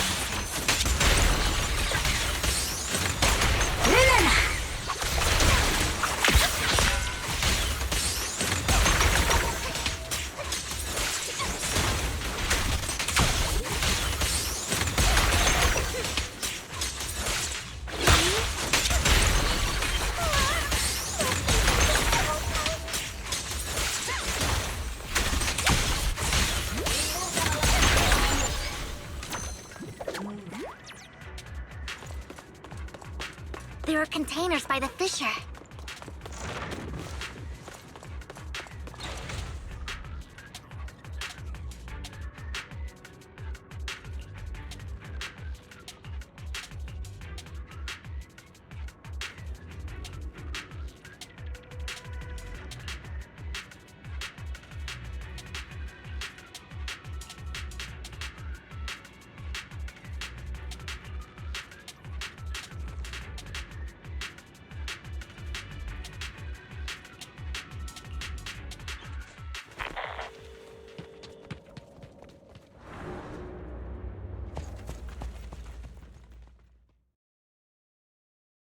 It must have been tough for you to find this place. Vivian, if you had stayed out of it, I wouldn't be so eager to get rid of you. Those people have been taken to safety. You're all out of options. They're just mere test subjects. So what if they get away? There will always be people consumed by greed, and therefore, they will come willingly to me. In any case, what are a few sacrifices in comparison to the completion of Father's grand ambition? Dina, you deceived those people. They didn't come willingly to you. You tricked them, just like Landon did back then. Deceived? Father gave hope to those who had everything taken from them by the Hollows. Vivian, you once rejoiced at the hope Father offered you, too. Before Father took you in, you were no more than an omen of disaster that no one wanted. It was Father who gave you shelter and a purpose for existing. Do you remember the first time you bestowed a blessing under Father's guidance? How did you feel when that person looked at you with adoration and gratefulness? That was the first time you felt hope. Like your existence had a purpose, right? Don't forget that it was Father who, through what you call deception, gave you hope. And you, what have you done? You basked in Father's attention and everyone's adoration, only to destroy everything. Do you think that by leaving the Exaltists, those people will live better lives? Of course not.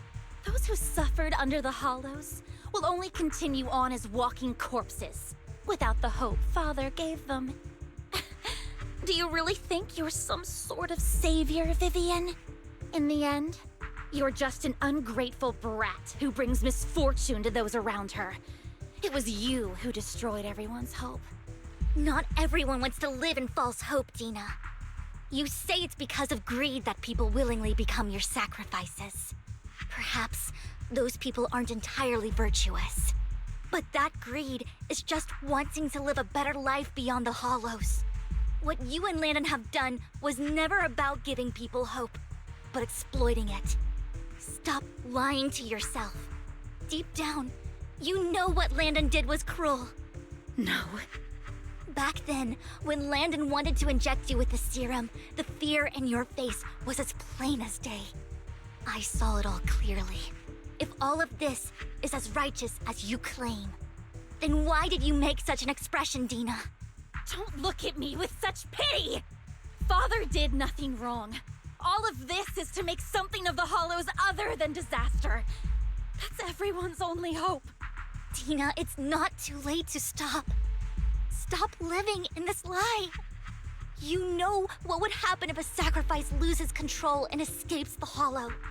It's not the Hollows that are to blame for those people's deaths, but the hope you keep talking about.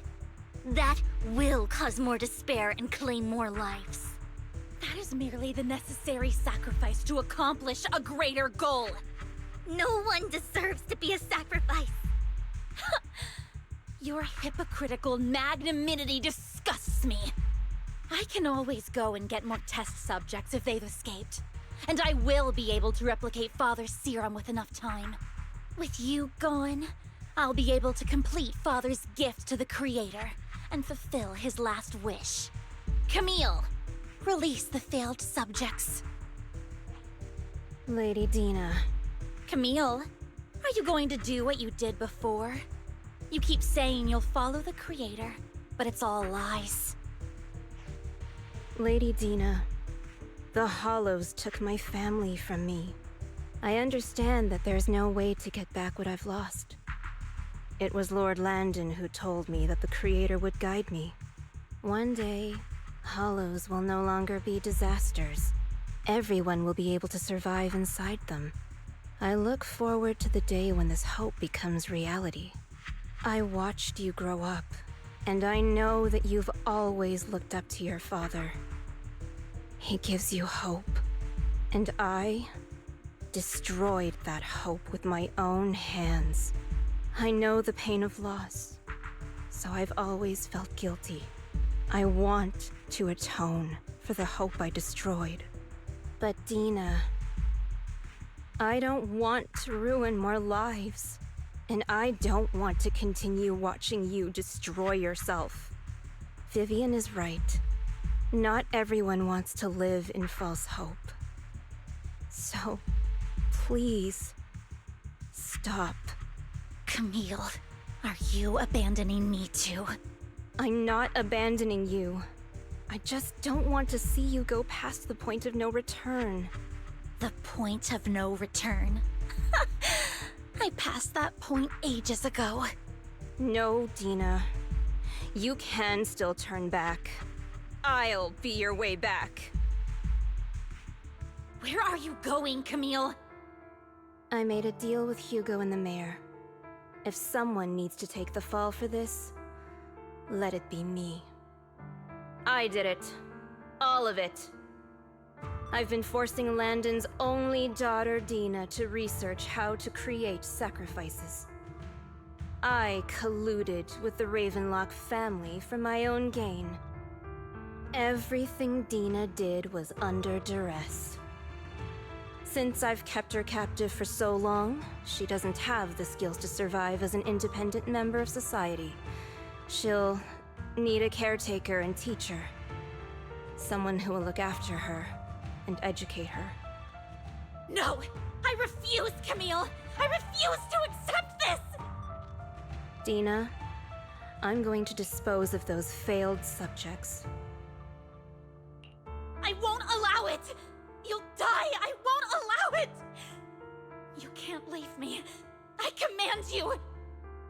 You've always followed my orders, and you will follow them now! It wasn't your orders that I've been following. My younger sister, who was stolen from me by the Hollows, also had such beautiful red hair. When Landon told me the Creator could bring me hope, you were standing there, right behind him. I was certain, then and there, that this was the hope the Creator had given me. Start over, Dina. You still have so long, so much time. You'll make friends, find people who love you, and make many beautiful memories. That's not what I want! Camille, you're not allowed to die! I won't allow it! I won't allow it! Goodbye, Dina. And I'm sorry, Vivian. I'll leave the rest to you.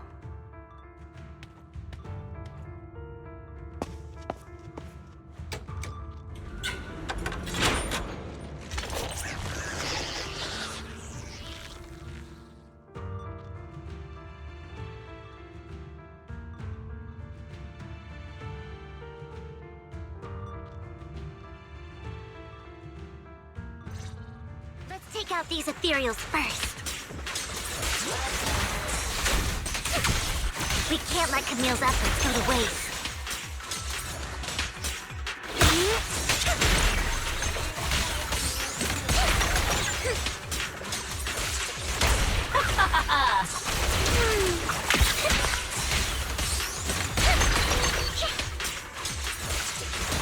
Don't touch me. Fool, don't touch me. Well done. Let's go after Dina, Lord Phaethon. Fool, they must be on the other side of the fissure.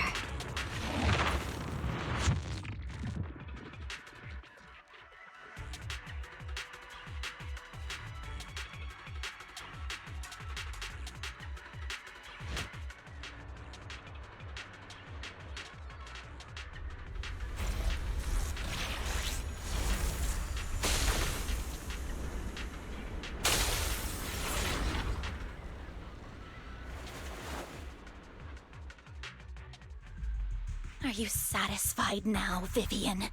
You were the one who brought yourself to this point. You're saying this is all my fault? Losing my father, losing Camille. I wish you had never come into my life. At first, when Father brought you home, I was happy. There are so many Exaltists, yet Father never allowed me to get too close with any of them. I never had any friends either. But when Father brought you back, he told me to take good care of you, that you were my first friend. I was also so happy the first time you took my place in helping Father select a person to receive the blessing, because it meant you were different from all those other people. You could stay with me. But soon, I grew jealous. You took the attention that should have belonged to me. You even took Father's love from me. It's only because of my ability that Landon... I know, but... Vivian, jealousy is something you cannot control. Of course, the same goes for fear and hatred. I was terrified that one day you would look at me and shed tears. I knew if that day ever came, Father would not hesitate to force the blessing upon me. And when that day did come, I hated you for causing my father's death. Tina, you knew everything about what happened back then, so... why are you still defending Landon? And why didn't you tell me back then? If I had known earlier, maybe I could have found a way. Because... it's the only thing that makes me more special than you, no? It proves I had Father's trust. I was more useful to him. Vivian, you said you wandered without a home ever since you were young, hated by anyone you encountered. You were happy to gain recognition from everyone and help Father when you were among the Exaltists. But in the end, you discovered you were being used, so you felt betrayed and hurt. Then, what about me? All I ever had was my father. I've never known a life outside of the Exaltists. Ever since I was young, my only purpose was to help Father select who was to be blessed. The only purpose I had was my father and the Exaltists. I've never been taught anything else, Vivian. It is what little value I have, and have ever had. In the end, you took even that from me, and completely destroyed it. You think you're doing good and fighting evil. You've only managed to affect a small part of your world. But have you ever wondered if maybe that's all there is to my world? I never wanted to hurt you. You are also my first friend. And that's why I wanted to save you back then. Save me? You and Camille all talk about saving me. Why don't you understand? To me, loss is so much more painful than death. Tina, you can start over. Everything Camille did was so you could live on. Let's leave the Hollow together. There are so many amazing places in New Eridu. This time, I'll take care of you. I've also met so many amazing people. I'm sure they'll love you too. Okay, Tina? Vivian, I can't forgive you. And I don't want to forgive you. I have nothing left. If what little hatred I do still harbor were taken from me, well, I refuse to be so pitiful. I won't apologize, Vivian.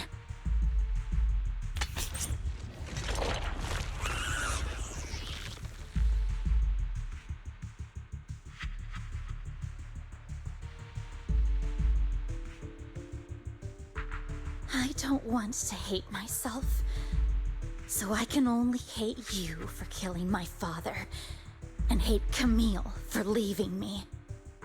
That's just the kind of person I am. Hateful and despicable. I refuse to owe anyone anything. I refuse to feel regret. I won't. Vivian, I will keep hating you. I will take all who are precious to you. I will also hate Camille, so I won't do as she wished and start a new life. Vivian, if you had never existed, if I had never, you would be...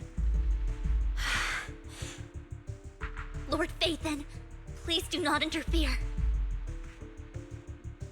She was my first friend. I'm going to bid her farewell.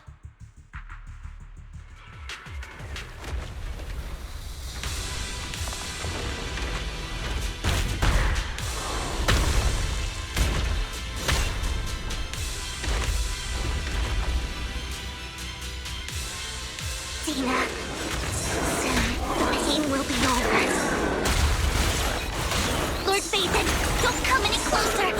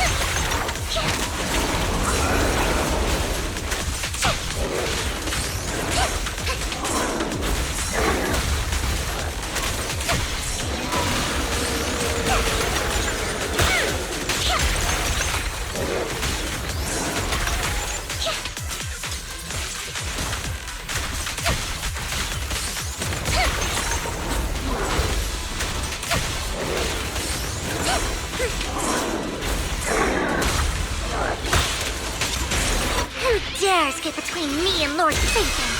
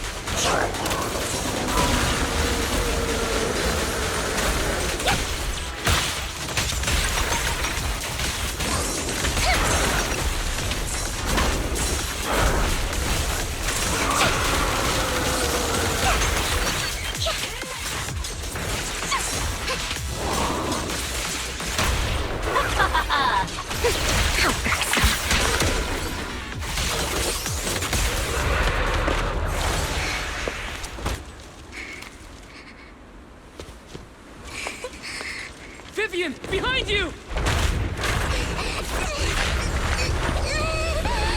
Wise!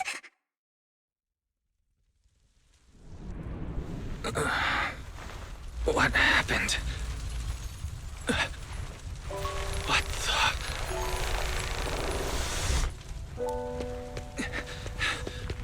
Vivian! Wise, don't come near me.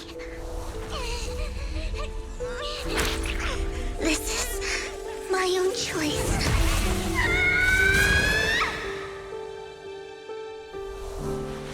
I will change the fate I saw. Vivian! I just want you to remember me when I looked my best. Vivian! Careful. Vivian, your body... I'm sorry you had to see me like this, but I don't want to be the one that only brings misfortune anymore. No. There's got to be another way. It's so warm, and the night is beautiful. Vivian?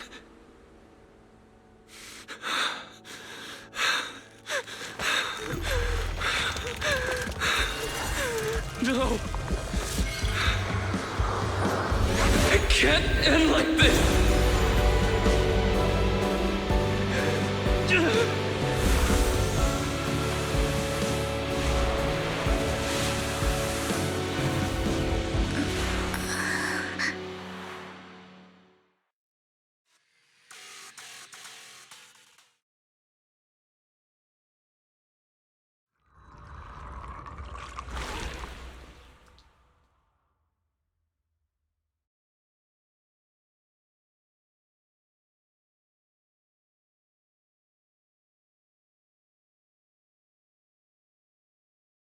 Wise. Wise! Wise, you're finally awake.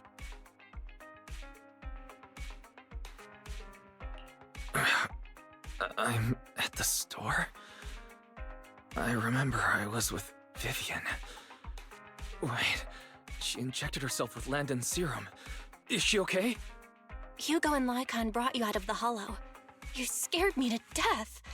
Thank goodness you woke up.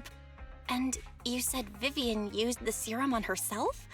But she looked fine to me, bar a couple of scratches. Hugo sent me a message earlier saying he got her checked over and she was all right. Do you remember what happened? The situation was dire, so Vivian used the serum on herself to defeat the ethereals.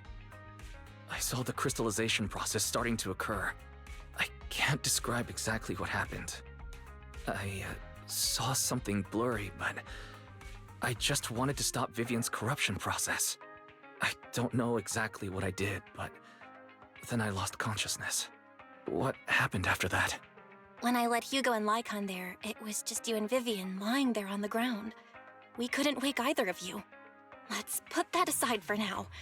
Do you feel any discomfort, Wise? I'm a bit dizzy, but otherwise, I'm fine. Don't worry. Phew, that's good. You should rest for tonight. Hugo and Vivian said they'll come over tomorrow, so we can discuss the details then. Okay.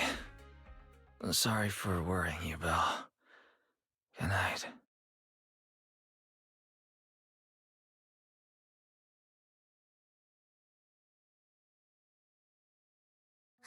Lord Phaethon!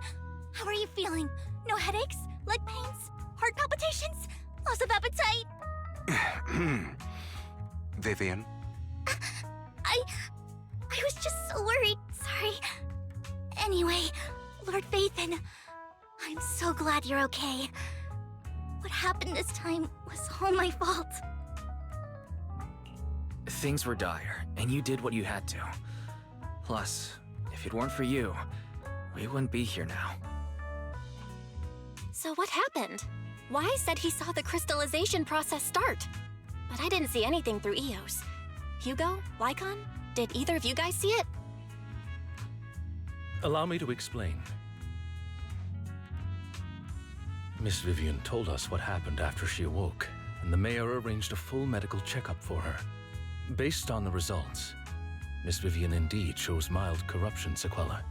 But if the crystallization process had already started, the lingering effects should be far more severe. To be precise, if the process had already reached the point of mass surface crystallization, it should have taken no time at all to become an ethereal. So, the mayor theorizes that it was the etheric energy within Master Proxy's body that affected Vivian's condition and the surrounding etheric particles, causing Vivian's corruption to recede. Essentially, corruption is a reaction between the etheric particles inside the body and in the surrounding environment. Therefore, it's not necessarily irreversible, just that currently our mainstream method of defense is prevention. I'm having a hard time believing that, even if it's coming from you, Lycon. It's almost like you're claiming I can manipulate etheric energy. Master Proxy, you are special. This is a gift your teacher left you. A gift from our teacher? How come I never knew about it? I don't know all the details, so I cannot explain everything to you. My apologies. However, Miss Yixuan might be able to answer some of your questions. She will visit you sometime soon, so please feel free to ask her any questions you may have. She has quite an eccentric personality. If she causes you any inconvenience... Can I file a complaint about her with you if she does?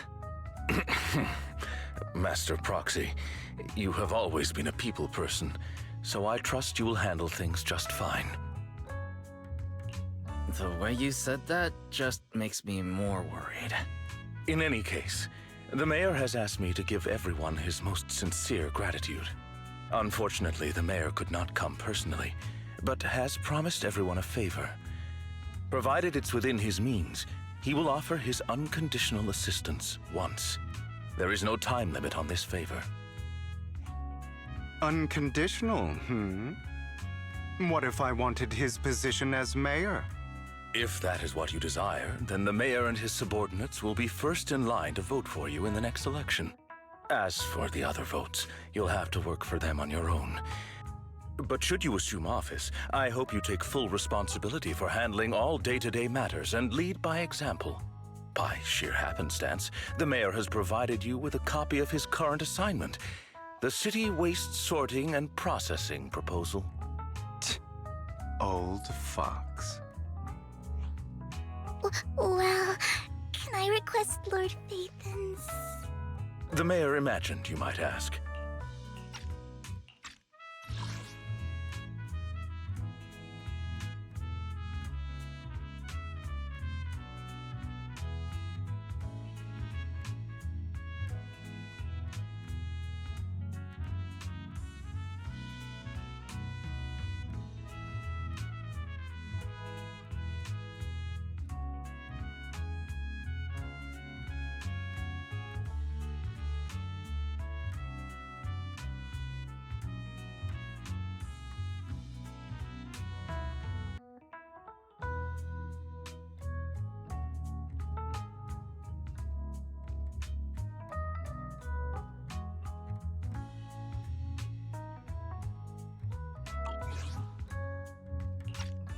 I have prepared all the necessary documents, and the ceremony expenses will be covered by the mayor as a gift.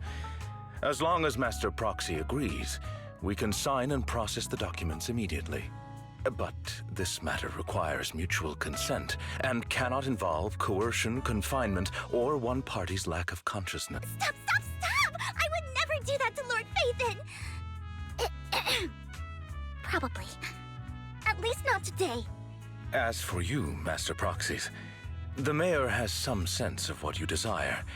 That said, he hopes you might speak with Miss Yixuan first before you decide the timing of that favor.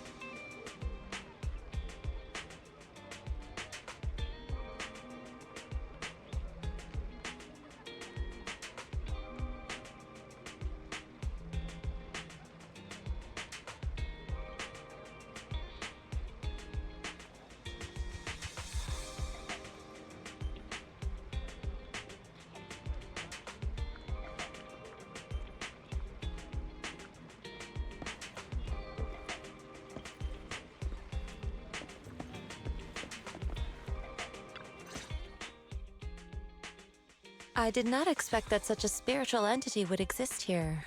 It appears this street is a geomantic gem. A spiritual entity? His name is Howl, and I guess you could count him as a neighbor of mine. Is there anything special about him? No, I was simply a bit surprised. It's rare to find such an intelligent individual of this breed. Even huskies can be really smart, like Howl. You're right. Yet, being overly intelligent comes at a price. It must stay here for prolonged periods of time, parted from its owner and unable to move about freely. Both a blessing and a curse. However, it seems quite happy. We've strayed a bit off topic. Since you're back, let's discuss our partnership.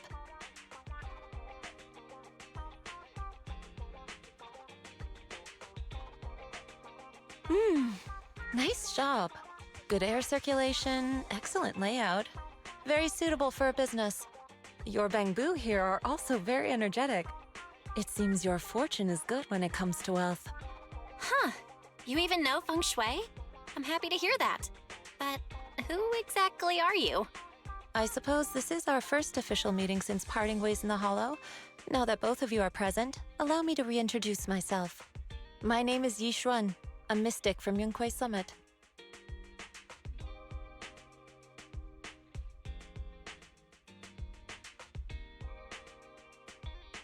Mystic? Like those people in movies who can tell your fortune and go around blessing people? This is my first time meeting one in real life. But what's Yunquei Summit? Any details you can give? Just an ordinary sect of the mystic arts. Our disciples travel all across New Eridu and sometimes collaborate with authorities. Currently, I'm affiliated with the Hollow Investigative Association. Right now, however, I'm here to discuss a partnership in the name of the Mayflowers. So, what sort of partnership are we talking about? I have reviewed the documents provided by the Mayflowers. You previously underwent an implant surgery. After recent adjustments, abnormalities occurred. These abnormalities bear resemblance to the craft practiced by us at Yunquei Summit. If you are willing, I can teach you how to better control your abilities. Better control my abilities. That sounds great, but there's no such thing as a free lunch. Since you're willing to teach us your craft, Shifu, you must want something in return, right? That's right. Mayflower will have you join me for some investigations. Looking at my divination results, this will be a complicated and very likely dangerous matter. He's still going over the details, but should have more information for you soon. You can wait until then to decide.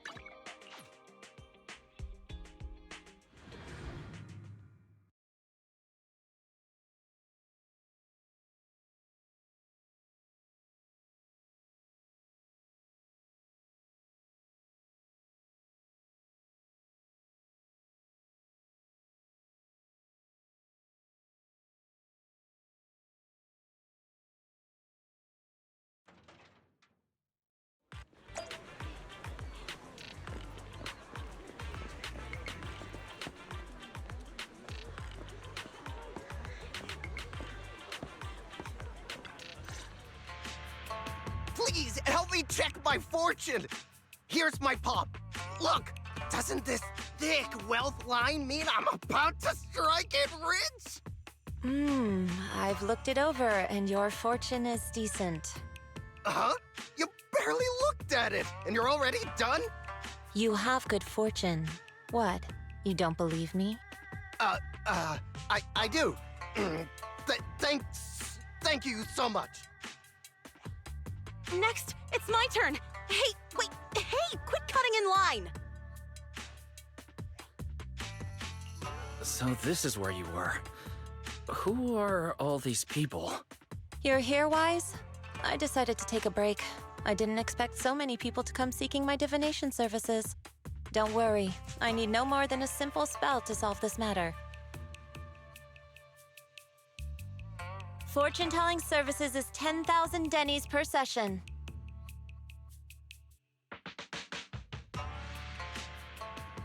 All gone? Good. It seems the Banish Wealth and Desire spell is still effective. Banish wealth and desire? That's a spell? This isn't the kind of craft you said you were going to teach us, is it? Our video store has a business license, and we'd get complaints if we charged unfair rates. Of course not. This is just a trick to deal with trouble. I'll take my time showing you the true craft of Yunquai Summit. For now, let's find that shop.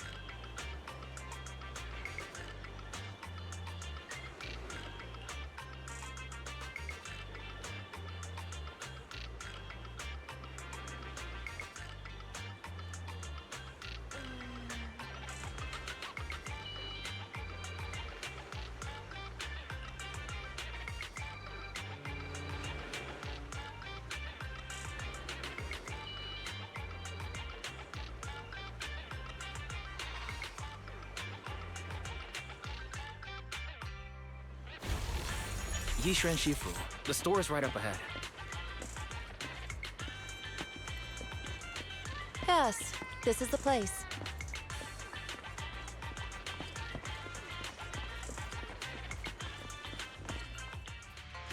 Ah, this is the one. Seems it's closed. Another wasted trip. Not necessarily. 1 second, please.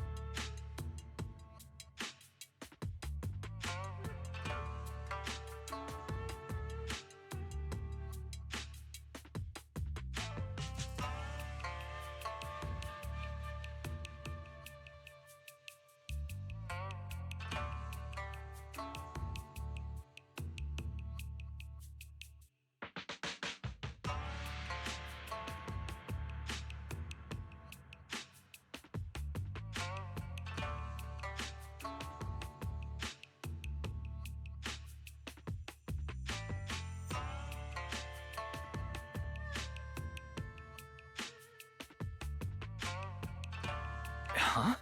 Is there someone inside? Relax. The boss prefers to do business with people they know. They like their peace and quiet, so they rarely open for customers. I'm an old acquaintance and just wanted to retrieve something.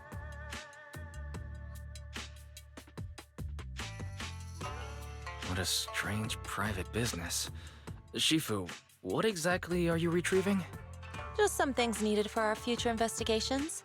You'll know in time. Really?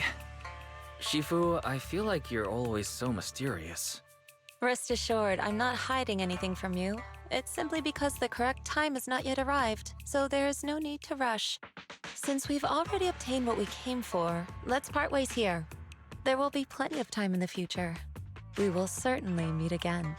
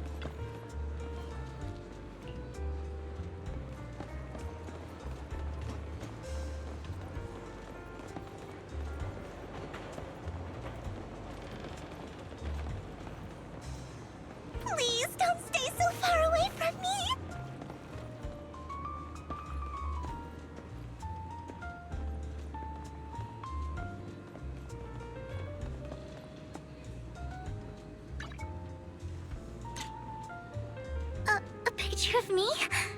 Please, take as many as you want.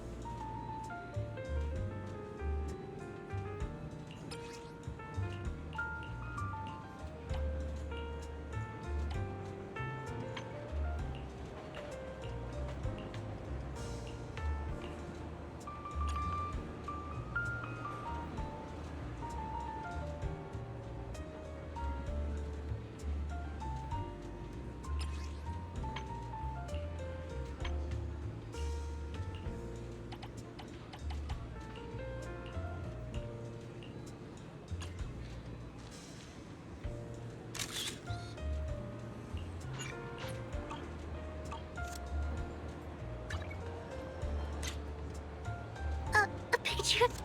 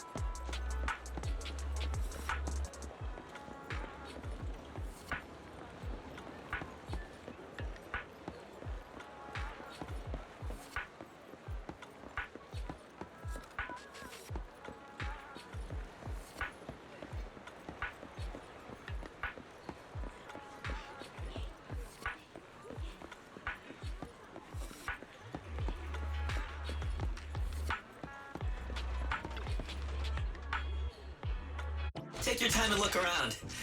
You're not looking for something weird, right? Like rainbow-colored black?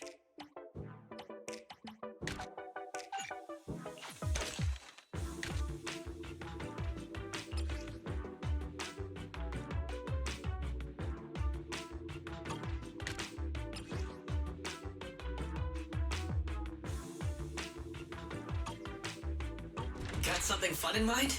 Let me know whenever.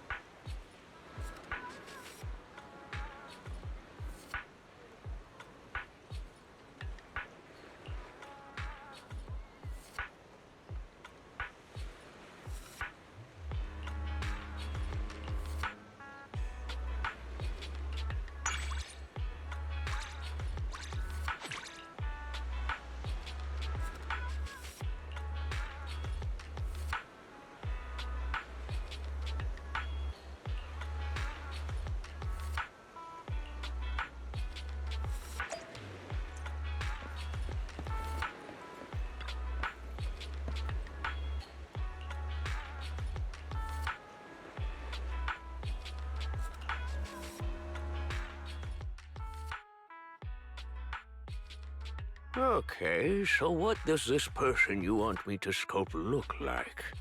His hair is silver like moonlight, and on bright nights, it almost feels like he's got stars hiding in there. And his eyes are like beautiful gems. If they were to be put up at the auction, I'm sure they'd be priceless. His face is the ultimate work of art. Nobody else in the world could match it. This person's clearly very special to you. And people always find themselves using the most flowery words when it comes to someone dear to their hearts. That's because the person I'm describing is the most amazing person in the whole world. All right, I can make a sculpture based on your description. But words alone won't be enough. Something will still be missing. Was my description not detailed enough? I can describe everything down to the finest detail. Slow down, young lady. No need to rush. Let me start with a rough sculpt. You'll get a better idea that way.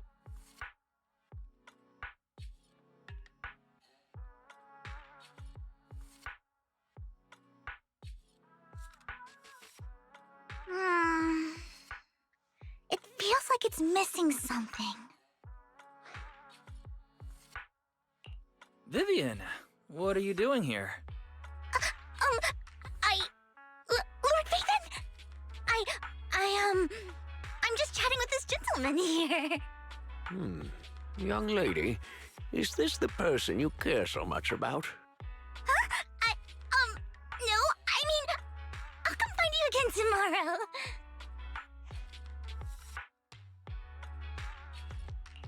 Are you asking the artist to make a statue of me? I want a statue of Lord Nathan to keep by my bedside. Since you heard everything, Would you take a look and tell me what's missing? I told the artist every detail of how I see Lord Phaethon in my heart. And he made it beautifully, but something still doesn't feel quite right. Lord Phaethon, what do you think is missing? Your descriptions of me were a little bit exaggerated. Not at all! Even if you are Lord Phaethon, I can't let you talk like that! Everything about Lord Phaethon is perfect. I understand how you feel. I was the same when I was young. Back then, I crafted sculptures that looked beautiful. Yet, they always felt incomplete to me. It was only after an accident left me with impaired vision that I finally learned to see things more clearly. Do you mean... Close your eyes. Feel with your hands. You may find yourself seeing your special someone in a new light. Lord Phaethon... may I? I won't do anything weird. I promise. Since the artist says so, okay.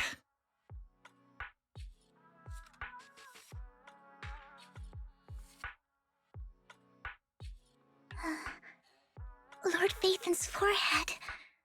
It's broad, but the eyebrows aren't too prominent. His eyelashes are a bit stiff, like the protective coat a dog grows upon reaching adulthood. His mouth naturally curves upward, making it hard to tell if he's angry sometimes. He has a well-defined jawline, but it's not rugged, just clean and sharp. With these details, I can craft a sculpture that's nearly identical. Nearly? What else do you want me to describe? No, there's no need. No matter how much you tell me, nearly perfect is the best I can do. I sculpt physical features, but I'll never really be able to capture the real essence of the person you see in your heart.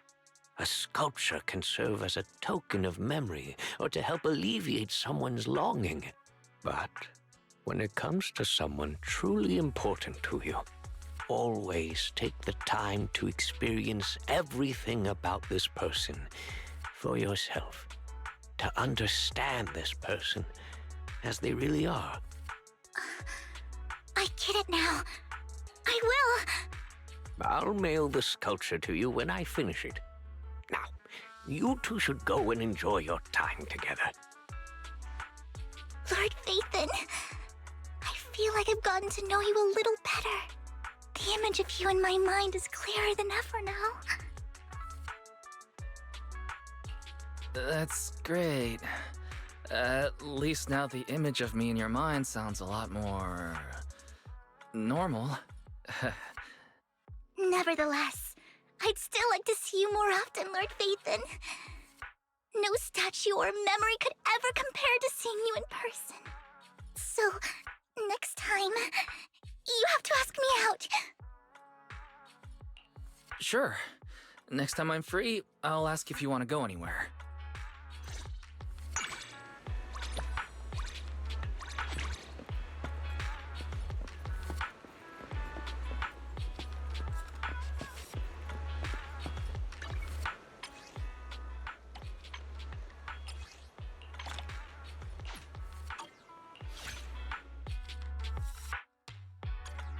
Where are we going? Oh, how about we do push-ups all the way there?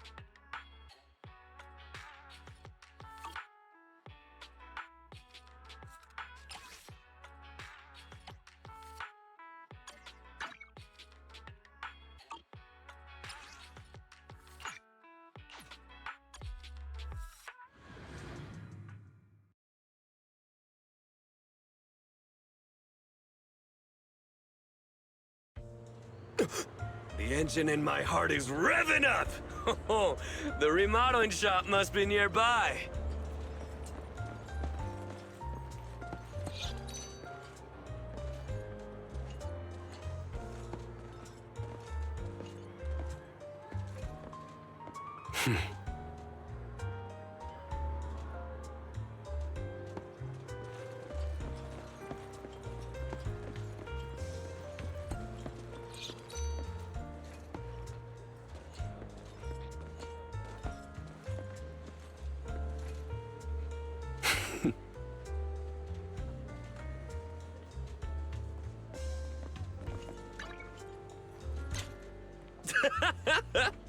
Hard work and gains. This body's built by pure grind.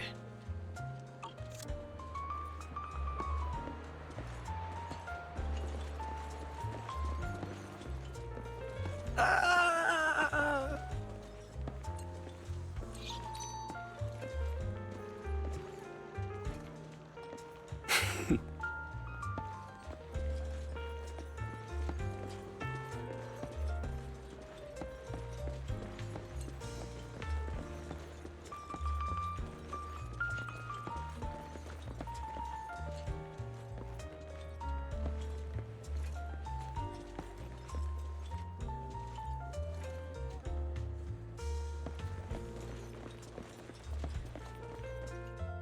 Sure enough, we're here. Ah, the sweet smell of motor oil.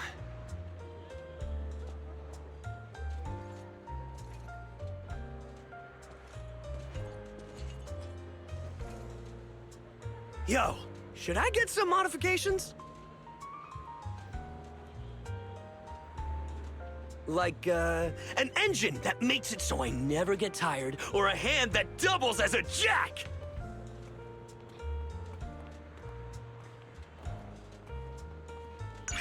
Nah, the gains you get from working out are way more rewarding.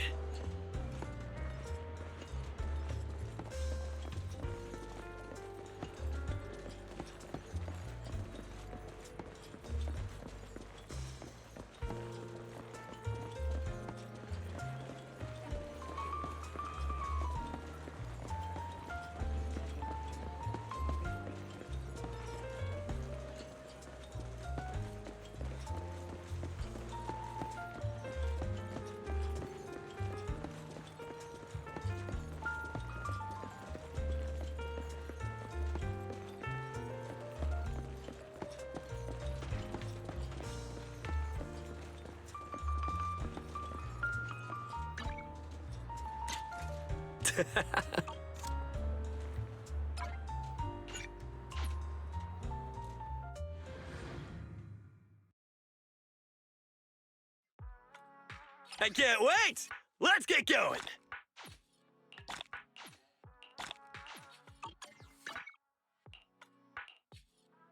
I hope having me around makes today better than yesterday.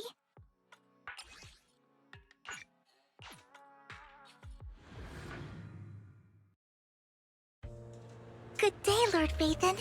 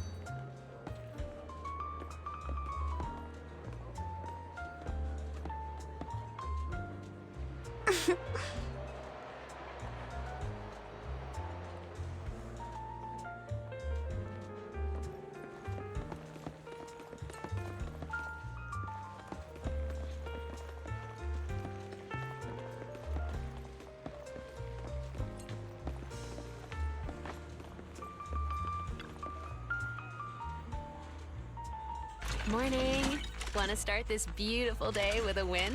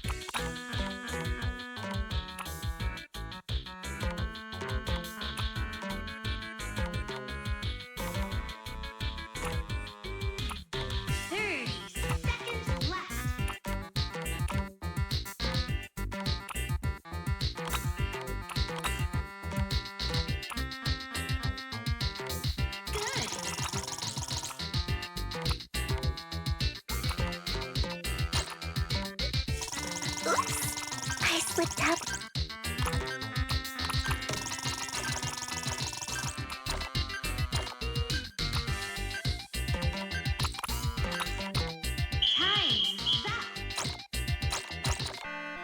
How dare you bully Lord Phaethon!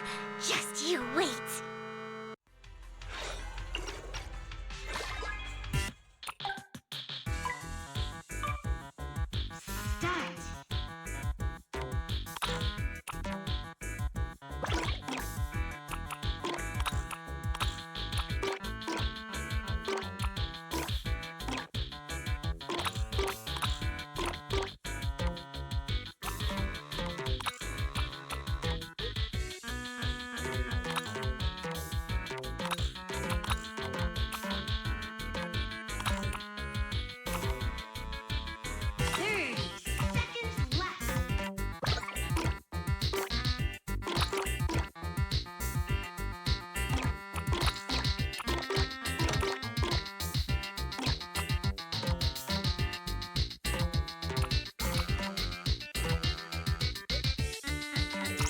Oops!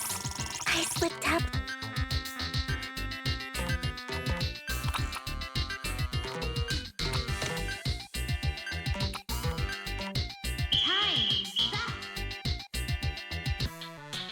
Lord Phaethon! We won!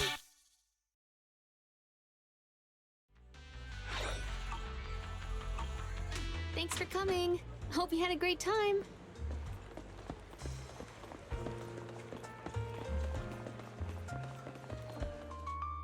I once made my way to 6th Street by tracing the location from your post, Lord Phaethon.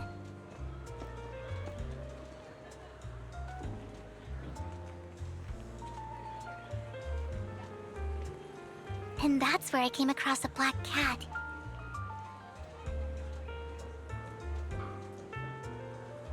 For a moment, I genuinely believed it was you in another form.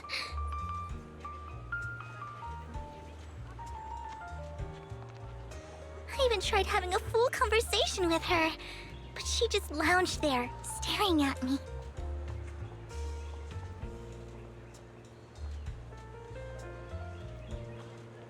I was convinced that you had to be the aloof type.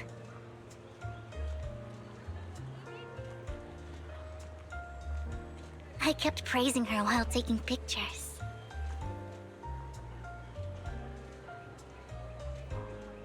Now that I think about it, it was so embarrassing.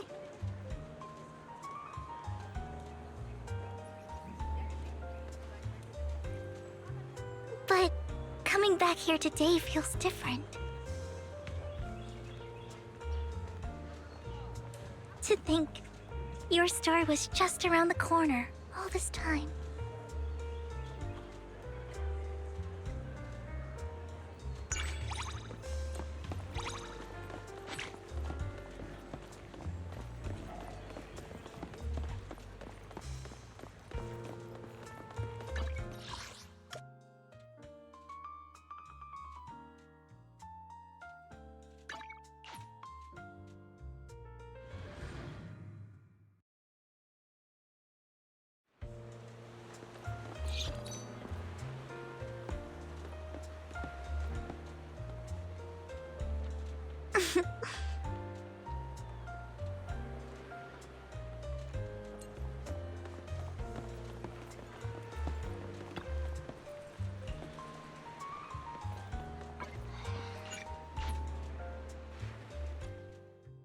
Good day, Lord Phaethon.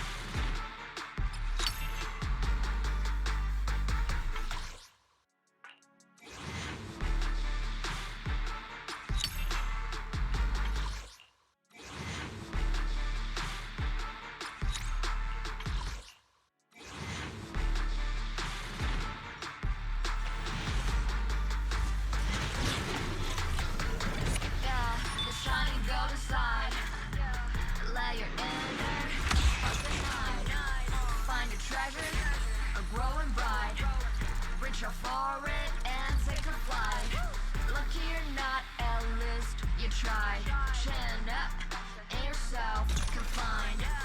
No doubt, faith on your side, you're chosen, so enjoy the ride.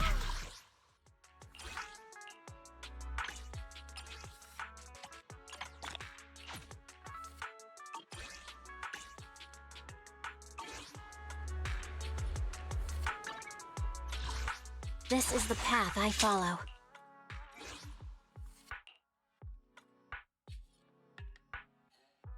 You're right. I would never turn down Lord Phaethon.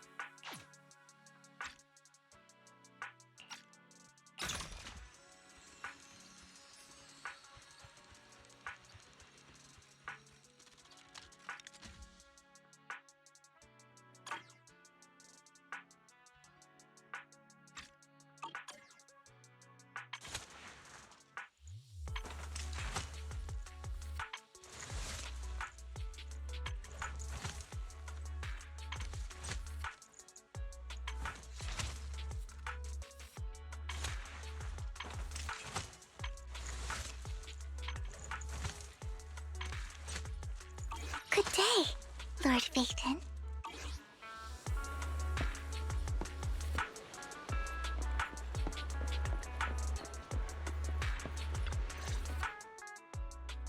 Ah, you've arrived.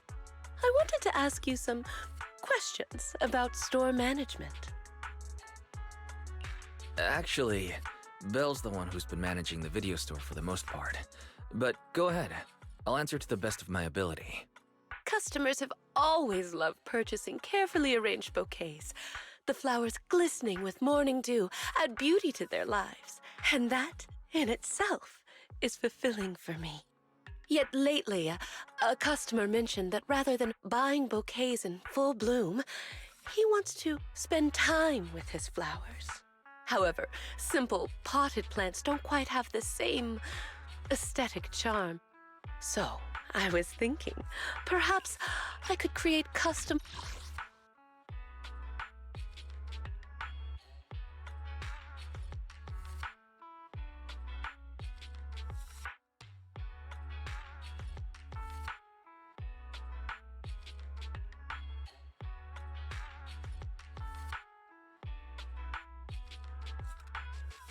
potted floral arrangements.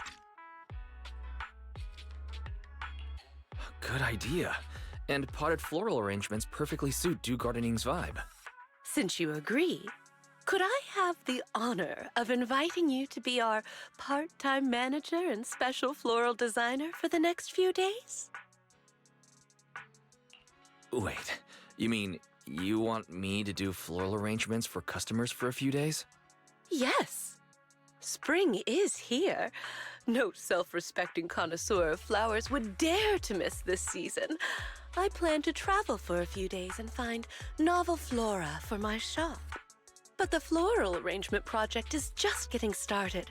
Pausing it now might let the customers down.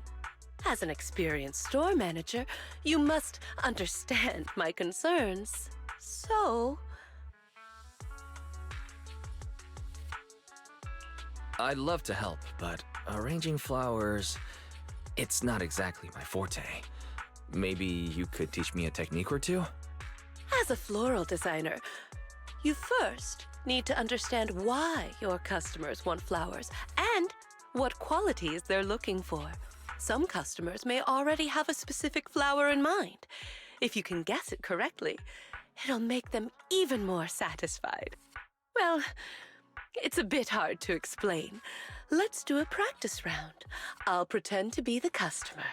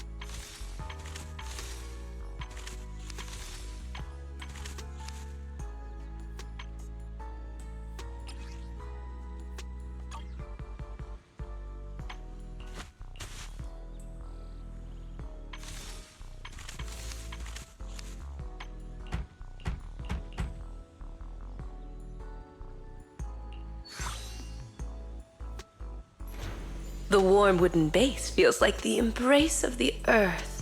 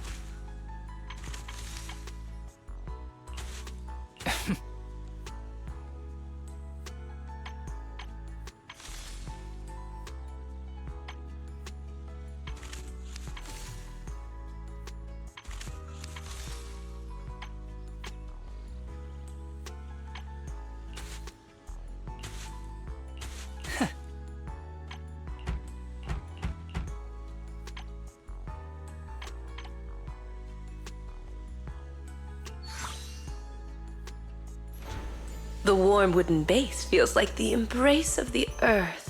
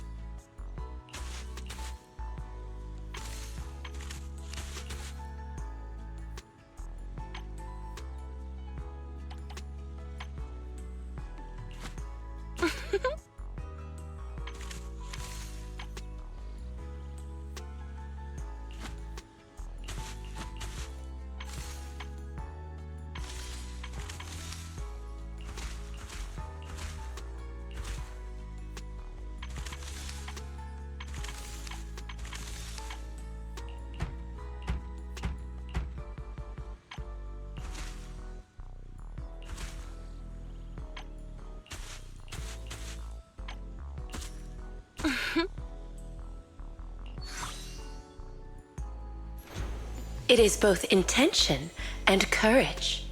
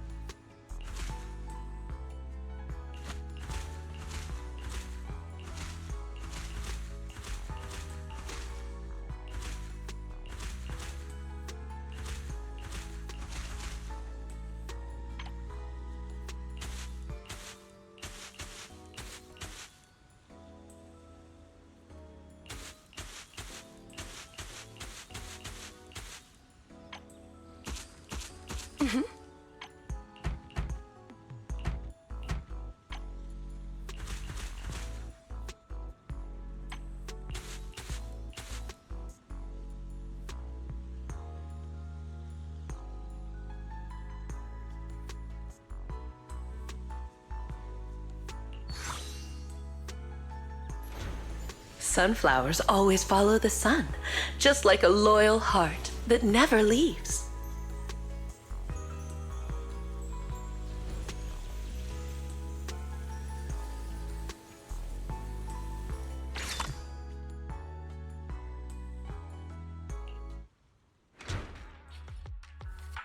You certainly do have a natural talent for this. No wonder Miss Orchidea was willing to hand her beloved dew gardening to you. You think I have talent, Rena? But I don't think I did anything particularly difficult. It's because you easily managed to convey both gentleness and treasured beauty in your work, and didn't find it difficult at all. So you indeed have talent. After all, talent and skill are different.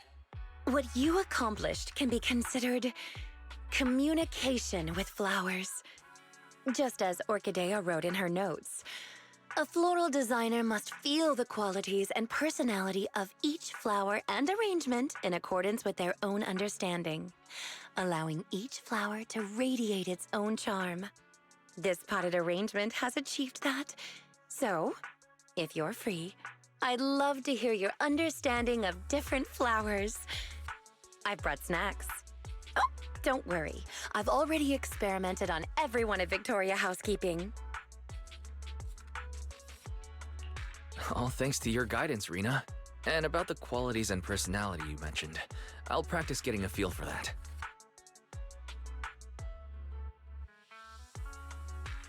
Oh, what a coincidence. Not only is my temporary manager here, but also an old friend of mine. A coincidence indeed. If I hadn't stayed to chat, I would have missed you, Miss Orchidea.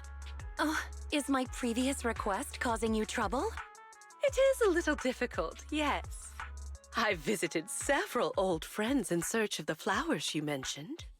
However, a flower that only blooms in an area that has been repeatedly ravaged by Hollow Zero and then restored, and looks similar to a symbiotic ethereal. No one's ever seen such a thing, let alone a tamed one. Lycon and I have been gathering intel as well, but without much success. Our client has failed to find any other way to get close to that gentleman.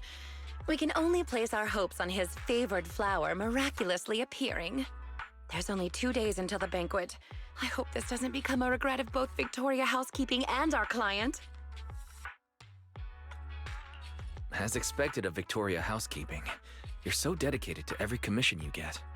Right. It's not easy maintaining a near-perfect completion record and reputation. I'll keep an eye out for you. Fortunately, I've already found a temporary manager who's highly reliable. You've seen Wise's work already, right, Rena? With such a brilliant floral designer here, there's nothing I need to worry about. Agreed. You are truly astute, Miss Orchidea. Then I'll thank you and our dear guide in advance then. The banquet still requires more preparations, Please, contact me if there are any new developments.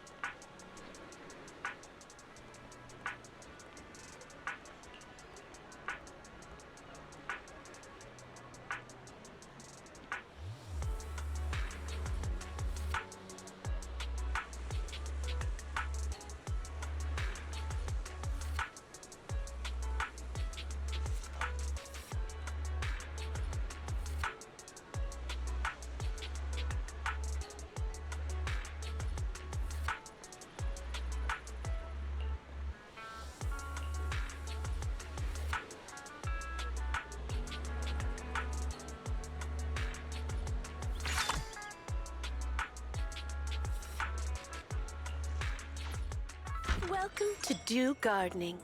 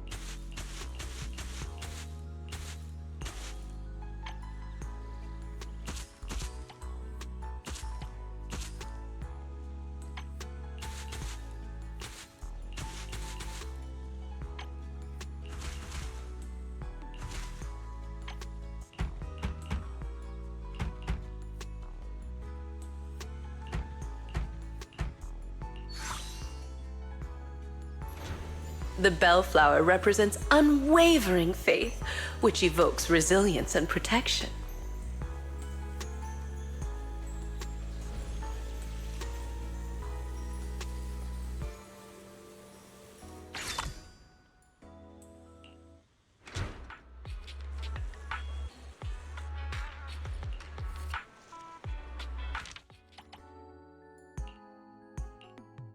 A bouquet to brighten your mood, don't you think?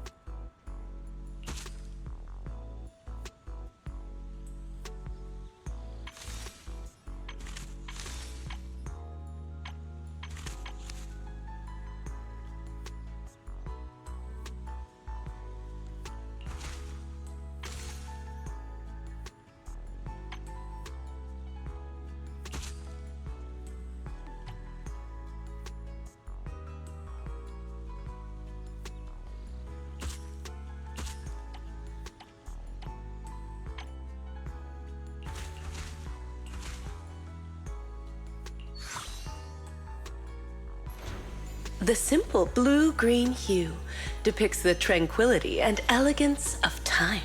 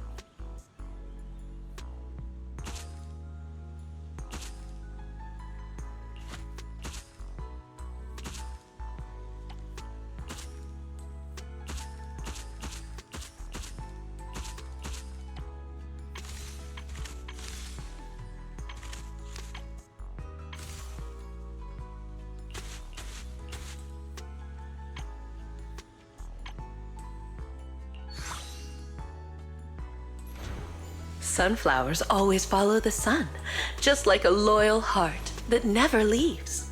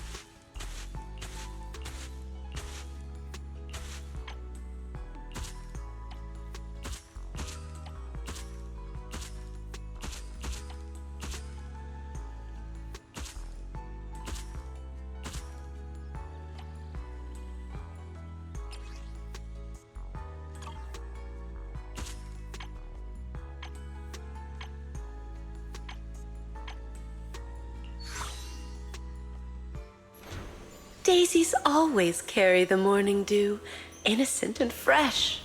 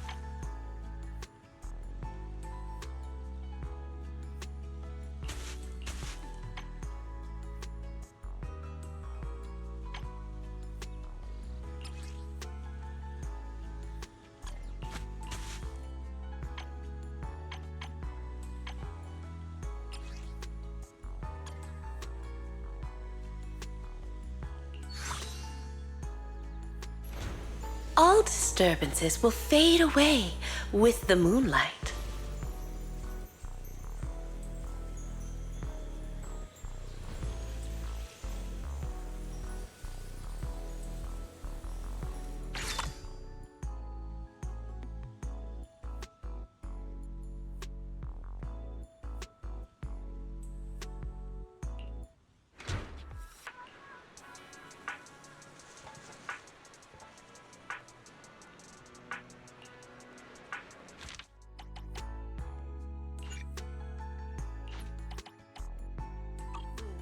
Don't you think?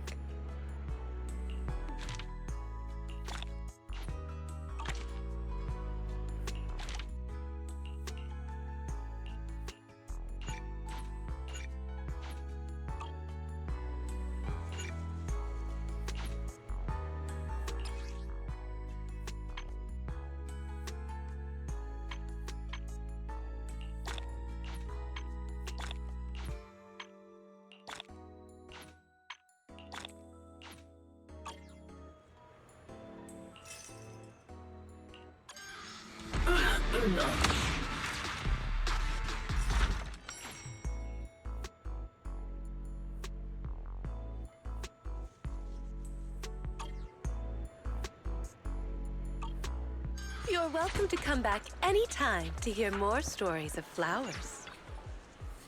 I hope you can find the flower that represents your feelings. Sometimes, simply looking at flowers is a healing experience, isn't it?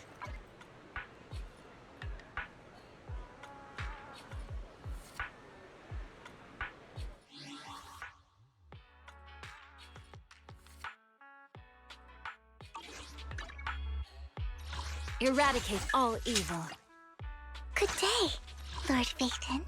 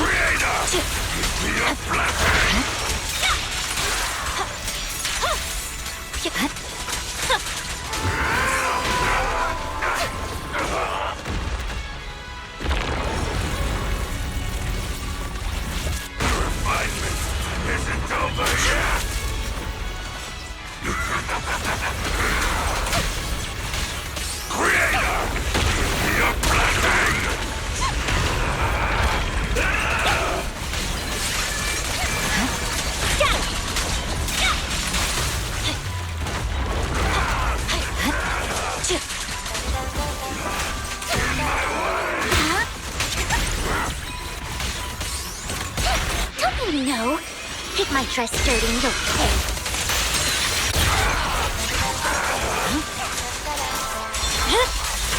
Weakling. I swear on my blade.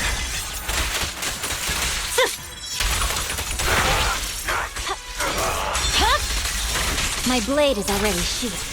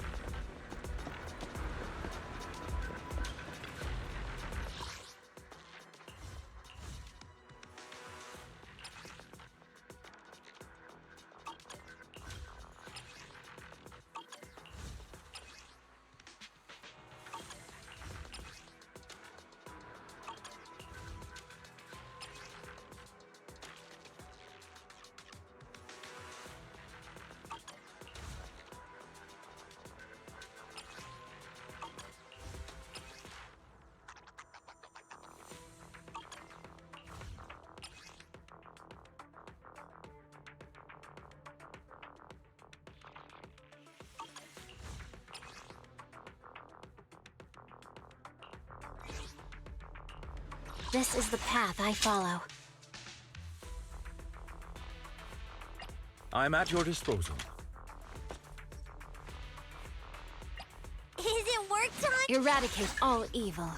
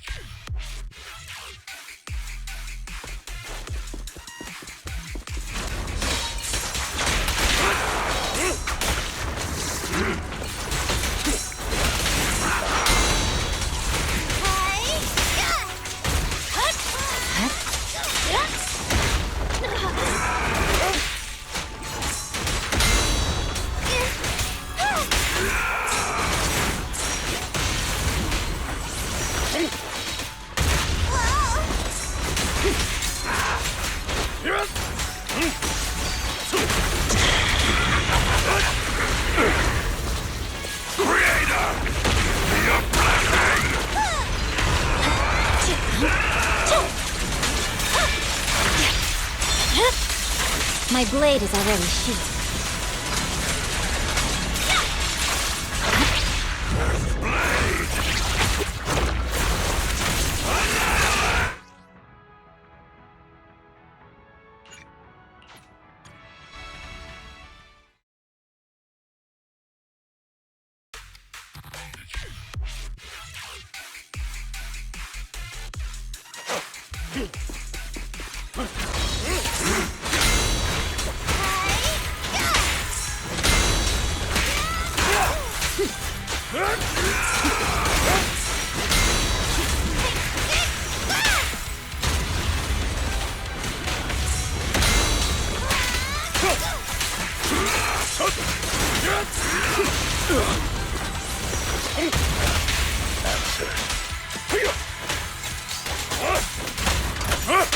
With this power, Around and stop! Cut through chaos.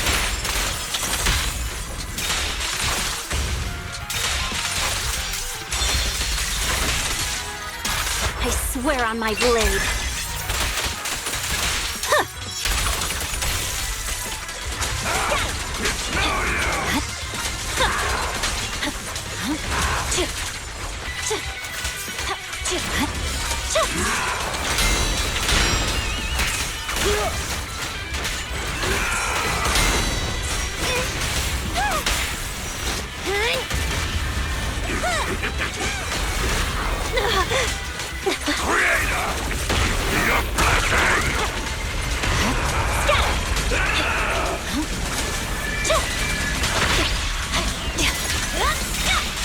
I'm unstoppable.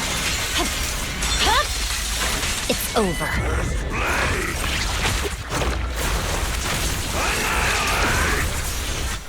your struggle is futile!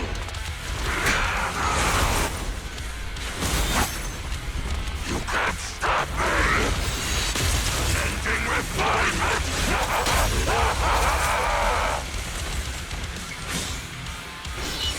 The cursed blade never dies!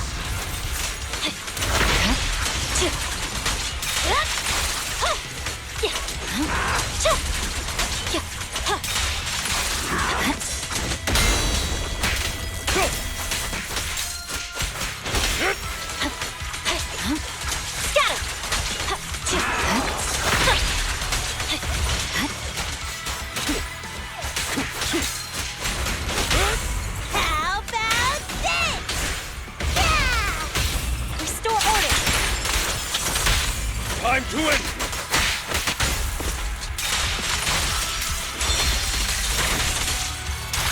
Purging slash. Yeah. Blade is already sheathed. For you, I'll eliminate any obstacle!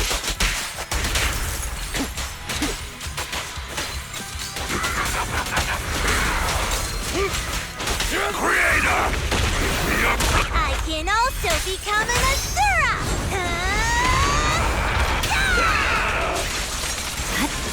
Scatter! Press forward. It's over.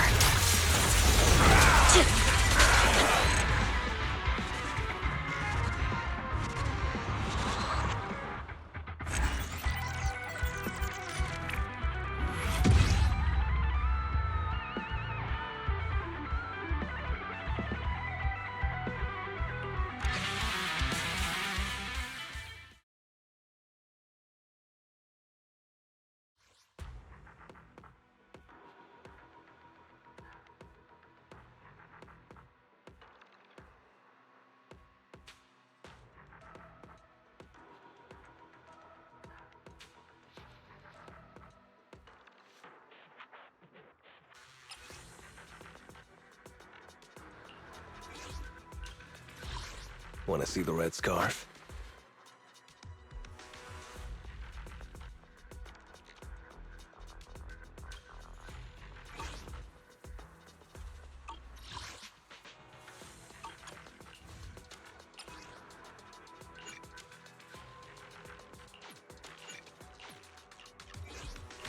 This is the... I'm here, so time for another win. Is it work time? Is food included? Eradicate all eat. My blade is ready.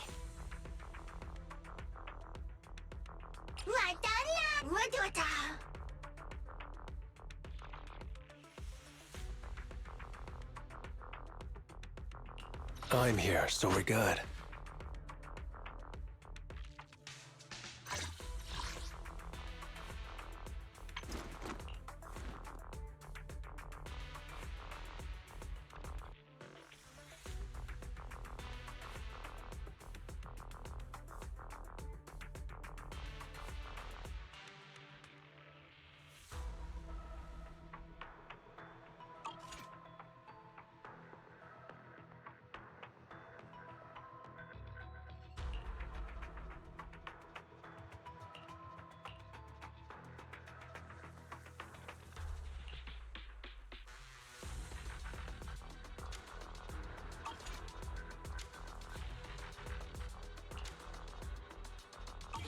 Kaku, ready! Get going.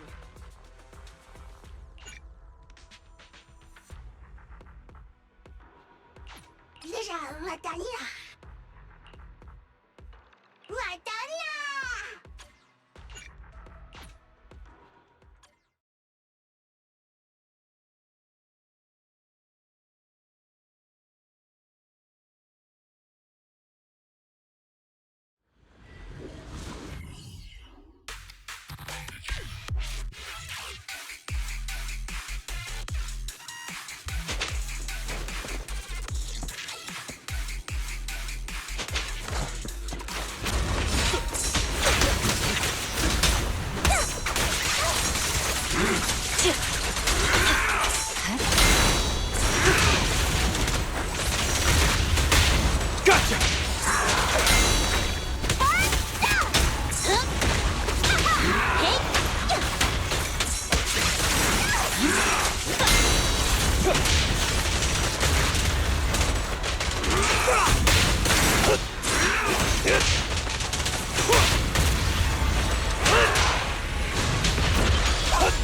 I pledge my honor!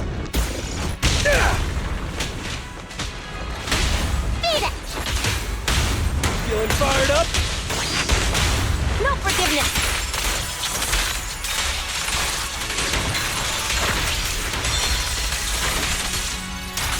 Victory, the only option! Huh.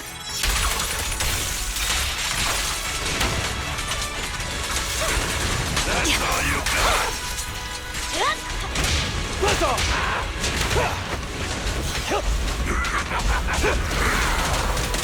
Creator! Your blessing!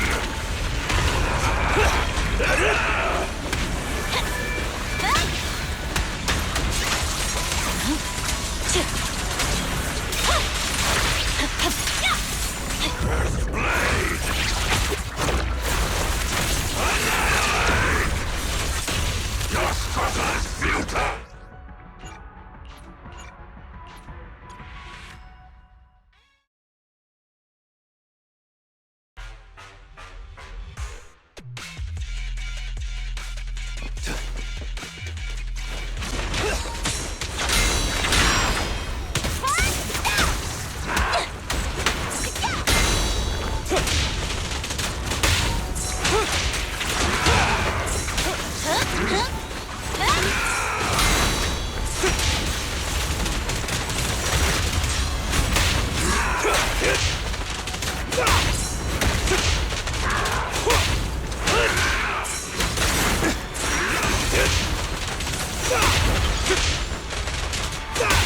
I pledge my honor!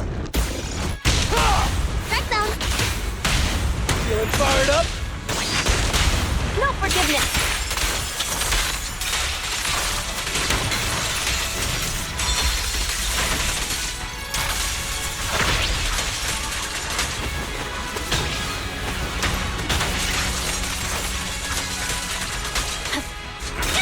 That's all you got! Creator!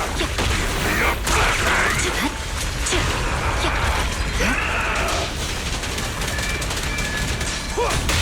I swear on my blade.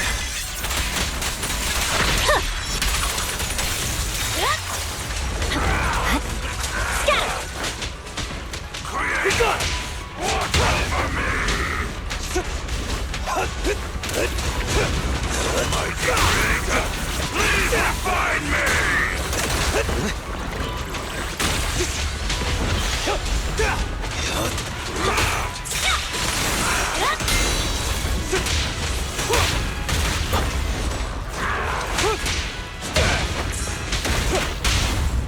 Shadowless blade. Only champions make history. I'll win and a home run!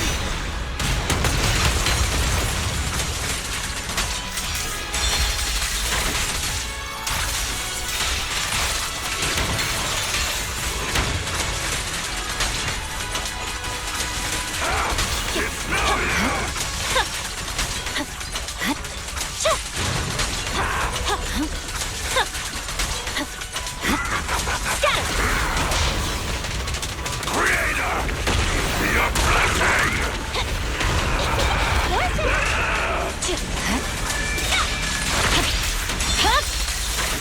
over.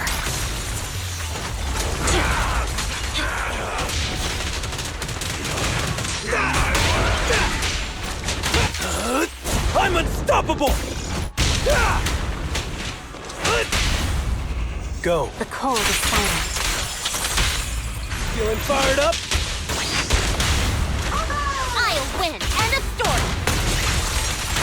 Victory. The only option.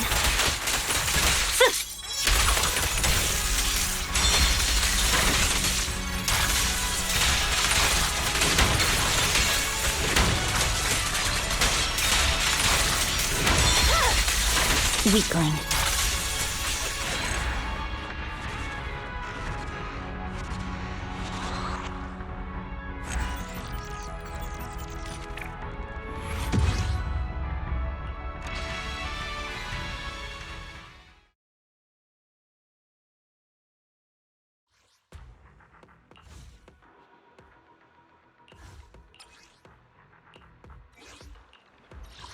Officer 148, Juyuan, ready. I'm at your disposal. Is the concert starting?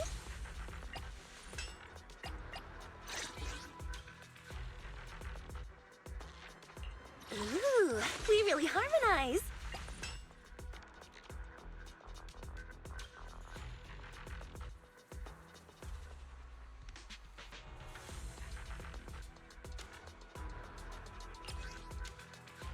I would never turn down Lord Phaethon.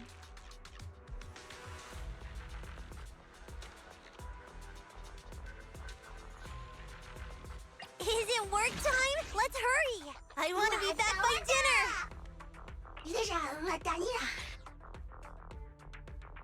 Good day, Lord Phaethon. Sokaku, ready!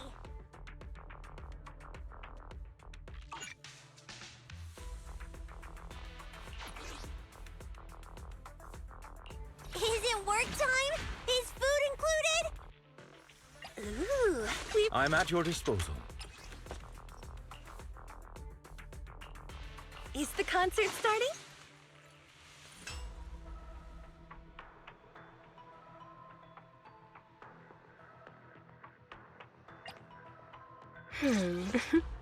I've been waiting for you.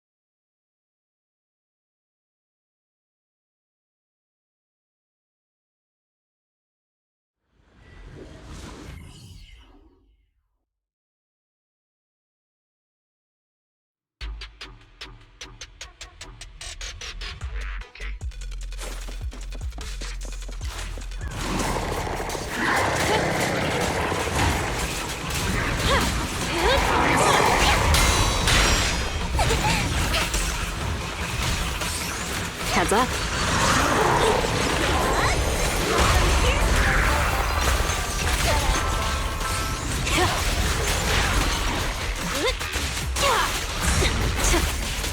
Don't underestimate me. Found your weakness.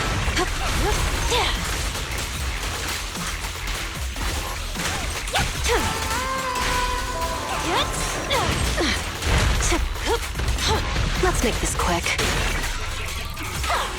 Oh, for Lord Phaethon! Hit him where it hurts.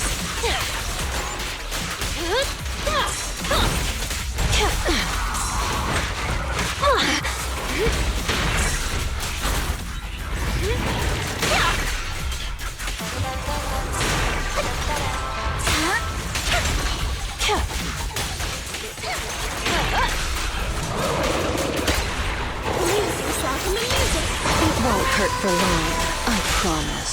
Leave Lord Satan alone! Notice me, Lord Satan. Found your weak. The final act begins now. Don't get sloppy. No escape. Don't underestimate me.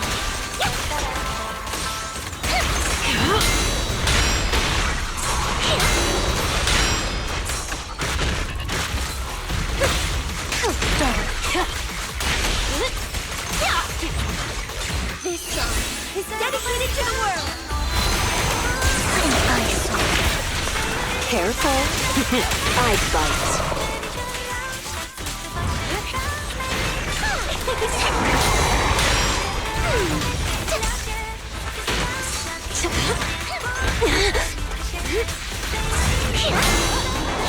Don't you know? Get my dress dirty and you'll pay. Hit him where it hurts. Here's a taste of the abyss.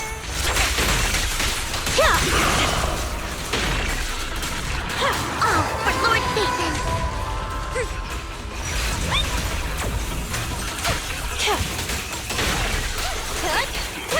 I'll make it painless. Out of my sight. Just give up.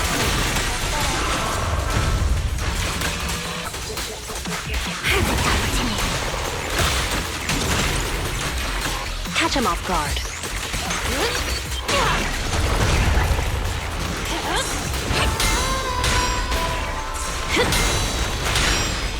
Don't underestimate me.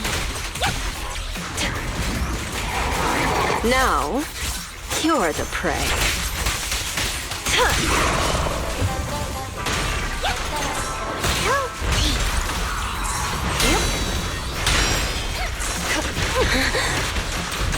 No escape.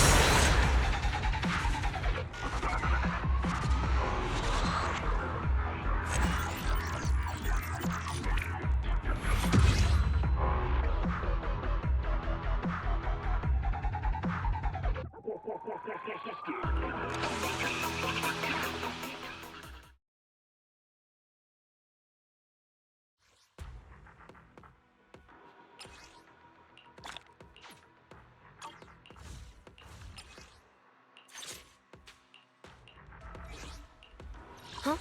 Is something the matter? Ready for combat. Pick me. Officer 148, Juyuan, ready. What the no? Knock off banana. What the?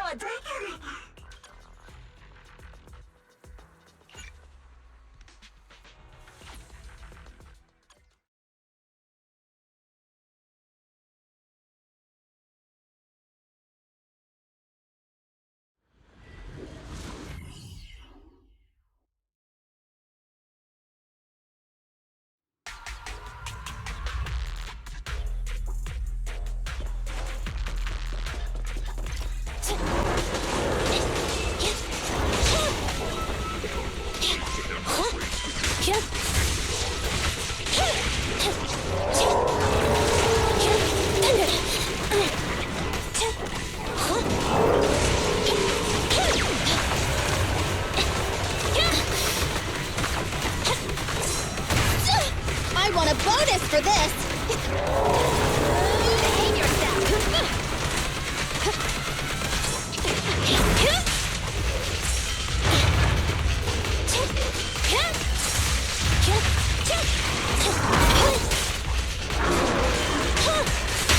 You asked for it! That's on target. Stand down! Surrender!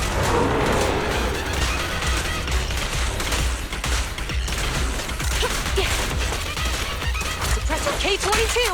Maximum firepower! Retargeting!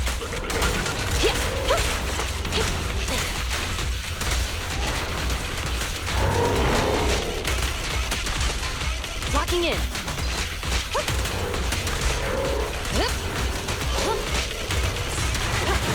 I've got your six.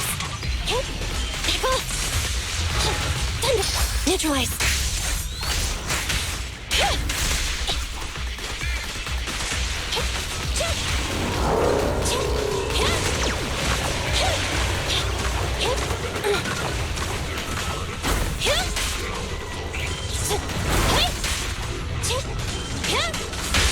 Stay where you are! Electro engine. Time to wrap things up! An opening!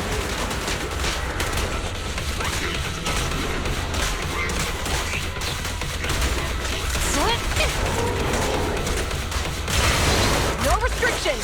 Fire it well!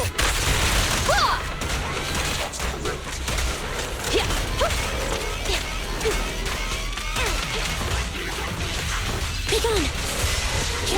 Thunder!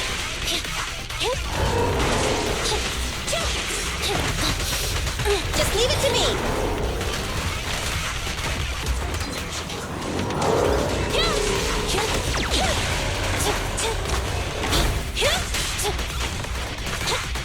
Bambi!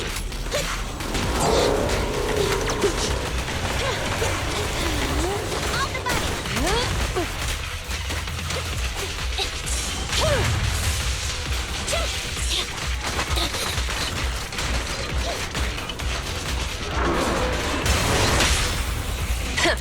Bullseye.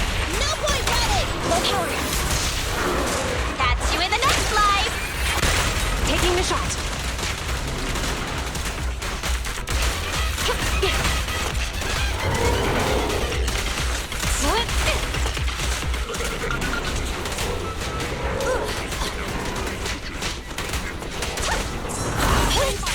Eliminating target.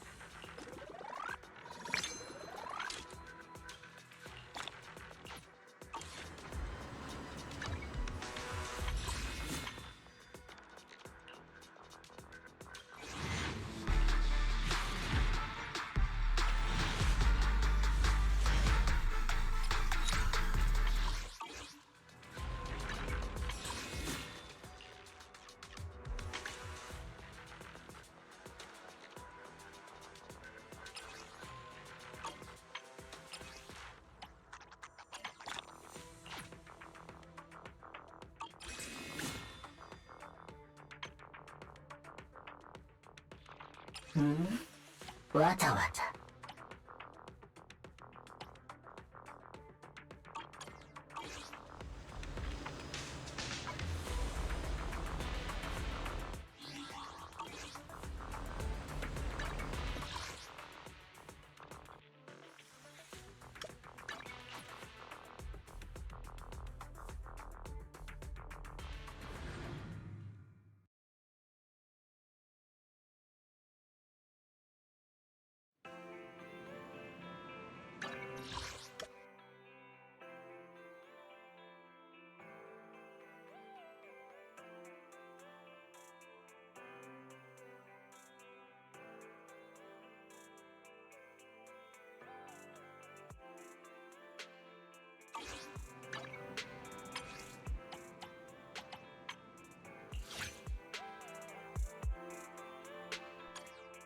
I'm glad you invited me along.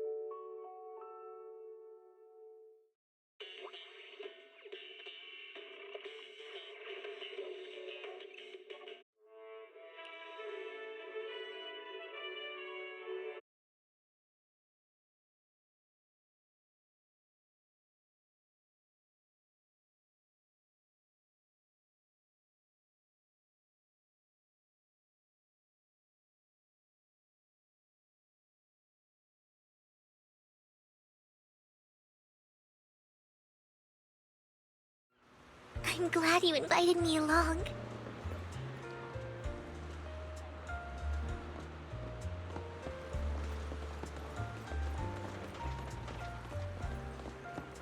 Please don't stay so far away from me.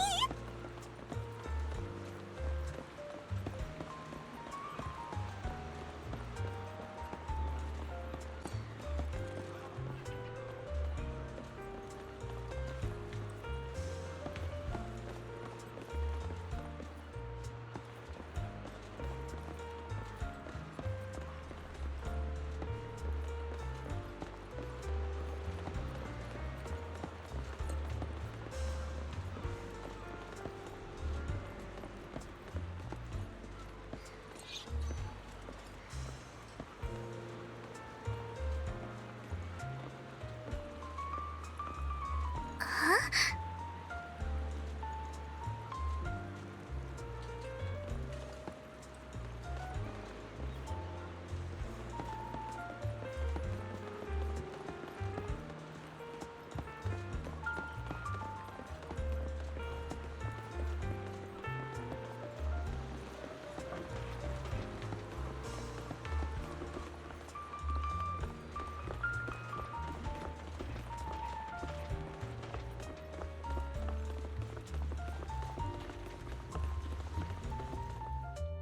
I adore seabirds.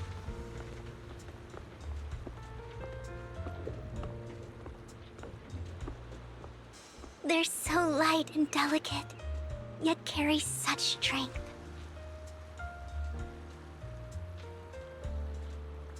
I once heard a story that every little seabird embarks on a journey to come of age.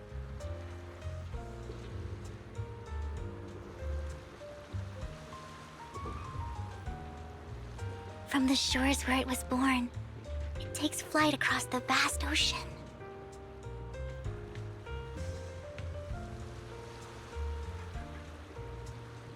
Only when it sees land again can it finally rest.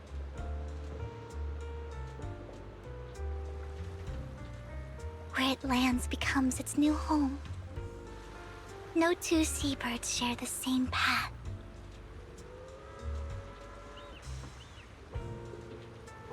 Some reach their destination in 3 or 4 days, while some 3 to 4 months.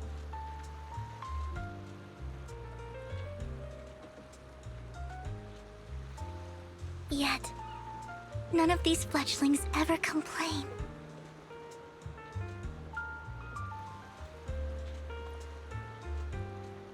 The path is uncertain, the destination unknown. They soar to great heights and skim the waters. Their hearts set on one place. They keep flying toward the destination with no hesitation.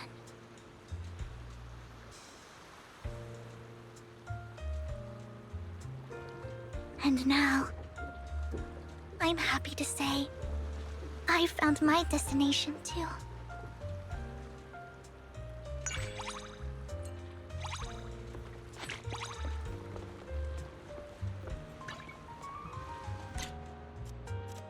A picture of me? Please, take as many as you want.